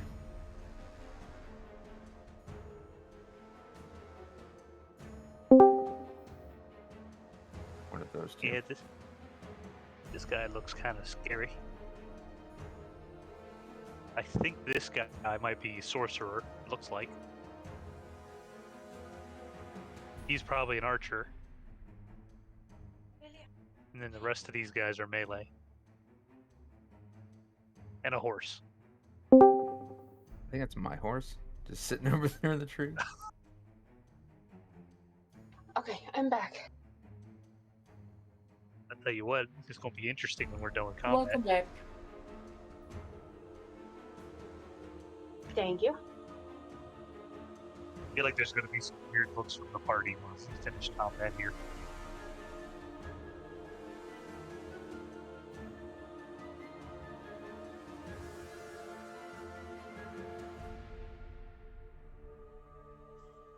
Oh, shit, there's a guy way back here on the rock. Yep, that's also probably an archer. Yeah, he looks like he'd be an archer. I think this guy is a sorcerer, but who knows? I know. May just be using different pictures. Hello. Technically, if we are in cover in the cart, so I'll have a harder time hitting us. Or if you like get behind the cart so you can block their line of sight. Mm-hmm. Cover will be really handy. What the problem is we have guys everywhere, literally all around. They Oh, yeah. everywhere. But You got just two against across like the river. Just against like the range stuff. Yeah, you got you two can't across really the do, river that look. You can't really do cover against melee anyway. Yeah, well, and I mean these guys have. It's a cart, so there's probably not much covering the top of it, just a tarp. Yeah. But looks like just the guy on the rock and the two guys across the river are the only ranged guys, so we might have to have our ranged people try to take them out. And the rest of us focus on all these other assholes.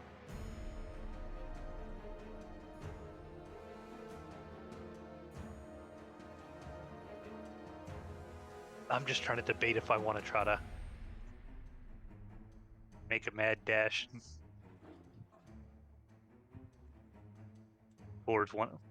Actually, never mind. Want to be a hero, baby? Remember your ability you have? Your feline agility? You make it to this guy. He looks like the leader. Take me out first.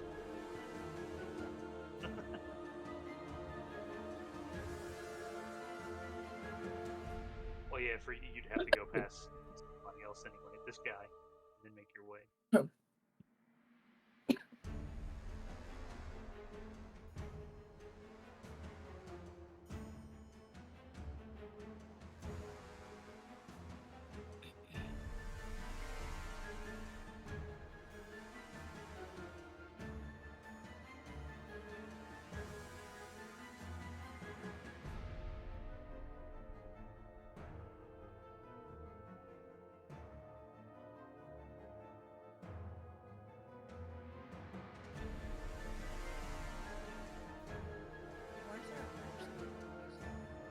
We think it's Adams. His horse ran away. And climbed a tree. Yep. That's a skilled horse there, man. You taught it well. Totally. Is it weird that I'm a barbarian that has no animal handling skill? Whatever works. A place for all my books is I a have cozy board +0. game celebrating the introverted book lover in all. I have +1.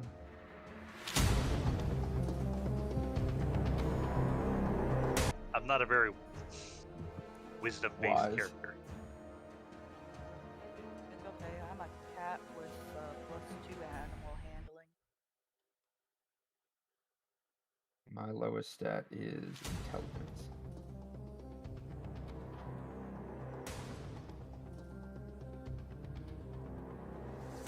Mine is... Mine's strength. Yeah, mine's wisdom. That's a 0.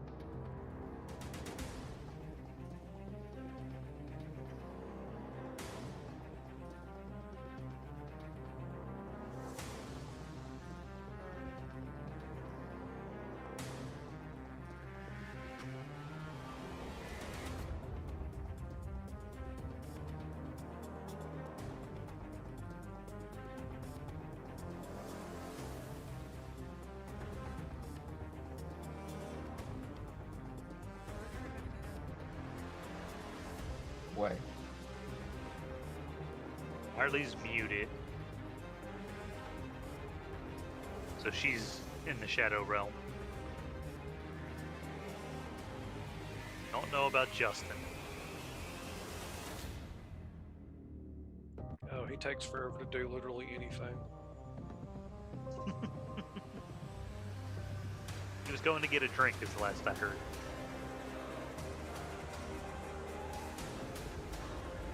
But I did remind Barbie, the D20, not a D10.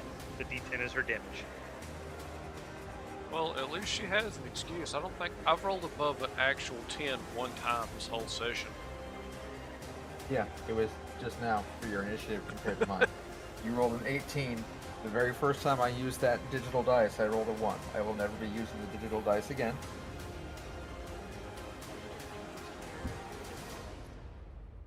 If you want. No, I was asking that. Oh, yeah. Am I doing my what? I'm sorry.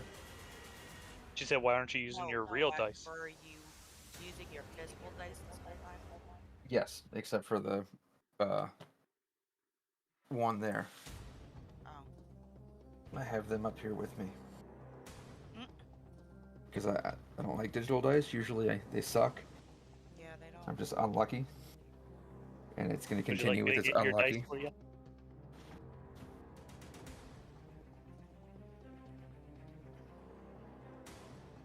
I wonder if Justin would frown against us, like, coming up with a plan of attack while they're away.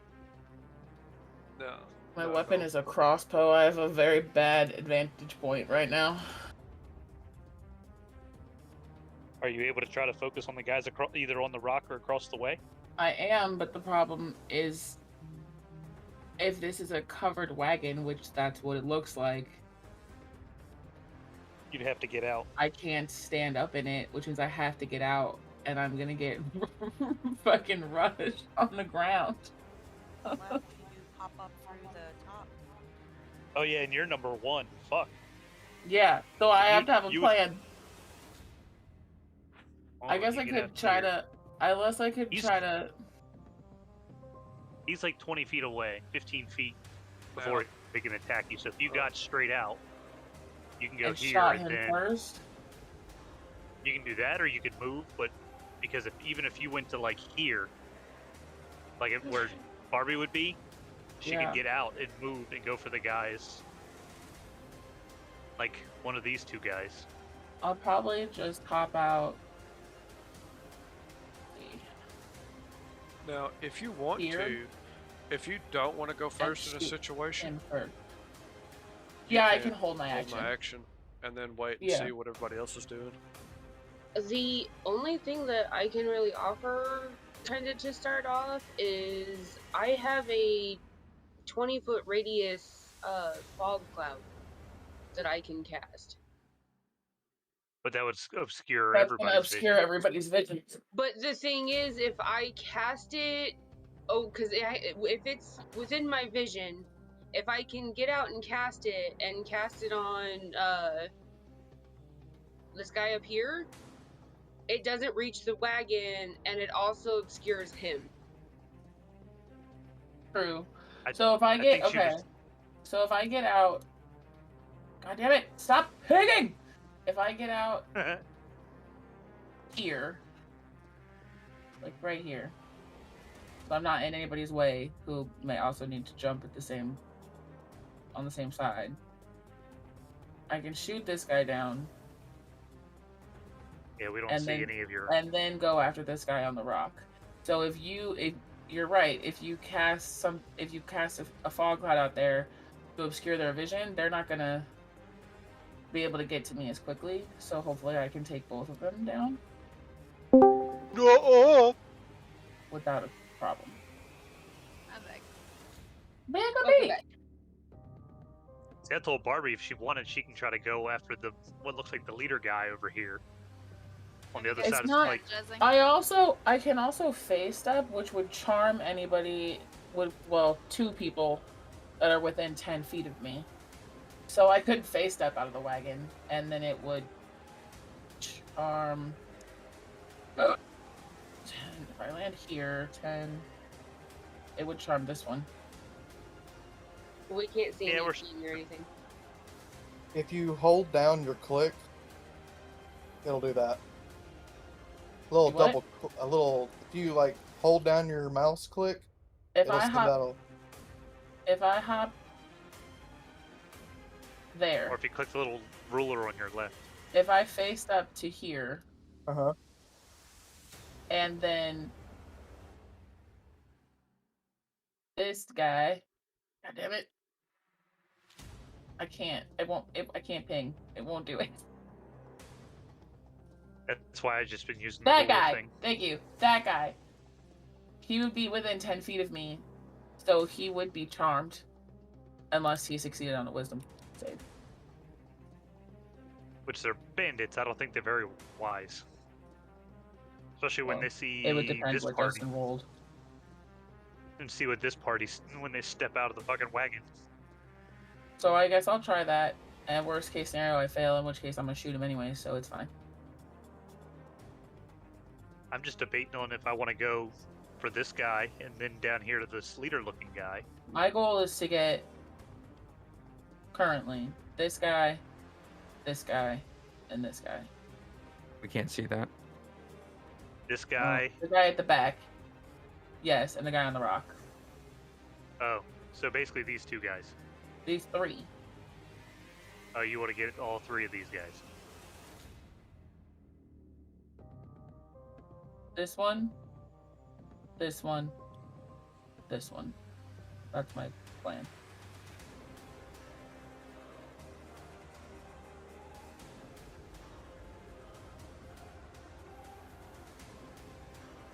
Because I feel like those are going to be the guys that fuck us up the most. Are going to be these ranged guys. Yeah. Well, Melee if she, guys. I can.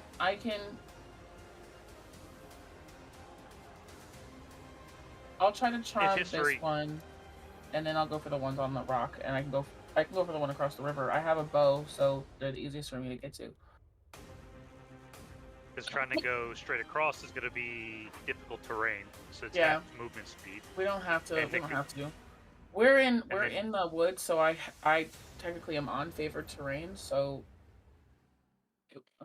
it wouldn't be an issue for me to cross. But I have a bow, so I don't need to. Right. Well, I mean, is the roadway Close class with a bow, it'll give you disadvantage. Yeah, I know. so getting out diagonally might be your better bet.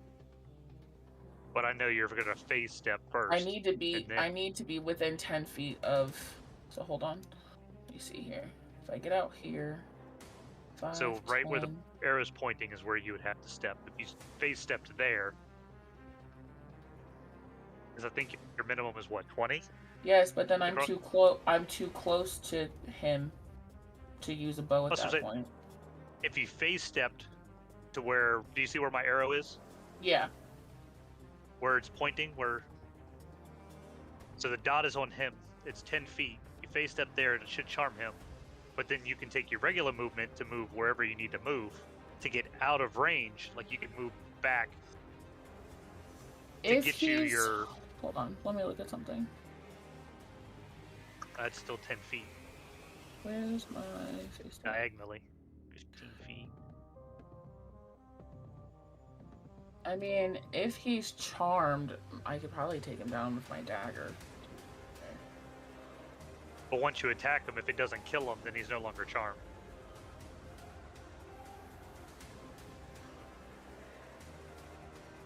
Because Barbie's Justin, character if he's charmed, will he not attack me? Correct. Unless you attack him back. So You're How the long- only one he won't attack. But how long is a minute? 10 rounds. 10 round. Okay, so I will leave him alone, and I'll go for the ranged ones first. My goal is to charm him so he doesn't attack me, and then I'll go for the ranged guys.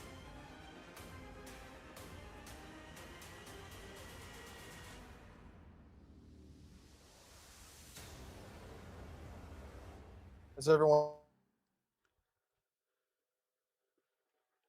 One more time. I think we're all back. Say that again. You got robotic. Is everyone back?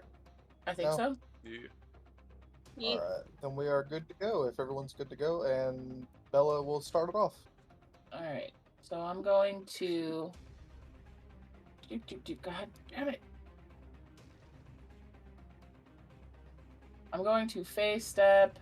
Did the ping? by Yay! accident. I'm gonna face step.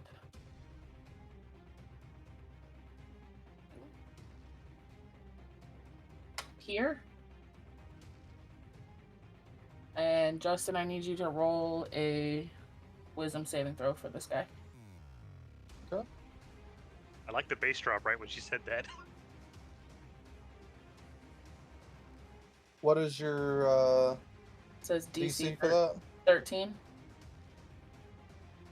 Okay. Then he fails. Okay, so he's not going to attack me. I'm going to pull Correct. my longbow out and aim. Actually, hold on, let me back up. I'm going to cast Hunter's Mark on What? that one. Okay. And then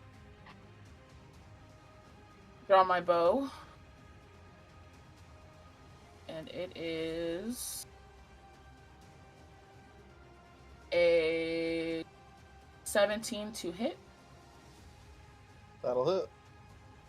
And I have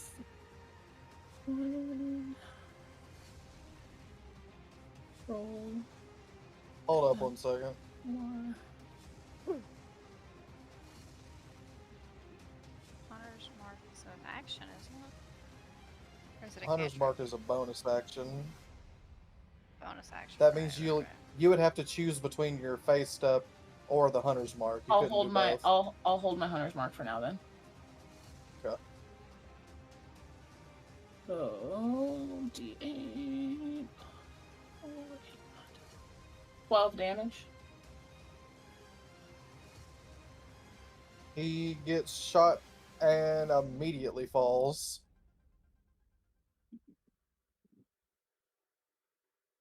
All done. Alright. Scar. Alright.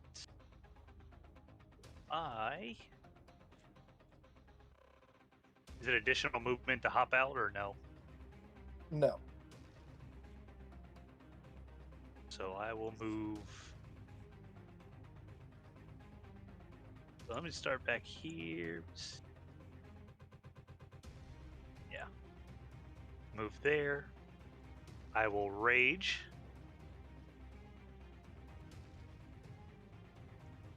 Which will give me a free attack. Due to my feral sterility. And that will be a 21 to hit. Yeah, that'll hit. And that will be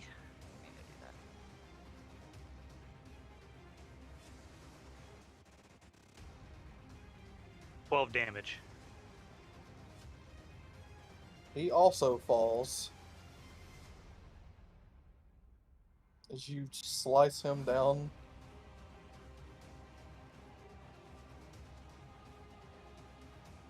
And that will end my turn. Alright. Nick.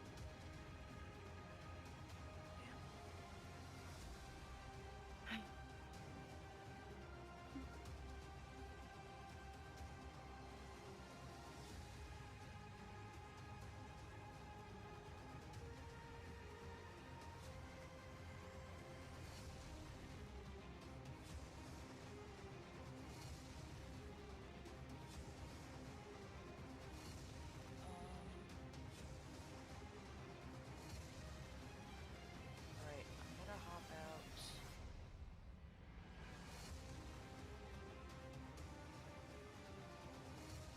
And hit right here and take a swipe at him. Yeah. You one-handing or two-handing? I'm not using the katana. Oh, you're trying to use your claws. No, Okay. that's why I said take a swipe. Right, I gotta.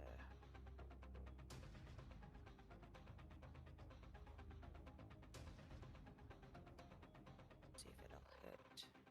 Ah, fuck me. That's a 9.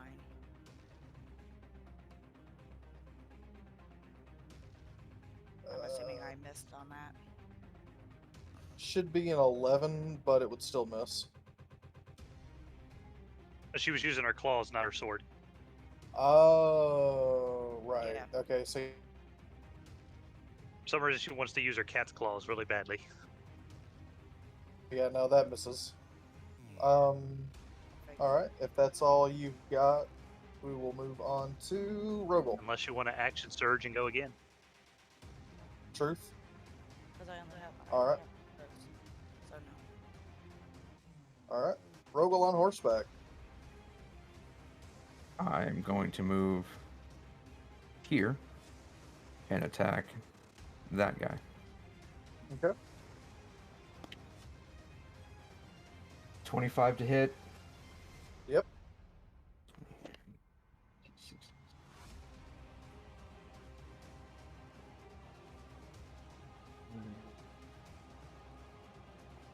So 8 damage to this one.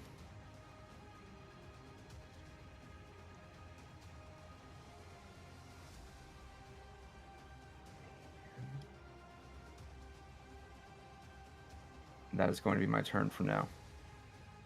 Okay. I need to fix your tokens real quick. For some reason, it's not showing your health. Save.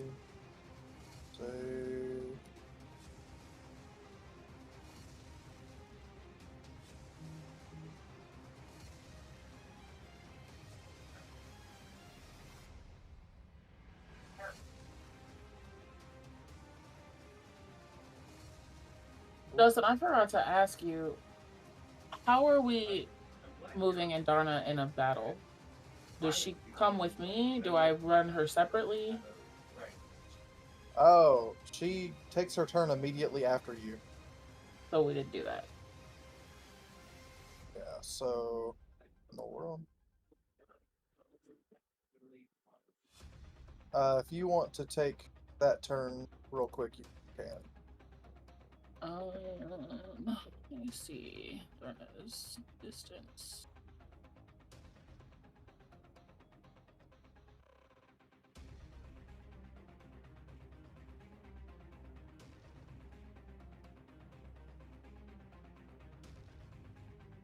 No. And Darna's gonna move.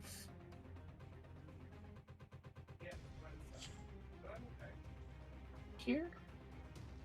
And try to bite this guy.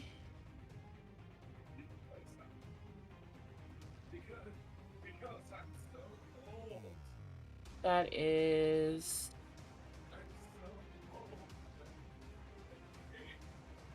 an 18.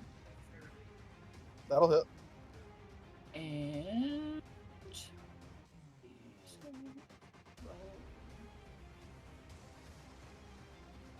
and 8 damage. Okay. Do you lose temp HP? Yeah, your temp HP would have went away already. And Justin. Yes. Just as a future note for the rest of this combat, I think Bella's initiative is 4, right? Yes, sir. Yeah. Yeah, so for the rest of this combat, technically I would go first, because with my Snout of the Bloodhound, it gives me a +2 on top of the +3 that I have. So it Okay. makes it a 5. I'll But it only move lasts, you up. it lasts for an hour. Okay, so I'll move you up temporarily. Gotcha. Yeah, it's just for an hour. Alright. So, moving down. Jethro, what you got?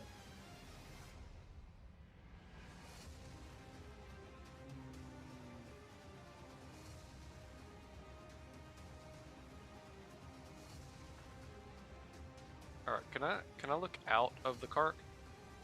Yeah. All right, I think I'm gonna hit him with ice knife. Okay. And Roll then attack.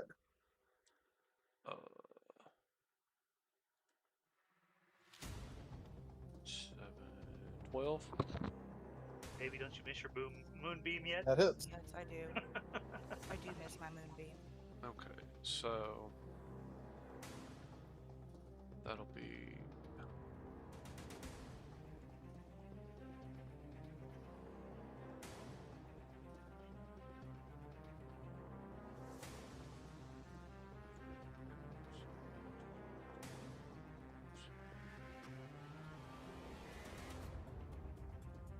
Okay, so I hit him for 4 damage, and then it'll explode, and they have to You're make trying to do fancy with them claws. a But dex save. apparently your claws are real. You clip them, so they're not sharp. Okay, what's your Against a DC? 13. All right. And if The they first 2 save, the second doesn't. Or the third doesn't. So that'll be 8 damage.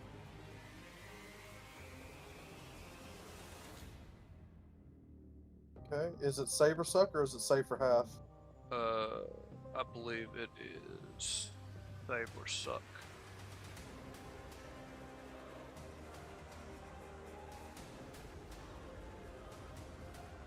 They must succeed a dex saving throw or take the damage. Yeah, it's a save or suck. All right. Alright, and then I'm going to use a bonus action and do my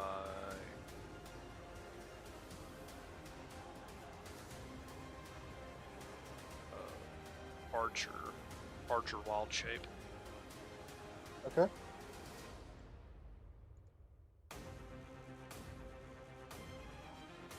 And that'll be it for me. All right. Marley.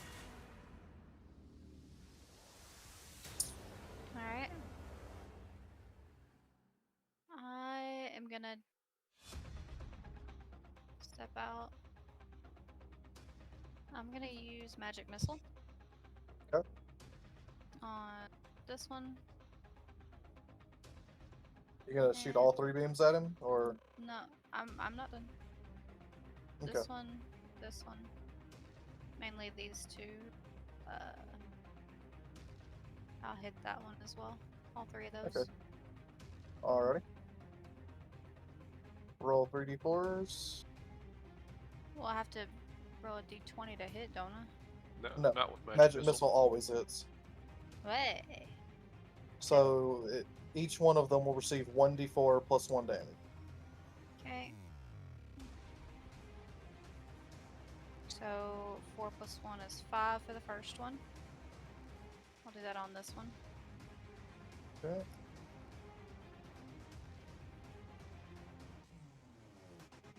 Plus 1, 4 on the middle one. Okay. 4 plus 1, 5 on this one. Alright, you kill the 2 outer ones. Nice. The tag team going job. on. I like it. Thank you.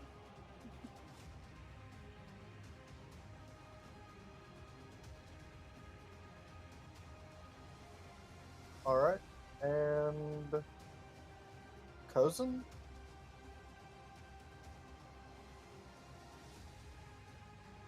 You got like 20 minutes, sir. Okay, I'm going to step out of the back.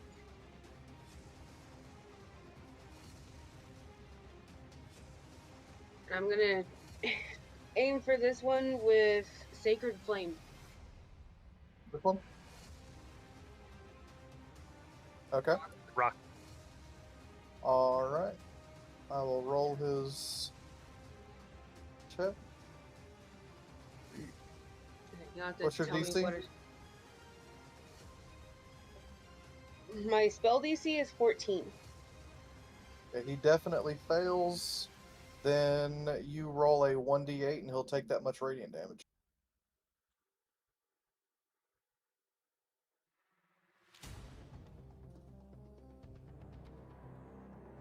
Seven. Alright. Your turn.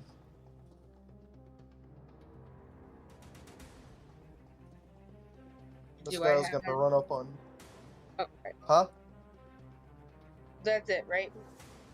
Yeah, unless you got a bonus action that you'd like to take. No, that's it. Okay. So this guy's gonna run up on you, Scarlet. Alrighty.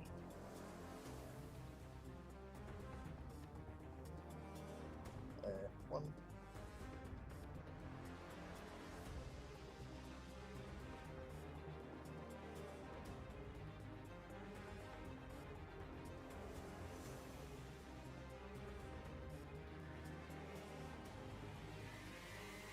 Okay.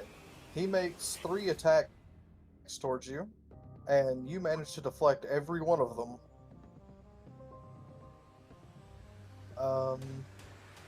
These 2 are gonna jump around you. Get advantage on their attacks. One with a mace, one with a scimitar. So amazing, amazing. And well, so alright, those guys swing at you, but you parry well with your well, I guess your sword isn't even out, so you're doing it with claws. It's like samurai training she's had. This guy's charmed, so he can't take an attack at you. So he is going to come over here and attempt to slap the dragon. Oh no!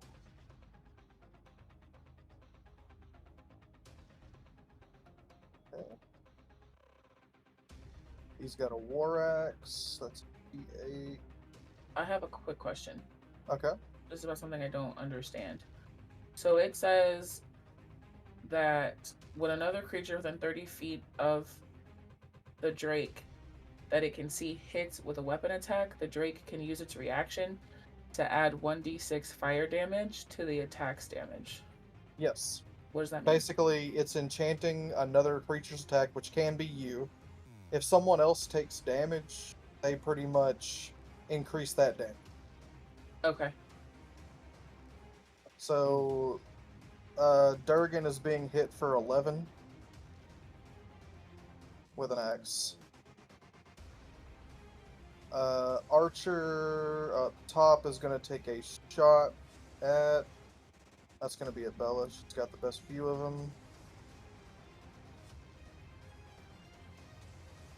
Even with high ground, that's not going to be enough, so he misses. This guy also going to attack the dragon. Thank you for the scimitar. Yeah. Oh. Yep, that ain't gonna do it. Man. Terrible rolls. Excellent. Huzzah. That leaves this guy who's gonna come over here and try to take a swing at you.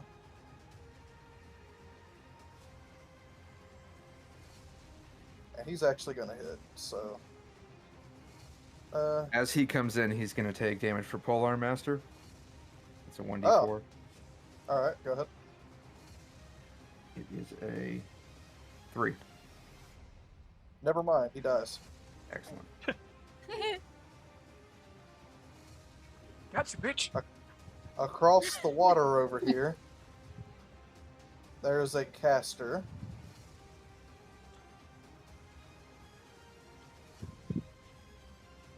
He is going to cast... Let's go with... I'm going to go with Hold Person. Let's say... Yeah, Nyx, give me a Wisdom save. Hold on, D20 plus 2. I know, I had to look at it. Give me a moment. No. Just trying to help you.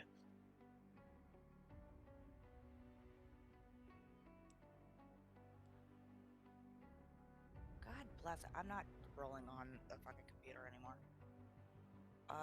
11. You pass. Hey! Alright, back to you guys, and it's going to be the Barbarian first. Alright, well, this guy took a swing at me, so I'm going to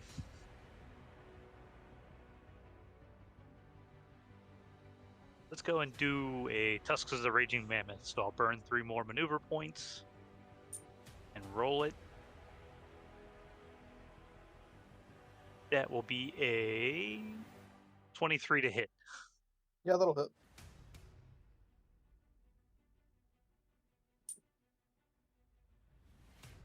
That'll be 16, 17, 18 damage.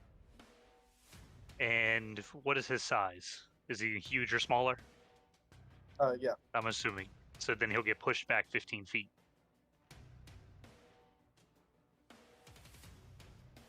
All right. And I still have my movement, so I will go and just get right back up in his face. Keep his focus on me. And that'll end my turn. All right. Bella. I'm going to cast Hunter's Mark on the spellcaster. Okay. And almost 19 to hit with my bow. That'll hit. And 8 and a d6.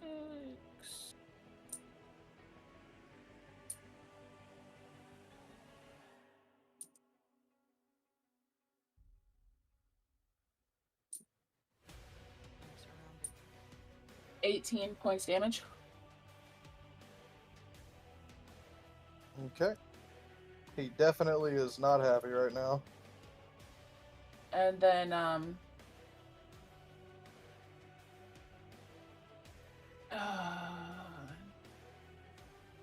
Lorna's gonna step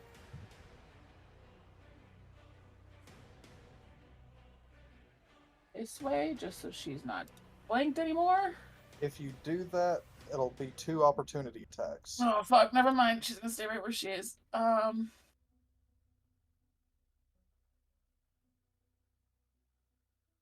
guess she's gonna try to bite this guy again. Okay.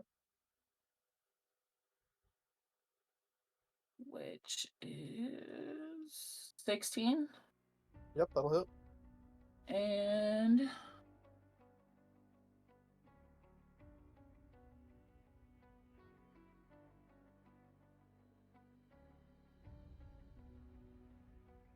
another 8 points of damage. And he dies as the dragon jumps up and mauls his face. Excellent. Nice. That'll do it. All right. Next. All right. Going to.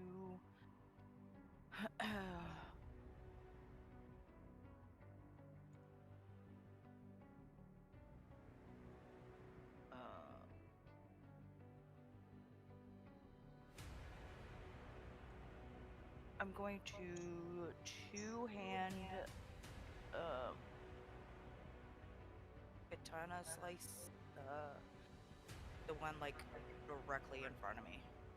This one? Yep. Okay.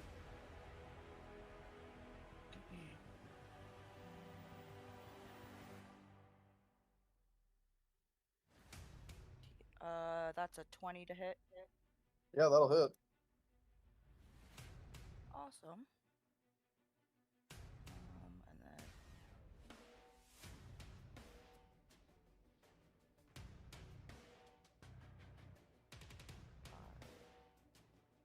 then 8 damage. All right. He gets sliced, but he's still standing. Okay. That's right, I did something. You're having no luck with Alright. the claws, but that katana, Yeah. you're slicing and dicing. All right, Rogel. You still have me on horseback or am I on foot? I need to know for how far I can move. Horseback. Okay, well then I'm gonna go.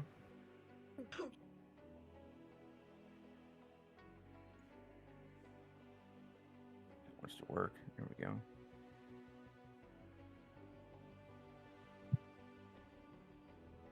So if you're trying to go straight over there to that group, you'll have to jump the stirrups and stuff there. You'll have to give me an animal handling check.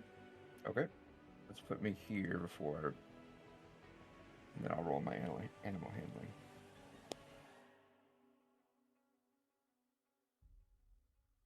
1, 16. Okay, good. Yeah, you'll clear it. Okay. There. And then I will attack this one. All right. Now, are we flanking him or no? Can you Yes. go? Can you actually go right there? To this square? I can. Do that.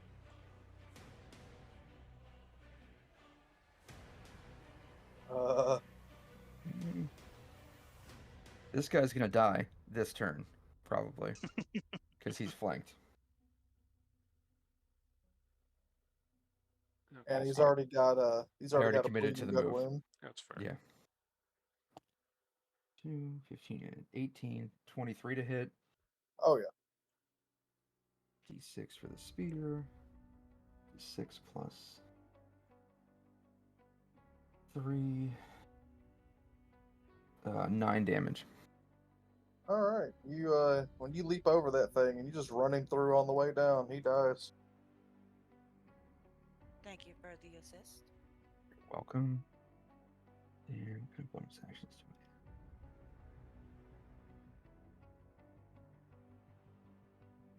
And that's gonna end my turn. I'm not gonna burn spell slots here.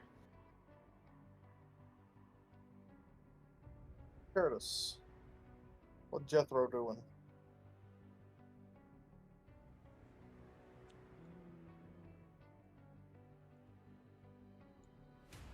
Go here. I'm gonna shoot him with a produce flame. Who? This one. Okay. That will hit. Hey! 6 damage. All right. That was the other thing you used to do. If Produce he's still flame and standing, chuck it at him. I'm gonna use my bonus action to do the archer morph, to where I can shoot him again. Okay. It's a nat 20, doesn't matter. That'll do 2 plus 3, 5 damage.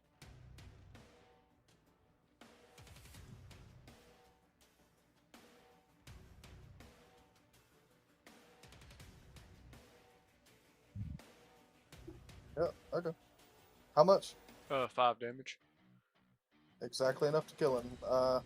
You blast him in the back with your second shot, and he goes down. Yeah. I guess I'm kind of doing like this little astral magic now. I'm in my starry form. All right. Marley. Alright.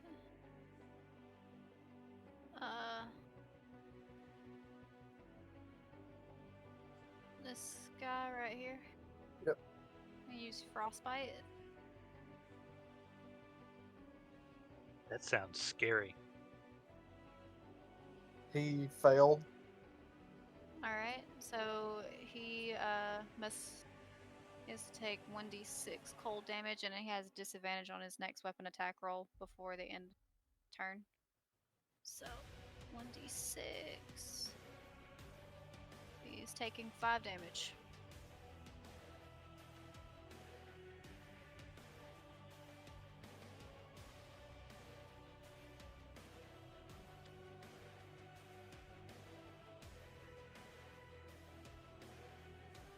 All right. And Cozen?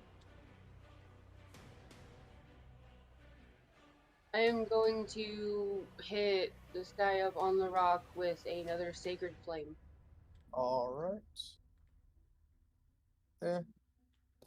I'm not even going to ask you what your spell DC is. Yeah, he failed. D8 damage. That sounds like a nat 1. It was a A 4. 6. And he dies. As he gets Disintegrated. set aflame with holy light. It is as if you have been blessed. Because these guys' rolls have been shit. Alright, their turn. How many are even left? Got 3 guys left. 1, 2. I thought he was dead. Oh no, he's just down. Alright. Biggin gonna take his swings at the barbarian. Hey, we got 2 hits. See how his weapons work. Okay, so 1 with the scimitar, 1 with the dagger. So, scimitar and dagger. 15 divided in half will be 7. So you take 7 total damage from his attack. Alright. And this guy over here, who now has disadvantage on his attack because he's kind of cold right now, is going to try to hit somebody. 16 was his lowest. AC 17 plus 4 to hit will hit. I think this guy's a scimitar. Yep, he's a scimitar guy. And 20. Or, not 20. 6. 4 plus 1. 5. 5 damage to Nyx as she gets slashed with a scimitar. Alright.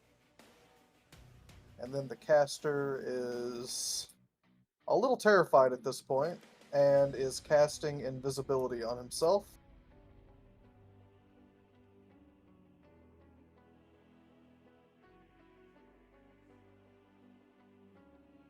Well, fuck.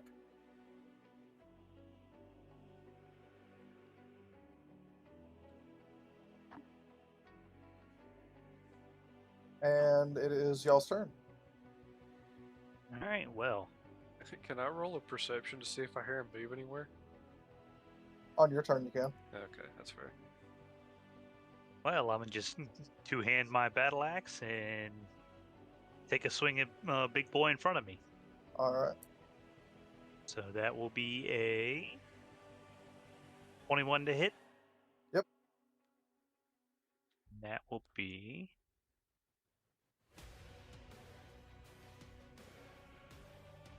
10 more points of damage. Alright, he takes the hit and he's still looking strong. Bella.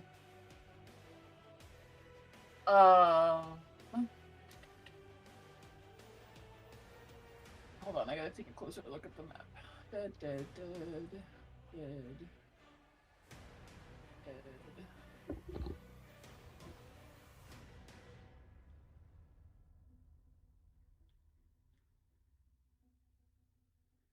I'm going to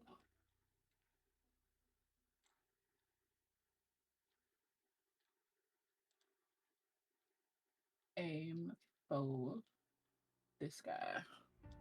Okay. I Hunter's marked last time, right? It is currently marked on the guy who is invisible. Oh, fuck, alright. Roll. 15. It will hit. Cool beans.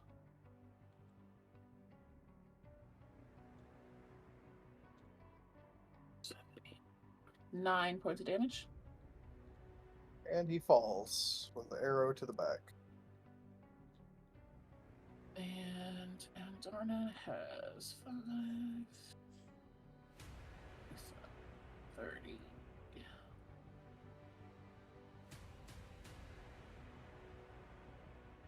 And Darna's just gonna move up here. And that'll be it. Yep. Nyx. I'm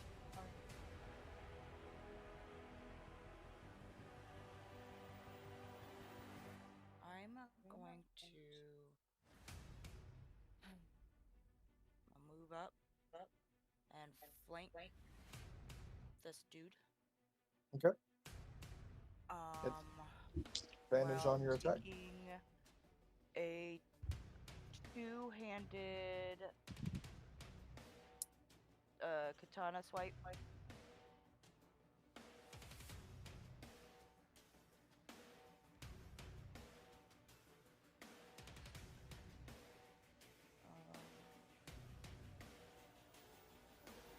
12.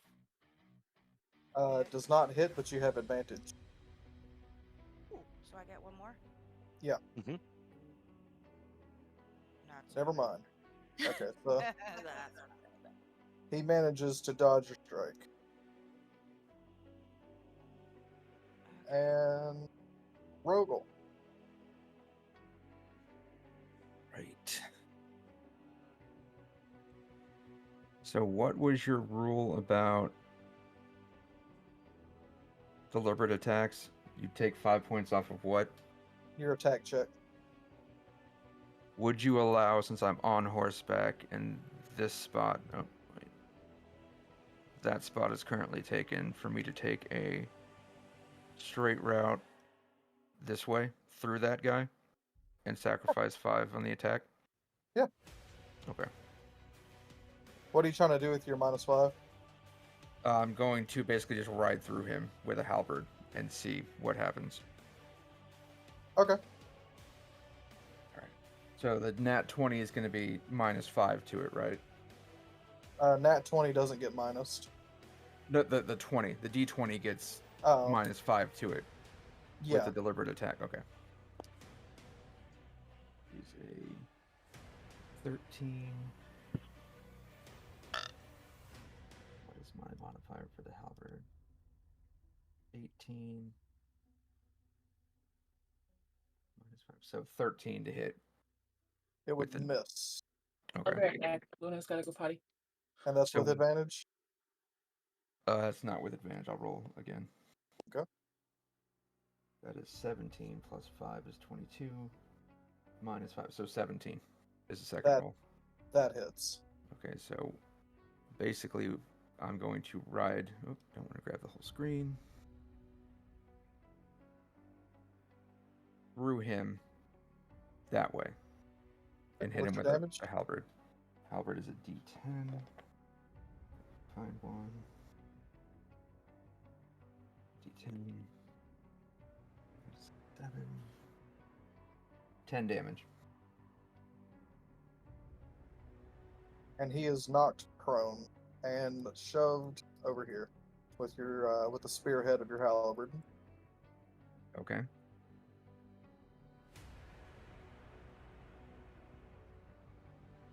So, not mean to move him, but we'll would take that him. technically provoke attack of opportunity?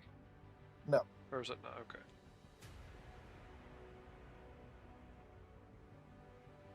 All right. Anything else? How much movement was that? That was 25 feet. So I'm going to come back here. Nope. Push the wrong button. And use lay on hands on Nyx to heal whatever her negative is. Okay. How many points of lay on hands do you want to use? I have 15. I don't know what her damage currently is. I only took 5 damage. So I have 10 left. And you should be back to full health, and that will end my turn. Yes, thank you. I appreciate that. All right, and Curtis. You want to try to find that other guy, or? I'll do a perception check. Sure, I'll see if I can hear him skulking All about. That's a negative. I'm gonna move down here and then attack this guy. All right. As he is prone, you will have disadvantage on ranged attacks, but advantage on melee.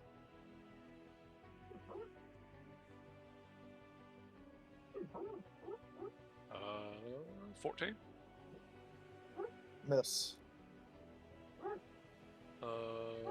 15. Hit. 6 damage with my little archer arrow. Okay.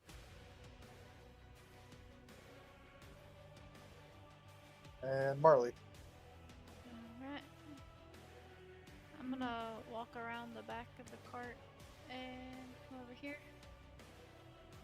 Can I do a perception check to see if I hear the guy? Sure.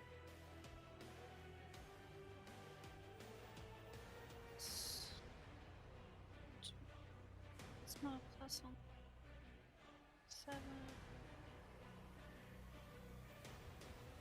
15.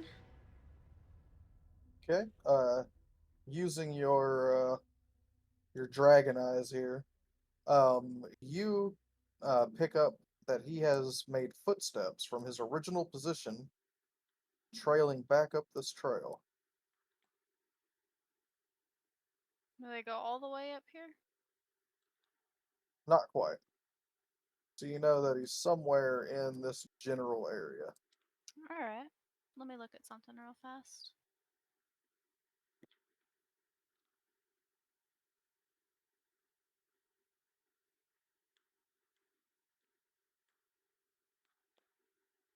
Hmm.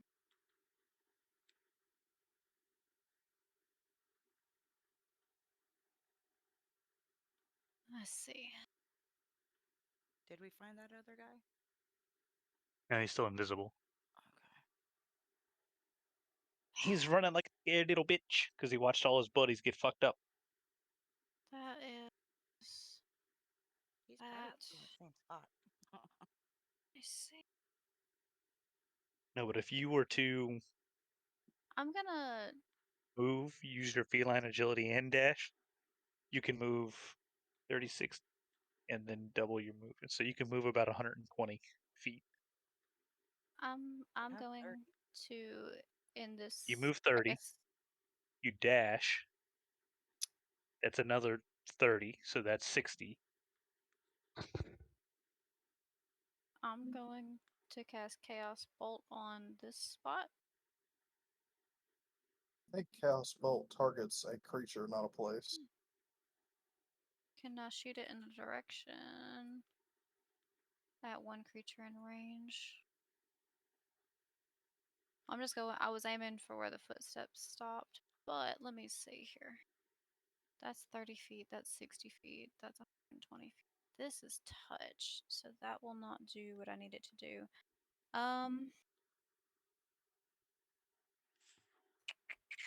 What does this do? I don't remember. I don't remember what you do. That's 60 feet.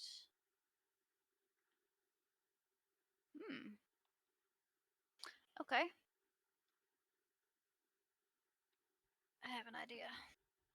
Merlin, you've got to move off my mouse pad, please. Off my mouse pad. I know. I'm sorry. All right. I am going to use Silent Image Okay. if I am in range. 60 feet. I know that I can't read what it says. 60 feet.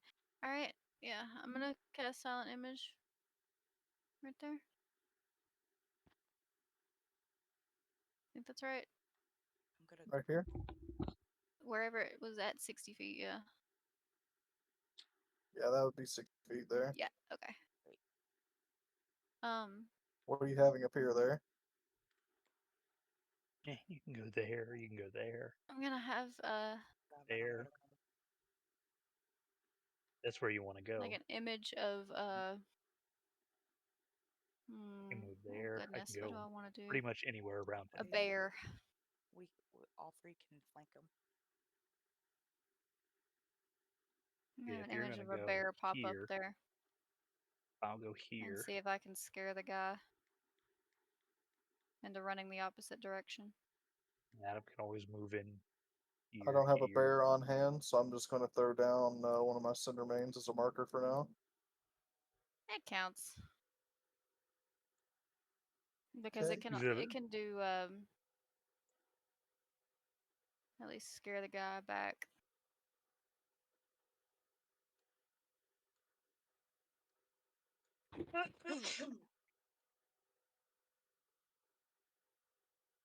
Shush, you eight. Are you drawing a bear? I was drawing a bear paw. Okay, so the bear's there.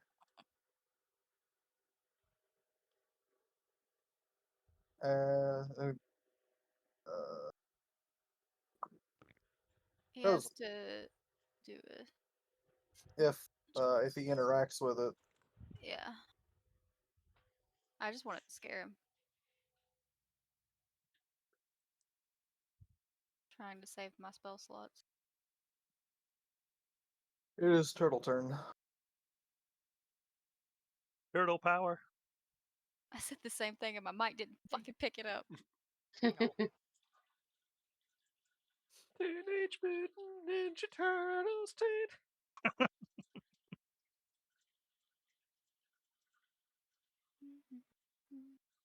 The turtle with a walk shell. Yeah. Turtle in a walk shell. Turtle power.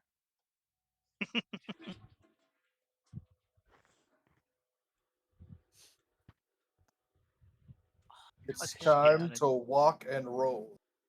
Jesus Christ. No.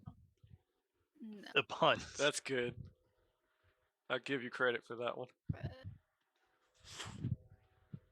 So a 15-foot cube originating from me would be like a rectangle or a square in front of me, correct? What are you casting? I was gonna try Thunder Wave.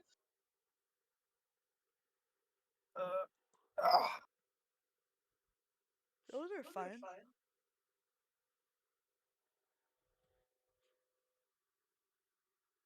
Yes, we know what happens with that, don't we, Adam? Actually, it was thunder. Suck it, guards, drown. Yes, we do. No, I was talking about when she pushed us out of the room when they were surrounded by enemies. Well, and the guards. They launched them into the fucking ocean. Okay, so the rain. Who died? Bella. Okay, so the range is a self spell, which means it originates from you, so it's 15 feet around you.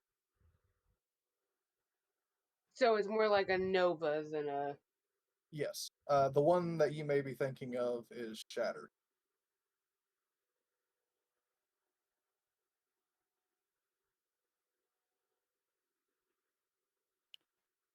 They just want to fire the red rocket.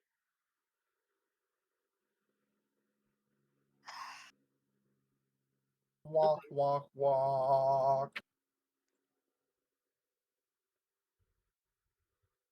Look, if you want the caster's just out going for a walk. Walk, walk, walk, walk. Has anyone else taken any damage? No, well, I'm good. Me, I'm nowhere near you. That guy I'm dealing with that's big boy over here. on the ground. Yeah, he's the only other one. Yeah, this is me. You might be wondering how I got here.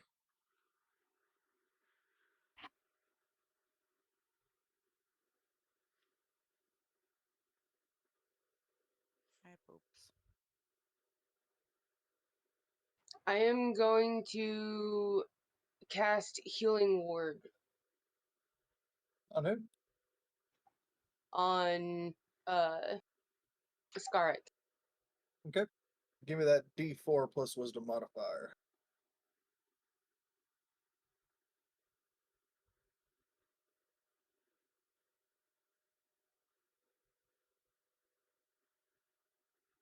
So the Wisdom modifier, that's the Yeah. little plus after it. Yeah. 8. 8. Yes. Alright. 8 health back. Bring you up to full. Yep. Thank you. Welcome. Alright, back on his turn. He's gonna stand. Rightfully perturbed. And he is going to take a running slash at you once again. He is fixated on you at this point. Holy shit. That's nat 20. Oof. He manages, in his rage, Oh, that's a nat 1. to drop his scimitar and fall upon it. Amazing. Taking 6 damage. And as he lay there, He just staring at the dies. sky, thinking about all of his life's decisions, he stabs you in the toe with his knife. Knowing that he's about to die, he's making sure and rolls a 1 on the damage dice, dealing a total of 2 damage because of your resistance. He lays there thinking about his life choices, knowing that his life is at an end. Yeah, I mean, all those other hits didn't amount to anything, but just stabbing me in the toe, that just pissed me off. Curb stomping. Curb stomp is that. As for the caster, he wants nothing to do with the bear.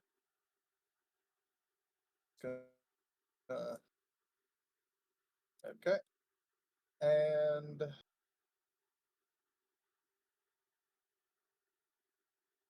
Scott. All right. Well, let's take another swing at this motherfucker. See if we can make him regret even more decisions. You broke his concentration because our music is gone. That'll be a 19 to hit. Yeah, that'll do it.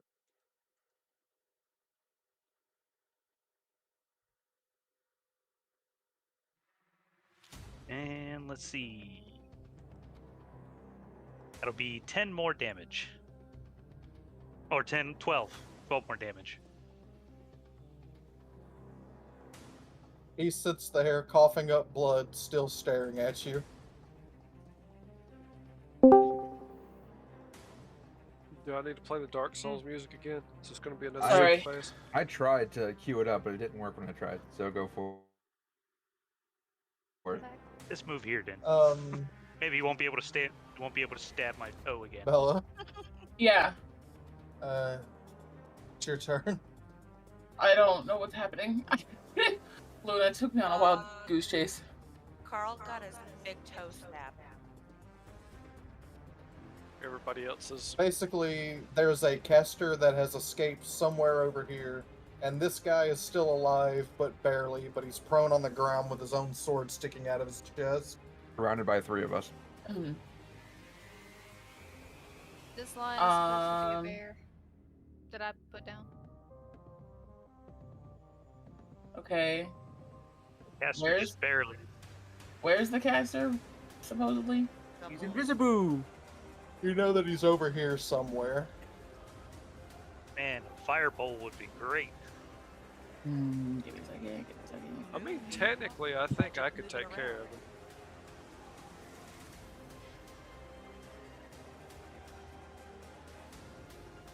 Justin, can I cast Dragon's Breath on myself? Yes. Hell yeah. You're just a Weedle thing. You can't really fire. Oh, it's not fire. It's a laser. It's not just a laser. It can be any to be. Why don't you in the laser in a freaking room? I have a very stupid question. Okay. Even though he's invisible, if he were to fall, would we see him, like, the ground altar where he fell? Oh, more than likely. You'd probably also hear him bust his ass.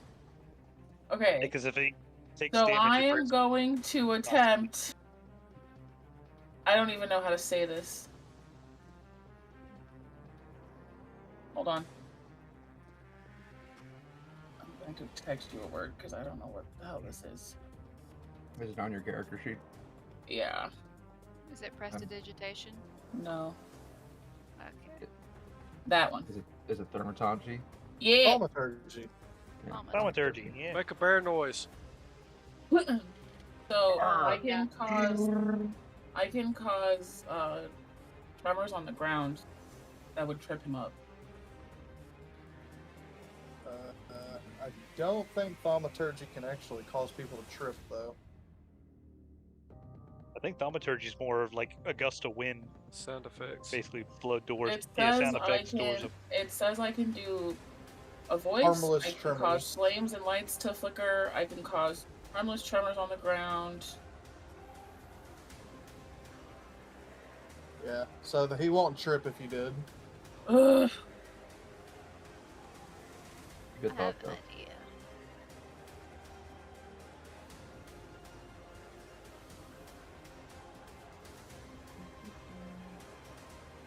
You guys are bloodthirsty. Hey, we're not being held up by doors anymore. Apparently, in our last campaign we played, that was our biggest enemy. I'd believe Nobody it. I've wants- seen that before. Nobody wants to walk through a door.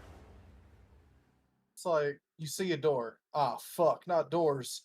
I better it check down. it 30 times. I need to check it for traps. Kick it down. Fuck. Where was the caster? Between here and here, or behind the lion? It has been a turn since. Okay, where but, was he last seen?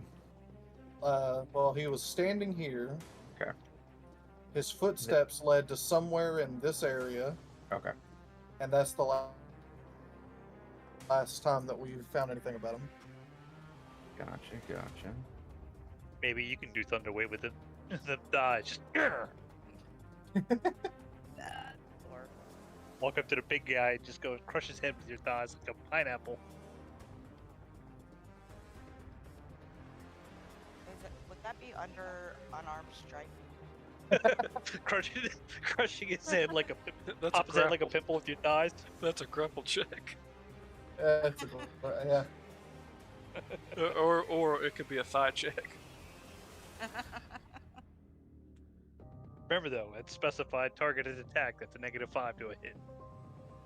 I think that should be like a -2 for thigh size. I'm just gonna shoot the guy that's about to fall over. Alright, you'll have disadvantage because he's prone. Okay. What do I do with disadvantage? Roll take 2 the lower. d20. Yeah. That would be a 12. Total? The hit. Oh wait. Yeah. Okay, that misses.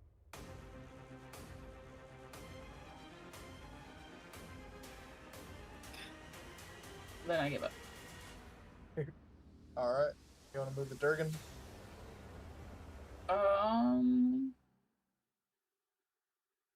Gherkin. The baby Durgan. There we go. Alright, next.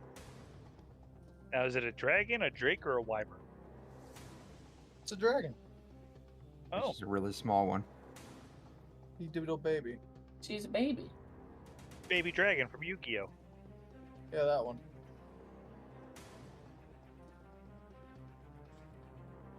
And then when Marley gets her full form back, we can call her the 1,000-year dragon. Actually. Alright, I'm going to move. I think the name Biggie Smalls works. If you want to flank him, I'm not going to break your flank again. I have other plans. Okay. I think he's practically flanked. Yes, I have other plans. I figure you two can handle this guy. Yeah, because he's pretty much on his last leg, so. Okay. Then I'm flanking him. And two-handed katana down. Alright. Attack with advantage.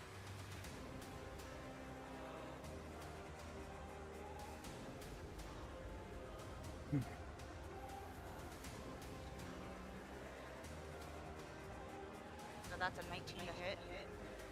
That'll hit.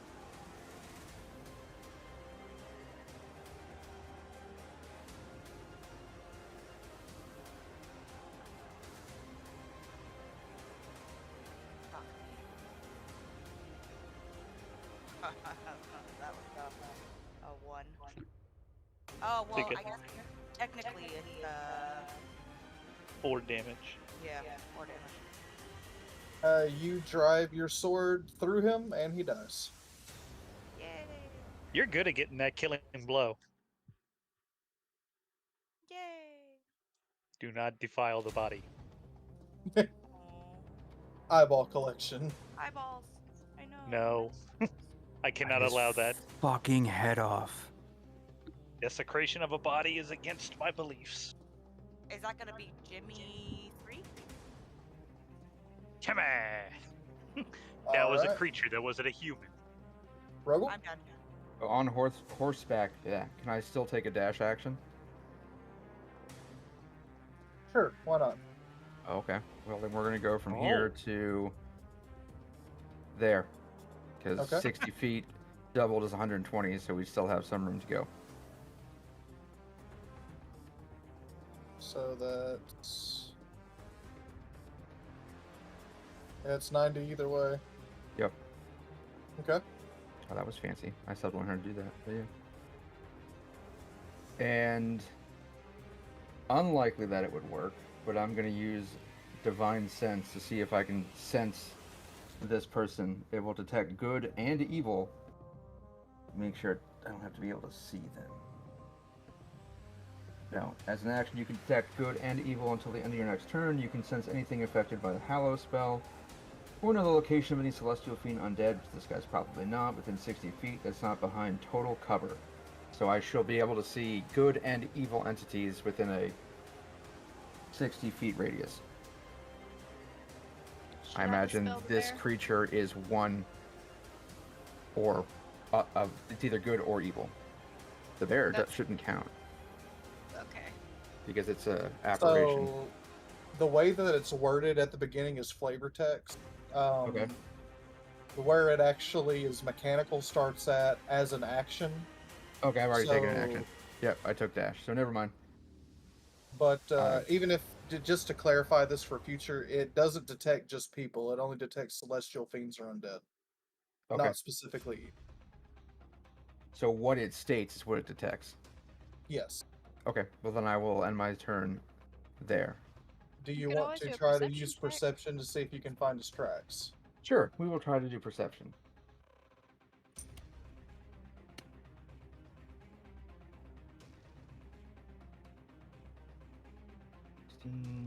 Perception is a +1, 17. You see his footsteps have gone up this trail. He's actually off map right now. How far would my voice carry? I mean, as much as normal. Okay. Better shout Now, loud. with me taking a dash, can I still speak? Yeah. I'm going to say as loud as I can that he went off that way. Alright. You also, like, you see his footsteps, they end about right here. I have 30 more feet of movement. You I went can 90. move off map. Okay. Can or cannot? Can. Okay.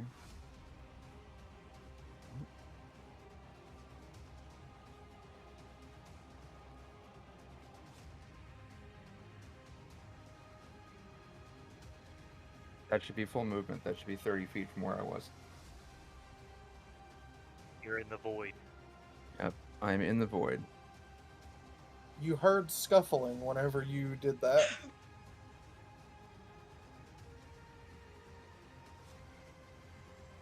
I have nothing else to do because I've taken all my actions, so I'm going to stay there. Alright. Jethro.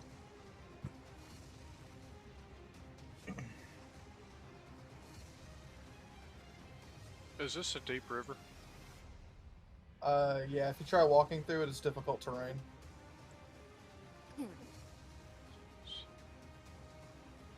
Can the turtle swim across it without an issue? If they have swimming, yeah. Just get in the walk and float across like a boat.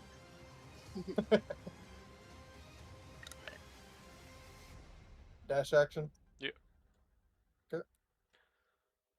I'm going to say... Thank you.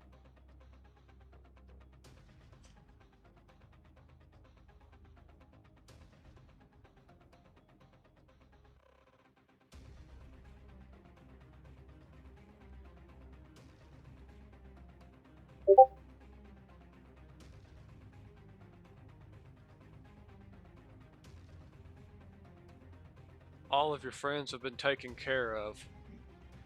if you reveal yourself, maybe we can come to an agreement. Persuasion check. That's next to the paladin who shows no mercy to his enemies.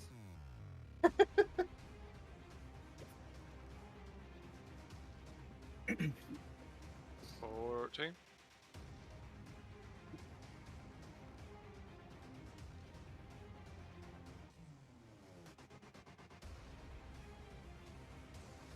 He does not reveal himself.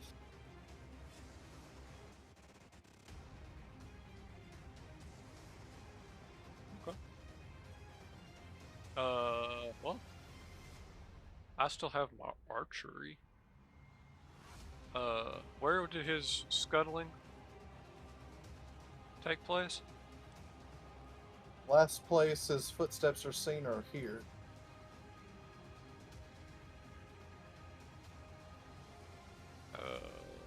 Then I'll shoot right there. With your, My extra bonus attack. okay. Give me an attack check at disadvantage.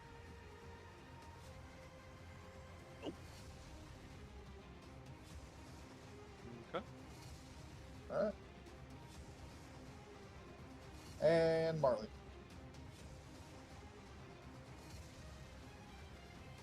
I'm gonna dash. Get right there.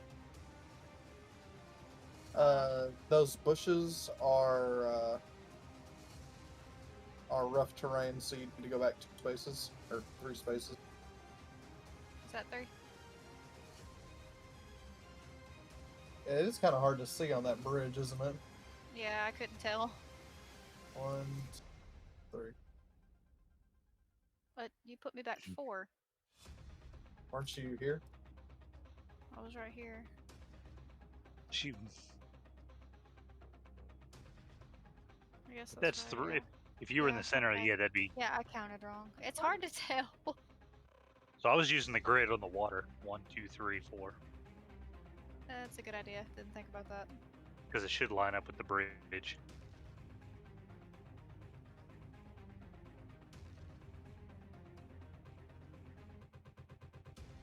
Yeah, I guess that's all I can really do. Yep. 'Cause I had an idea, but it's too far. He's too far away for me to do it. I am gonna dispel the bear though. Aber. Bye, Yogi. Oh, is that Boo Boo?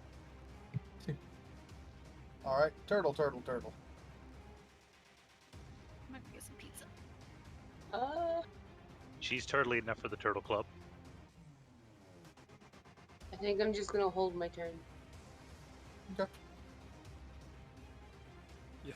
Y'all can go check the rest of the people, make sure they're alright while we're trying to round this guy up. The guy who hired us hiding in the back of the caravan still. The other guy got executed immediately.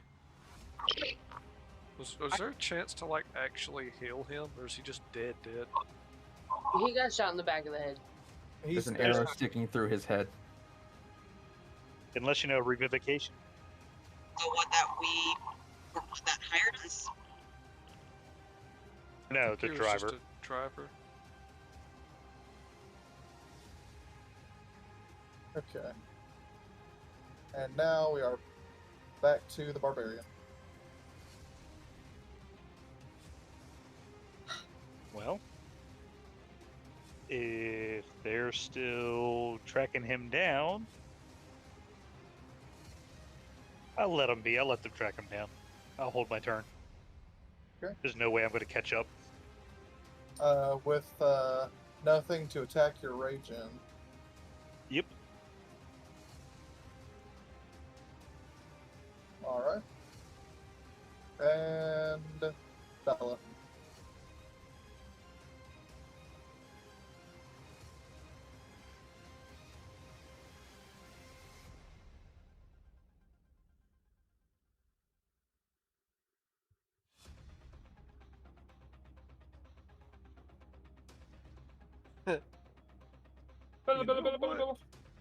Liz. Can you hear me now? We can Yeah. now. Good God.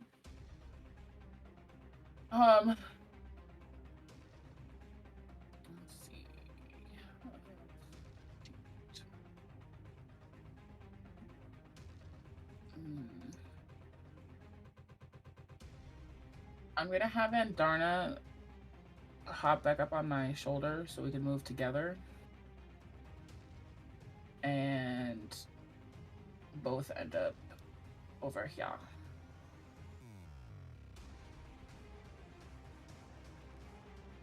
And that's it.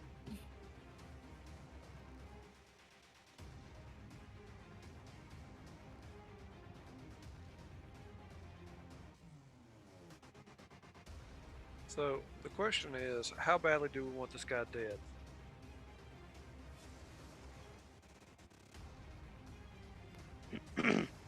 We should probably Well, ask him questions. Yeah, I kind of want to know why a sorcerer is traveling with a bunch of bandits and attacking us. This guy seemed like he was pretty fancy. that guy's a puddle right now. That guy fell on his own sword. He got Wolverined. He did.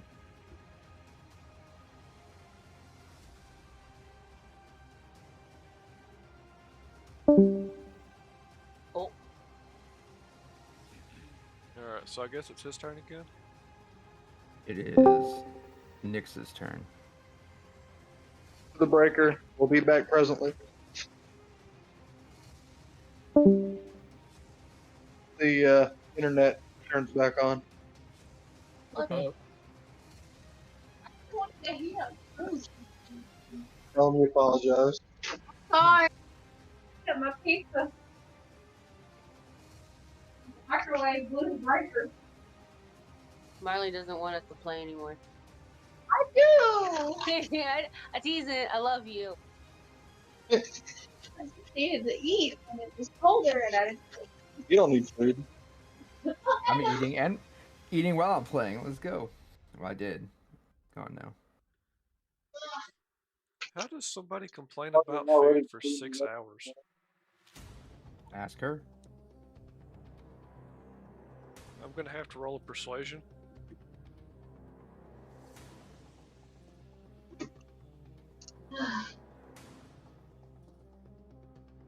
I'm sorry.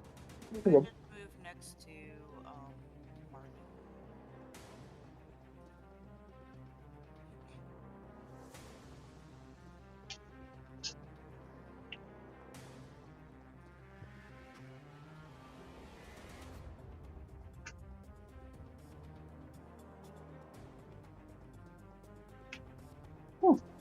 Internet came back faster than normal. I mean, it's not completely on yet, but it's good in there.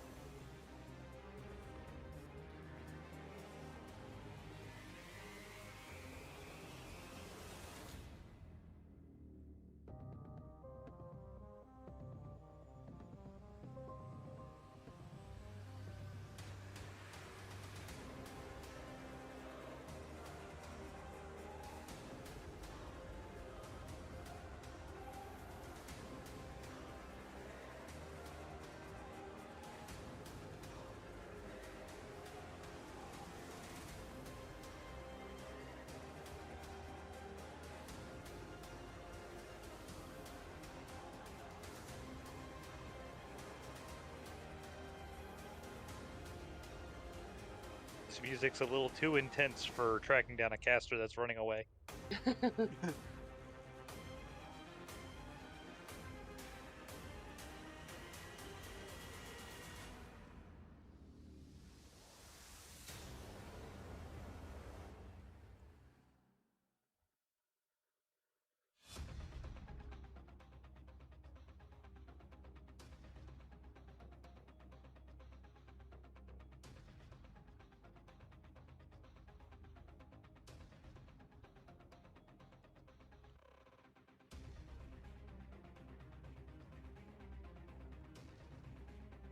There's one single video that's...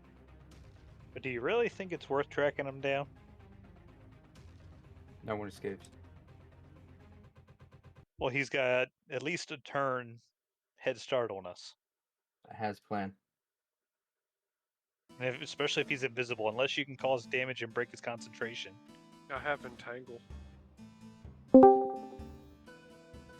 Yeah, I do. Me. I think we're back. All you do is you gotta find out where he lives. You approach the door and then just FBI, open up! I am here. Welcome back.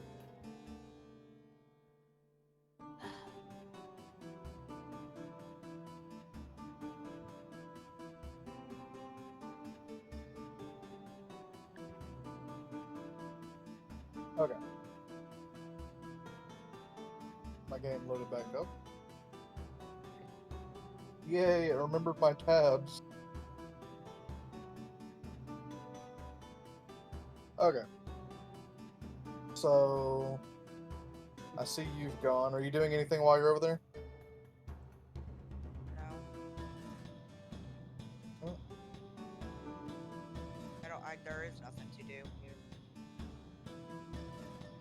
Alright then, Ruggle. I have torches, but they're not lit. I don't know. Do we have a way to light torches just on our person? Yeah, you can just light them. And Donna will light them for you. He's a little far away.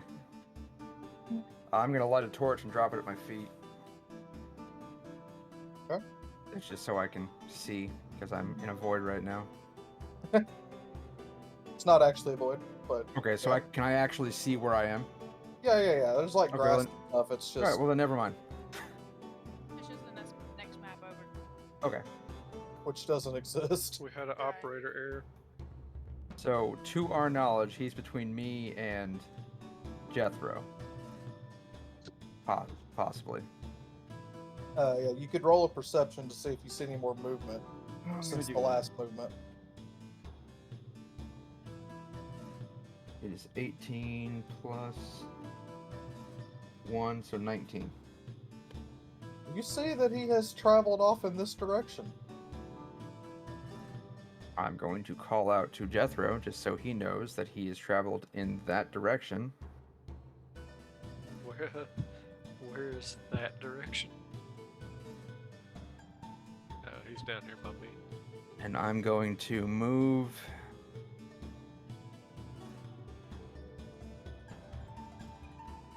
there to try to cut him off. Okay. I have Curtis. nothing that can do anything with him. because I I'm gonna can't try see my. him. So we know he's like right here. You know the footsteps that he saw ended here. Do we see any broken grass? Like right here? You do. Past me or just in between Curtis and I? Like just All right right. here. I'm tired of playing games. Entangle. Give me a strength save. What spaces are you covering with Entangle?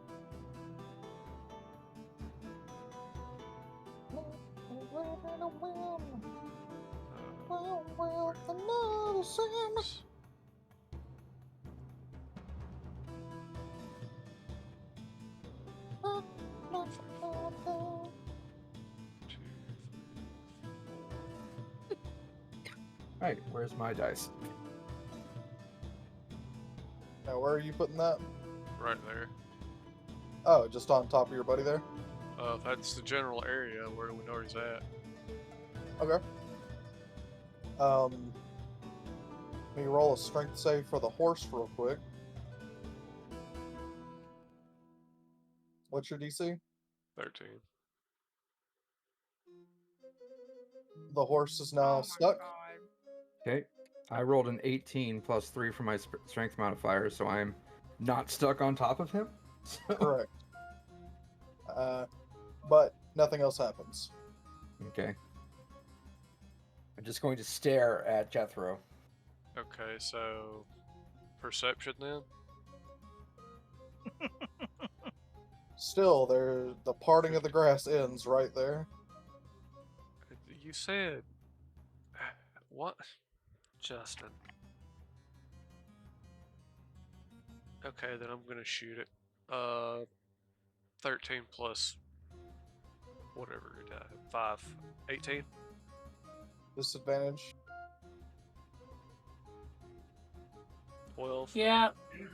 Okay. Said 12. Yes. Miss. I swear on my Yeezys. You want to end your concentration there, or are you going to leave that there? I'm tempted to leave it there. You and I are gonna fight. I'm gonna fight with him because he was saying the grass was disturbed over here. That's why I dropped it there. And I can always jump off of the horse if I have to, but you know.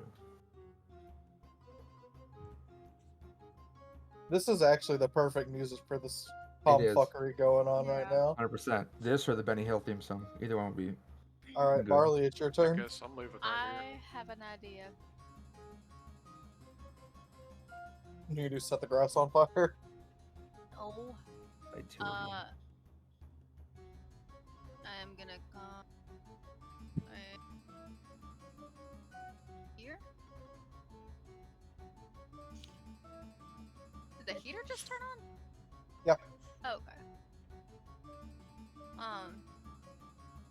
I'm going to use Dragon's Breath on myself.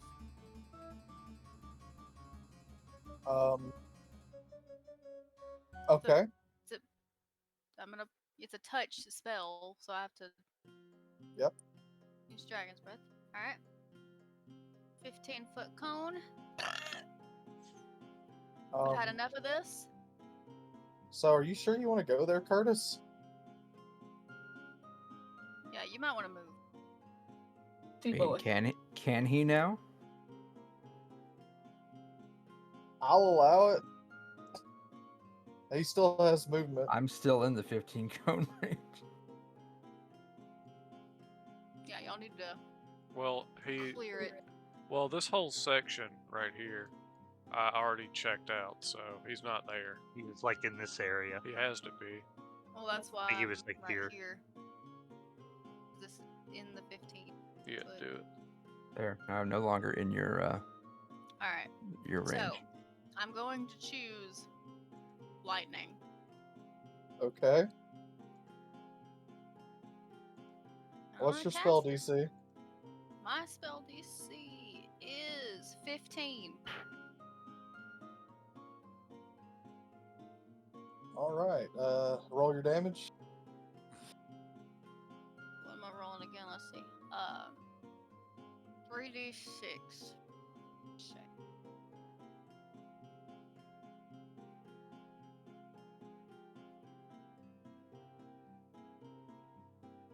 $16. Damn. You inhale and remember the power of your Big self. of your your draconic heritage, and let loose a torrent of lightning, frying this motherfucker alive as he falls over dead. This is how we do it. What the fuck?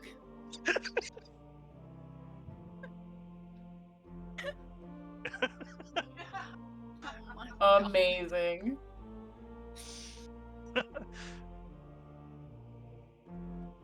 And with that, all of the bandits are dead. Thank God. Well, now that we've finished combat and everybody's dead, I'm gonna go to each of the. I'm gonna go to each of the bodies and perform my ritual that I have to do. So I just place a raven feather in each of their hand, say a little prayer to the Mother of Ravens, and to hopefully help them pass on. I'll steal you an eyeball next before he realizes. Ow. I mean, you could just steal two, cut their heads off. Boom. That's problem solved. unpatriotic. Who said I was patriotic? This song. I don't give a fuck. I killed a man. All Lightning. I don't care. right, I've taken all their bodies, put them off path, done your ritual. Life is good. The dead man on the cart is going to be shipped back to his hometown on a Can we later move him? date. He's going to be put on this cart back here. All right.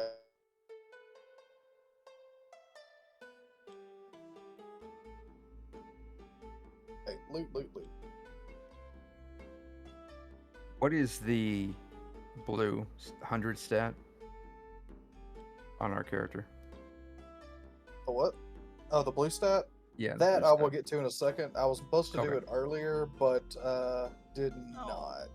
I know what that is. Is that exhaustion? Is that... Or is that going to be sanity? Mm-hmm.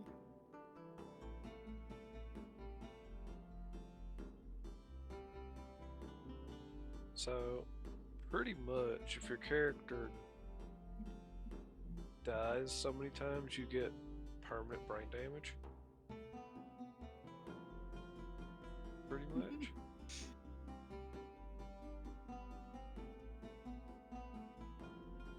Okay, everybody gets 11 gold.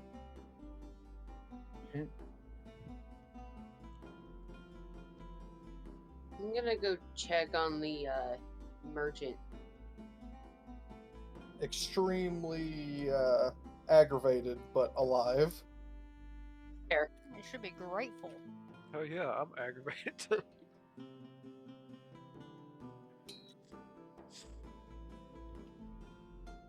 Question that guy did that our Mark jobs. just barbecued.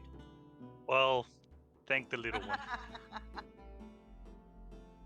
He's a little roasty toasty right now. She did question. She questioned where he was. Now, Rogel, give me perception. Alright, we're getting ready for the Dark Souls music. Here's round 2. 13. Perception. I'll be right back. 14. You notice quite clearly each one of these men have a brand on their hand marking them as a tool of Killdraven. Looks like As this you were fighting, tool's rusted. you're pretty sure that mage was trying to escape to report back to him. Alright. What we're going to do, I'm going to apologize to the barbarian who doesn't like to desecrate bodies, is we're going to cut one of their hands off with the brand on it for proof. Something to show them, etc., etc. Alright.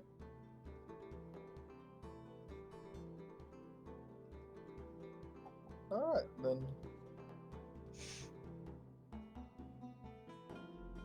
Is the bot lagging like hell? Yeah.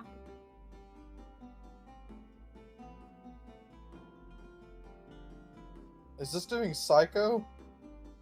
Yes. Amazing. So Alright. I will attach my horse to the thing and take the dead man's place, considering I have armor, and it would be harder for an arrow to go through the back of my head. Okay. We'll load everybody back up in the cart. We're done here. And Are we begin. Are we gonna do a short rest or anything in between? Yeah. Because if we are, I'm going to type you something.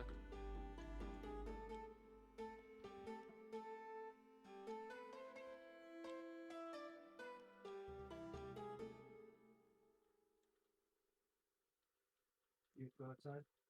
You go outside. Come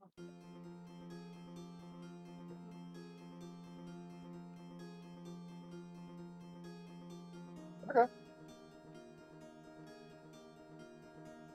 So, you guys see this lizard step out of the cart, turn into a motherfucking horse, and get strapped up to this thing and help pull it.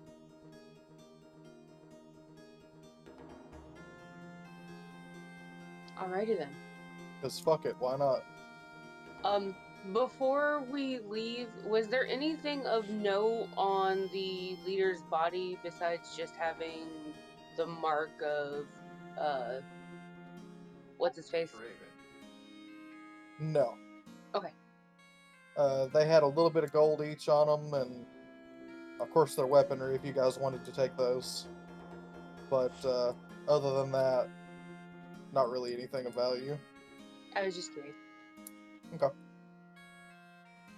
Alright, you guys ride off. Yay.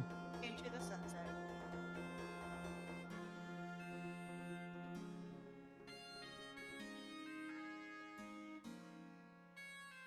Alright. You guys make it to Meridian, where you guys end up staying a night at a tavern there. Before making your way to Buckloon, do you guys need to do anything in town with your gold?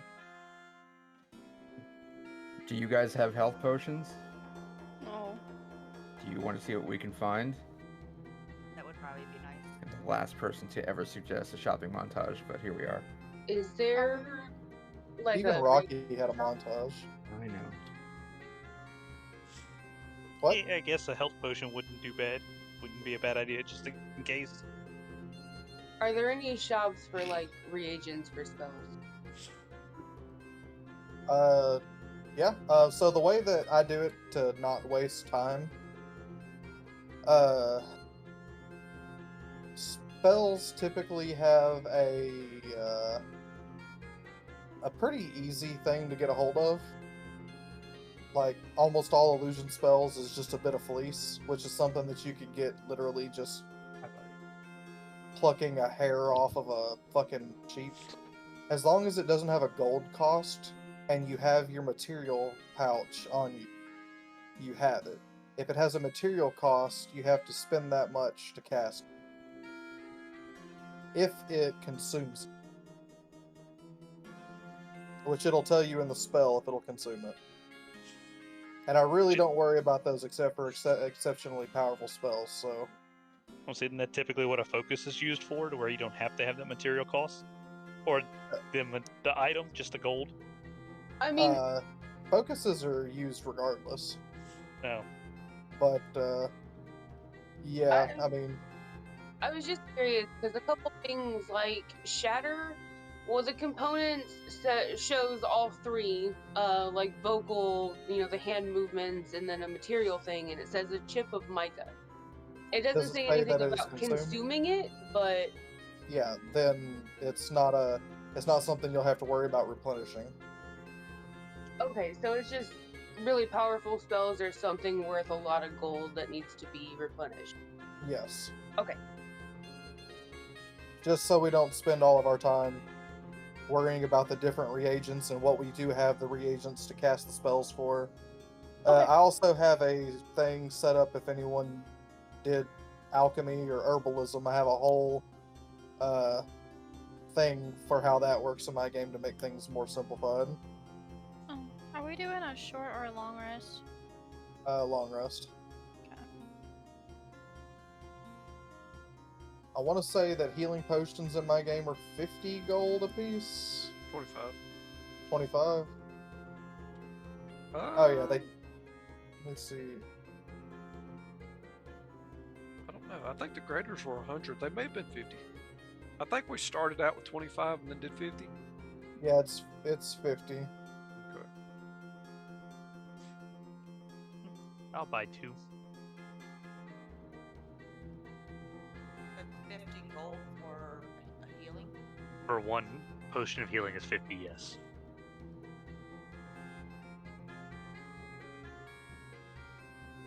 Y'all some rich folks. I got 21 gold. Yeah, I don't think anyone has that much gold.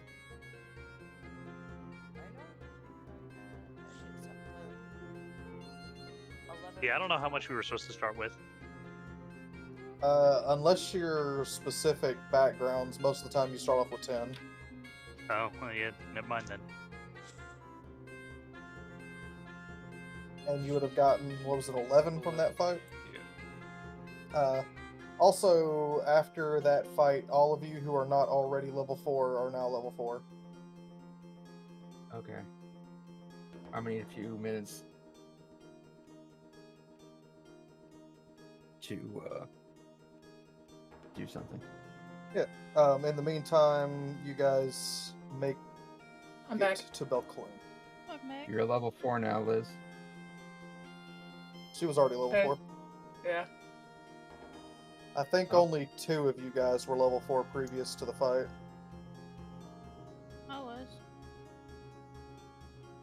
I started at what you said we started at. 3, yeah.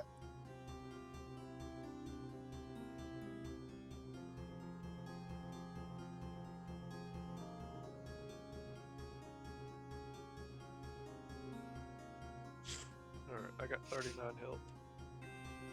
Alright, let me go into your journals here and adjust. You said 39? Yeah.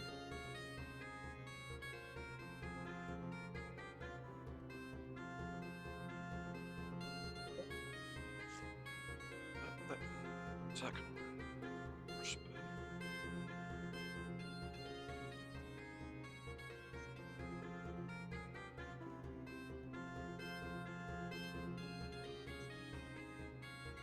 $48.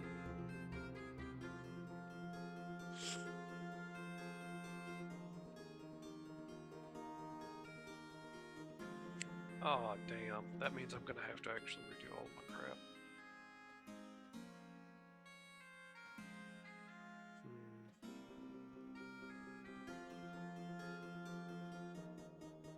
Yeah, I may need a little help with working on that, but I have got to get the start on dinner for a sec.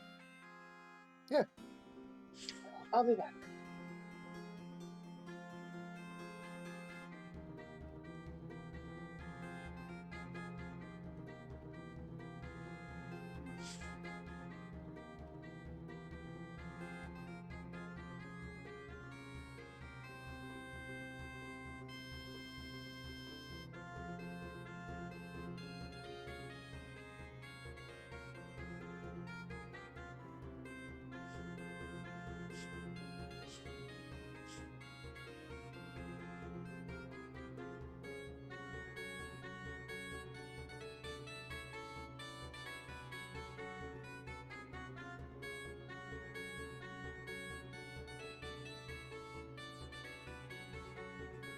Just let me know if you've made any changes.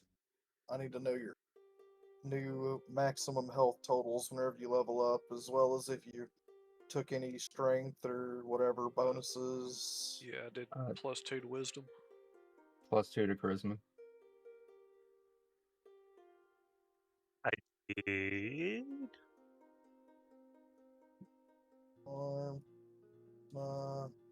Bring you up to a 19.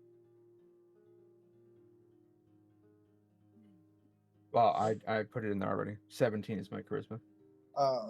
Yeah, I already put it on there. And then the wisdom.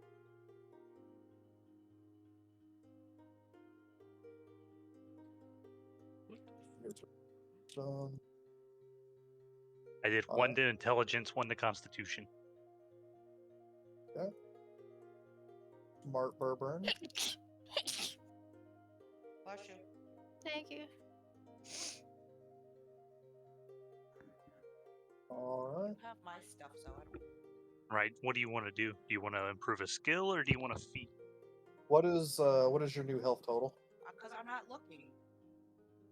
Well, like, so basically, you can increase one of your abilities that you have at the top if you want.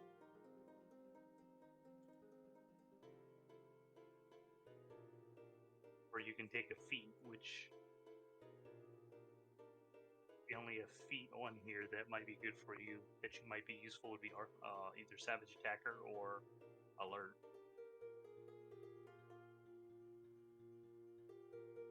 Oh yeah. Or Skilled, where you can increase your skills. Make you proficient in a skill. Or yeah, or we just increase like your Constitution, which will increase your health more.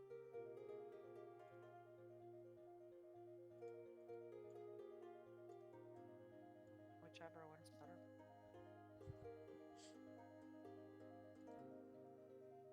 You usually help me with all that. Let me see your paperwork real quick. See what your skills. Your dex con.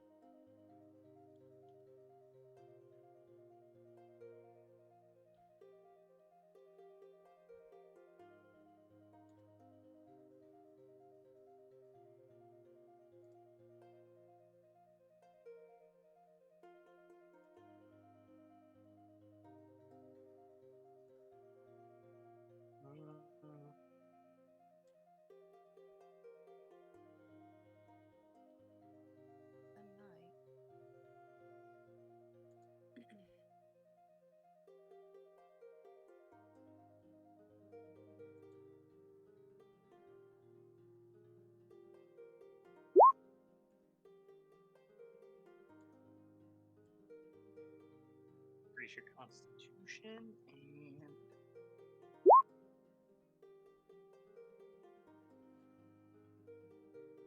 your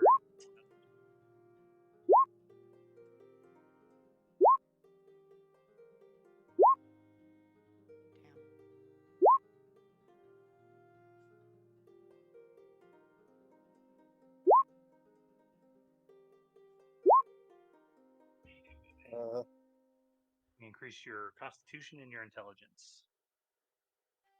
I'm gonna write it on there. I'm just gonna print you a new paper next time. That's fine. I just save paper. Save the trees. Okay, so we're increasing what now? Barbie had constitution and intelligence increased. Okay, so 18 con, 14 intelligence. Okay, what's her health? Her health is at 44. What is your health at? My health is at 49. My AC increased to 19. Well, that's what mine has been, I think. Wasn't looking at it.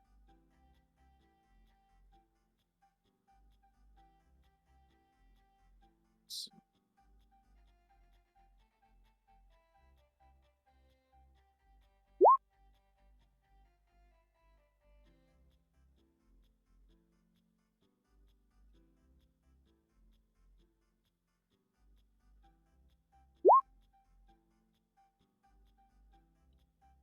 What is this music?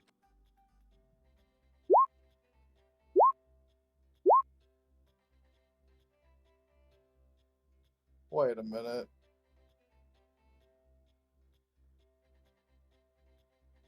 They let the dogs out? I think that's what it sounds like.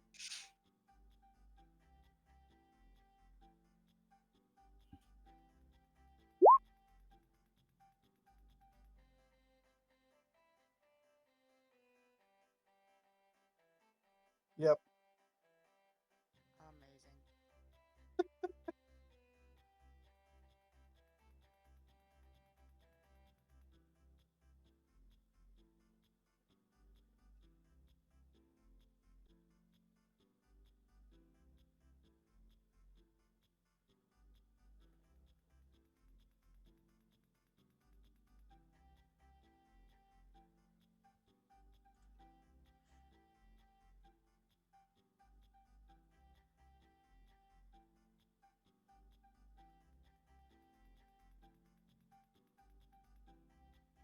So all your stuff that requires intelligence has been up bumped from +1 to +2.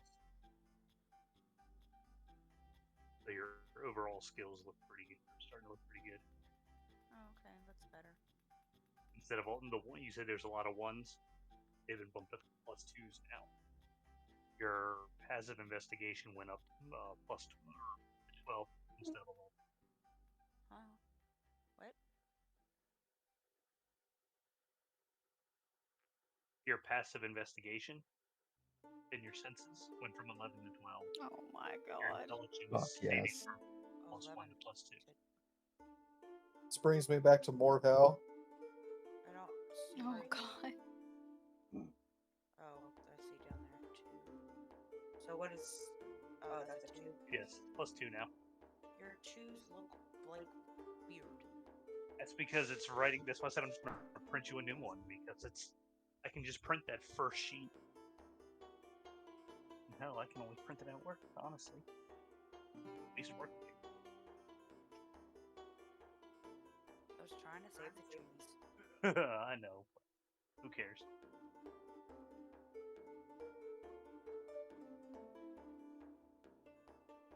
Common Duck, you just went out.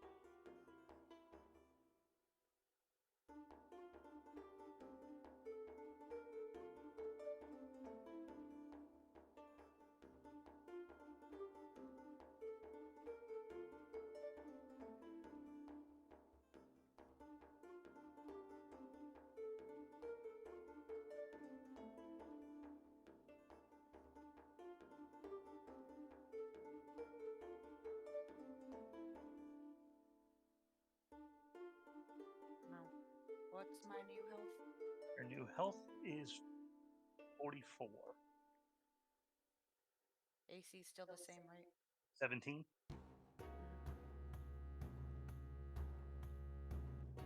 I forget mine goes up whenever I bump my constitution because I have unarmored attack or unarmored defense. So as long as I don't wear armor, my AC goes up whenever my constitution goes up. So maxing that at 20 is not necessarily a bad idea.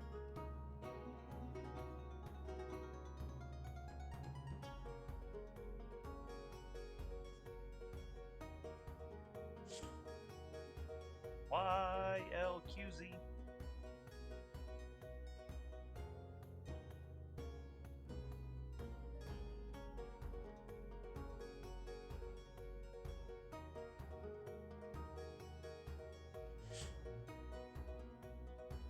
Had to go update all of my wild shapes.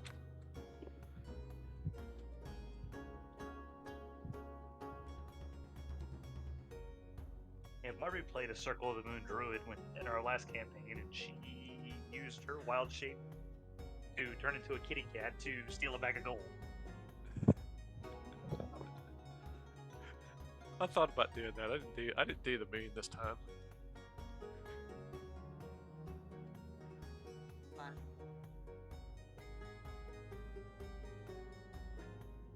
And I use the fireball a lot and moonbeam. Yeah, I think she primarily used those two. The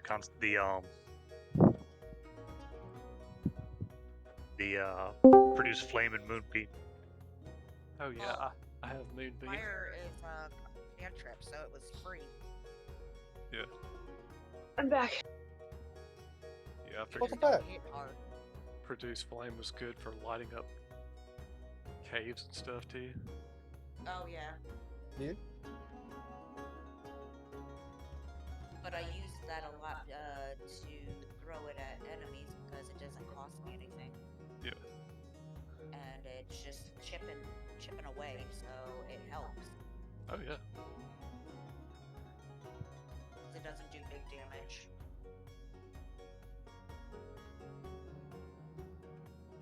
But whenever your damaging cantrips are limited. Yeah. That's about one of the only ones you got. Okay, so leveling up. Jocelyn, I believe that you got the app that we use on the phone. Yes, and when I level up, I am currently on something that says select 1 or 2 ability scores to increase. Yeah. Okay, so this is going to be a little weird one for you. So you can either increase 1 skill by 2, 2 skills by 1, or get a feat. Feats are they have a bunch of different abilities, so you can go through looking at those if you want to. Maybe something specific that you want to get. But yeah, there's a lot going on there.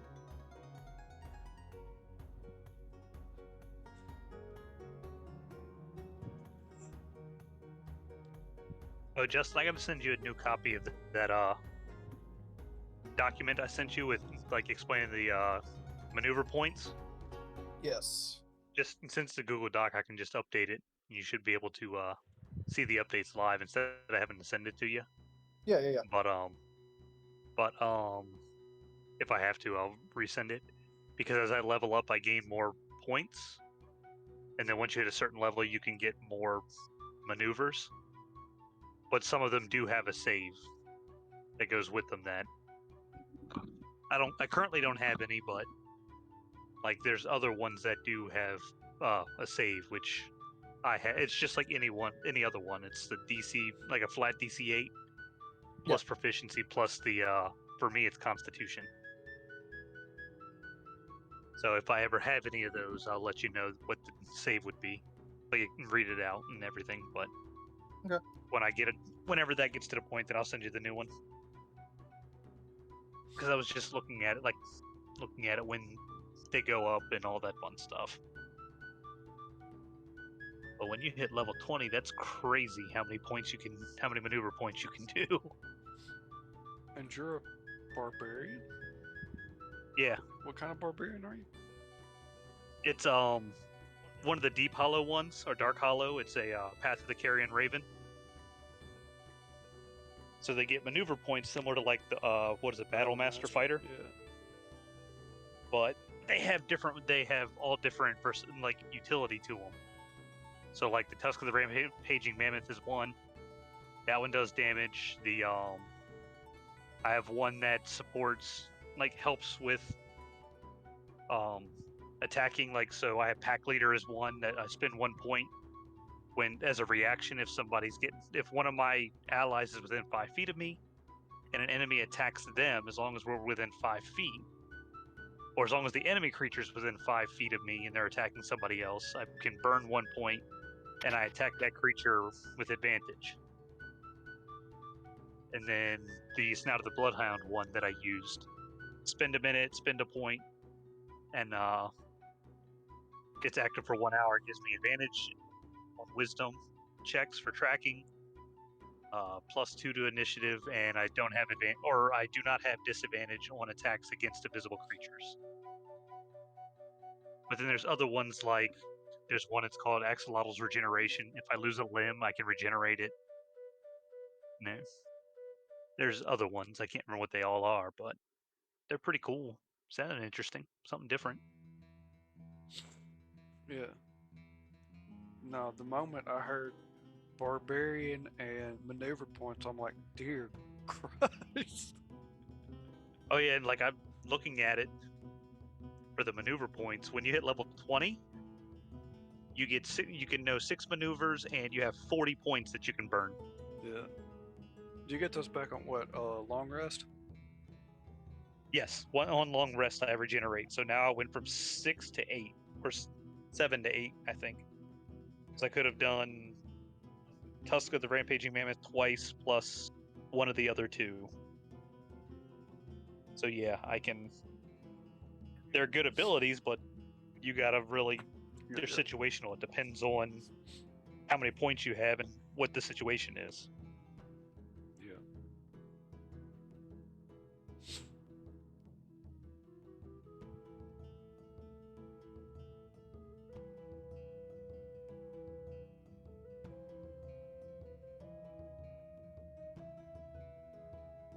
Jocelyn, Yeah. are you still looking through feats and stuff? Yes. Okay. Just let me know if you've got any questions. I've got most of them memorized. Okay.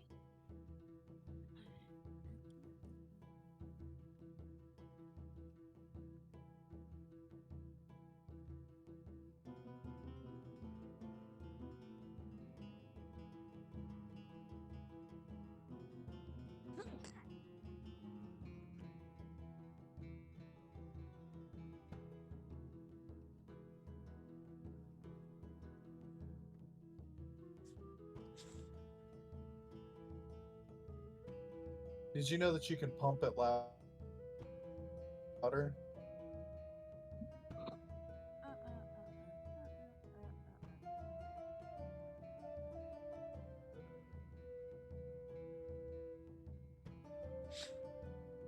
If you guys ever go to Aldatique, this is going to be playing at a bar there.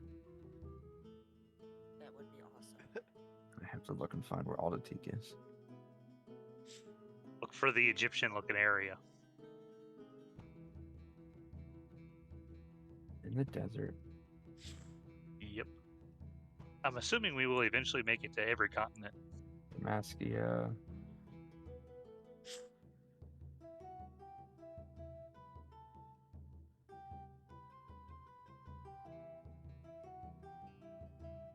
I like the Japanese style. That's nice. That's where Barbie's mentor is from.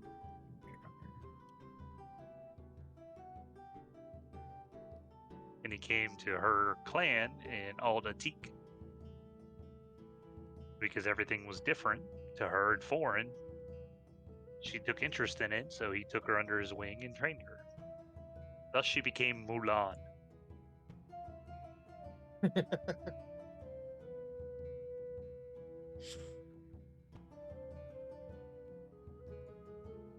I'm gonna take the feat Fey touched.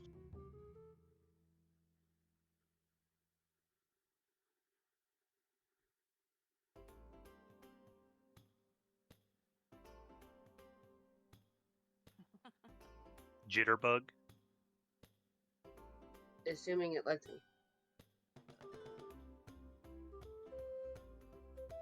Wow. Wow.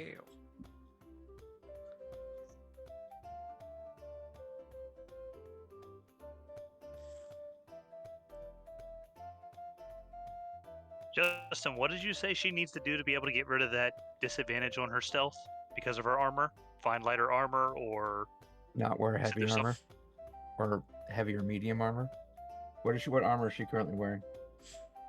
She's got scale mail. Scale mail will give you disadvantage stealth checks. What's her dexterity, or what's their dexterity?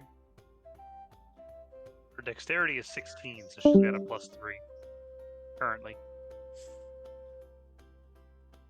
But isn't there something oh no, like did their internet die again?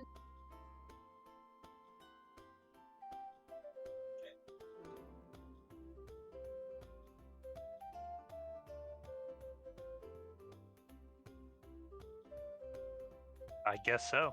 It still shows Marley, but Nope. Yeah, I think their internet killed out. and they really do need better internet.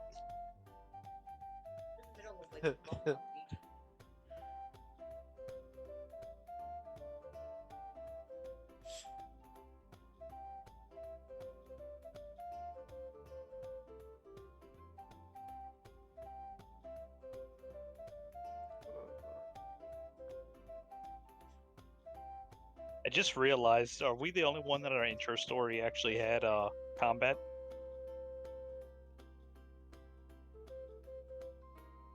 That started this with combat? Yes. I would. Liz had a mission.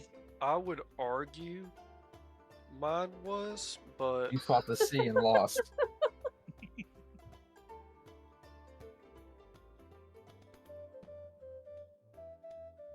Technically, yes.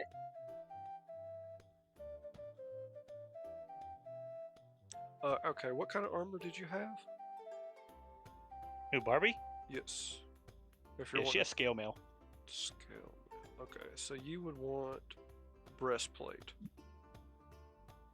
Because Yeah, that'll be hard to find. This early on, at Breastplate's least.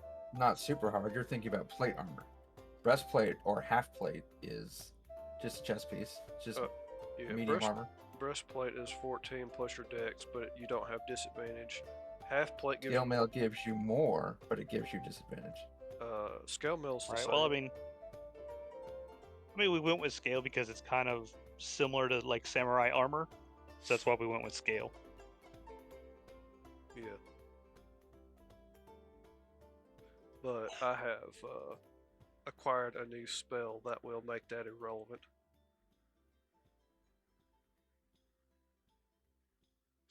Oh, did you get past without a trace? I have passed without trace. No. You know what? I'm Welcome about back. tired of me. He can go shut up.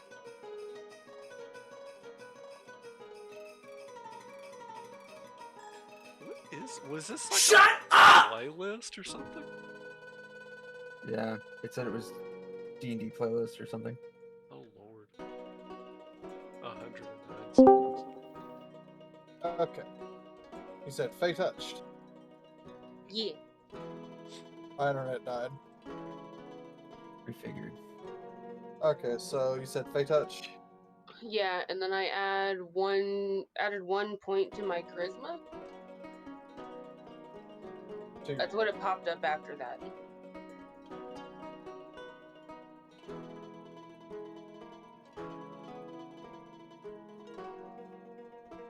Okay, can you hear me now?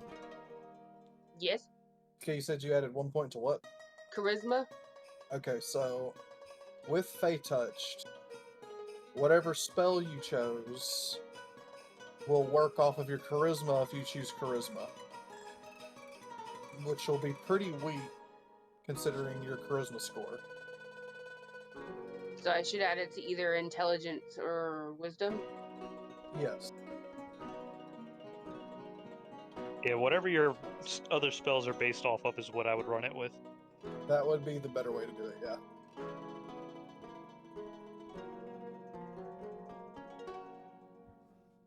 I am not very charismatic at all.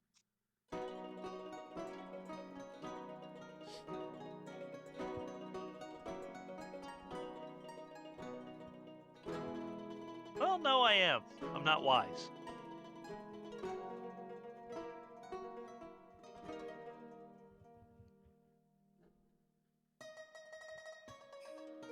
So, do you want to do intelligence or wisdom? Wisdom would be probably the better one. Yeah, I'll do wisdom. Okay. That'll bring you up to an 18 wisdom. Or 19 wisdom, I should say.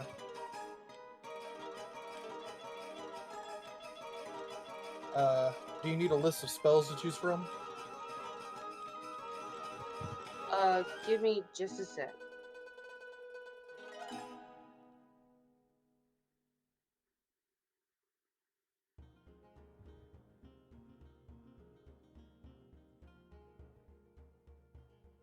Jeez. Okay, because the Fey Touch thing gives me Misty Step. Yep. And then I just choose another first level spell from divination or enchantment, right? Yes. And you're going to want to put a little asterisk next to these spells because you can cast them once a day without expending a spell slot. Okay.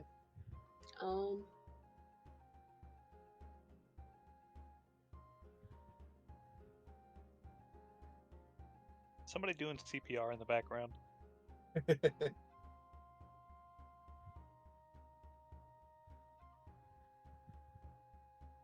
Okay, so let me know when you want that list of spells and I will throw them your way.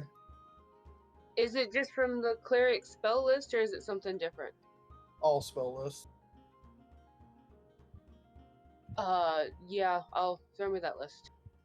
Okay, so you're looking at animal friendship, which just kind of makes it so that you can, charm animals.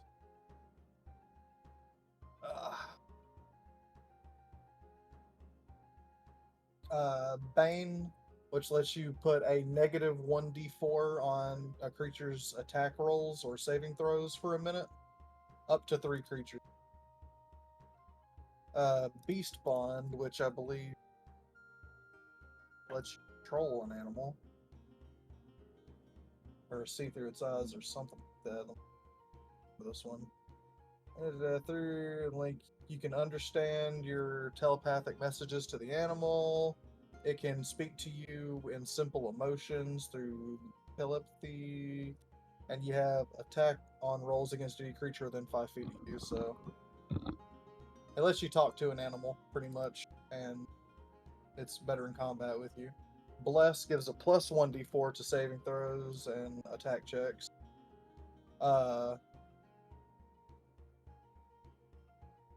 And that's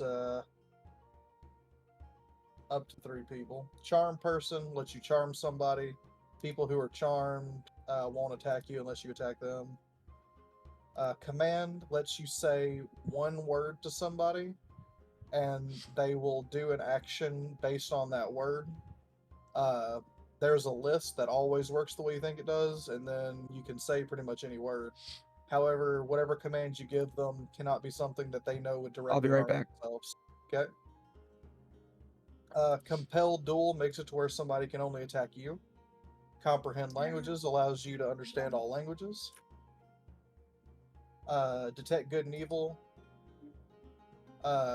You'll know if there's an aberration, celestial, elemental, fey, or fiend, or undead within 30 feet of you. Detect magic allows you to detect magic. Detect poison and disease will allow you to detect if something is poisoned or is diseased, or would give it to you if you consumed it, things like that. Heroism gives a creature of your choosing immunity to frightened and temporary hit points. Pretty good. Let's see. Dissonant Whispers. You cast it on somebody and they hear spooky voices in their head, and if they fail their saving throw, they'll take damage and have to run away from you. Hex makes it to where if you make an attack check against them, they take extra necrotic damage on that hit. It's pretty much like Hunter's Mark, but Hunter's Mark deals damage based on the damage you deal. Hex always does necrotic, which Hunter's Mark is also an option. Identify allows you to identify magic items, which you would typically have to pay for. Sleep can put creatures to sleep, but the way that it functions is you roll 5d8 and it minuses from their health pool without actually damaging them, and if it goes above their health pool, then they go to sleep. And it's cast on a group, so if you're fighting a bunch of little things, it's pretty good, but it's not very good against like bosses and stuff like that. Speak with animals allows you to speak with animals, and Tasha's hideous laughter causes a person to laugh uncontrollably, which makes them pretty much useless until they manage to make a save. They fall prone and just sit there laughing. Unless they're retarded. If the character's retarded, it doesn't work on them. I'm gonna take Bane. Bane? Yeah. Okay, so choosing 3 creatures and giving them a negative 1d4 on an attack roll or saving throw.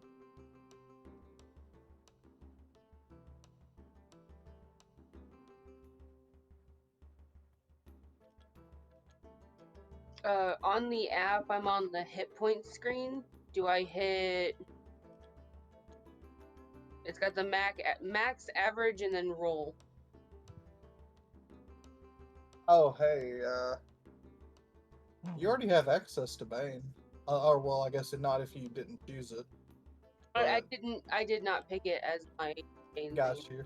I got you. Normally the way we do hit points is if we'll roll. If you roll less than your average, you just take the average. Yeah, so you're doing a D8, I believe, as a cleric. Yes. So roll 1d8, and if it is lower than 4, you take a 4.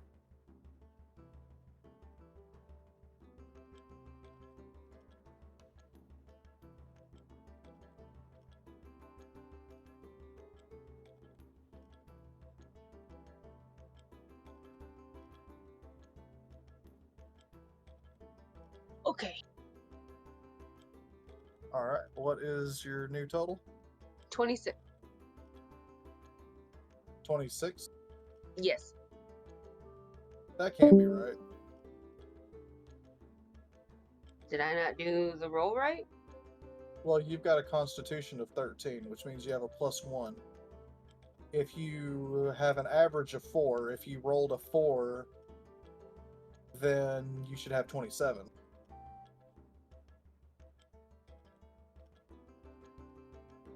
Okay, so I just didn't add that extra constitution. It does that automatically. Because I went from 22 and it did I rolled a 1. So it put it to 4, but then I'd get the +1, so yeah.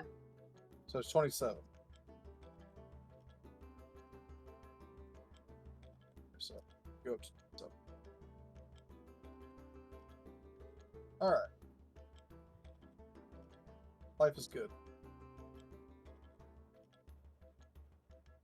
Just remember that Misty Step and Bane are now pretty much cleric spells to you, and you can cast them once a day without expending a spell slot. That's why I recommend putting little. Yeah, I need to asterisk add this next to their my names. sheet instead of where I have it, because I would like to add information to it, but it does not. I feel like it fights me. I don't quite understand the spell page on the app on my phone.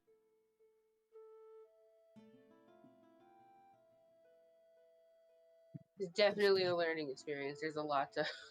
Okay, so like when you're looking at your spells, you've got spell slots and spell level. So, looking at your first level spells, if you cast one of those, you use a spell slot. But you can cast any spells from that list for the cost of one spell slot of that level.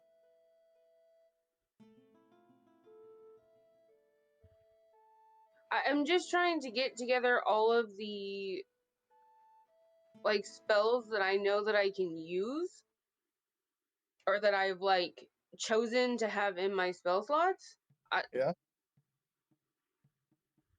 But when it adds like fog, cloud, and thunder wave that like don't count towards, Yes.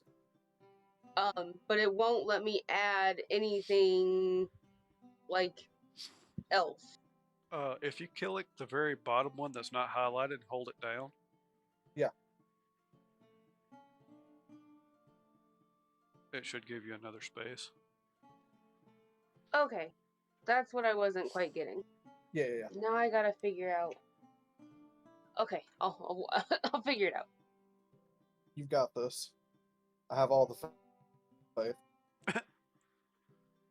Does your internet though? No. It has been having a moment. So have you called McDonald's yet? No, no.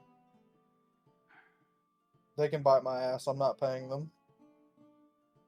Are we borrowing internet from McDonald's? I mean, That's what Curtis says I'm doing. I've gave them corporate's number, management's number, the number from Corinth's. At one point, he almost had like subway internet. Dude, I don't know what's been going on with it the past few days. It has been ass. But, okay, so we've been playing for like 7 hours. This is probably where we're going to stop. I'm cool with that. Yeah. Alright.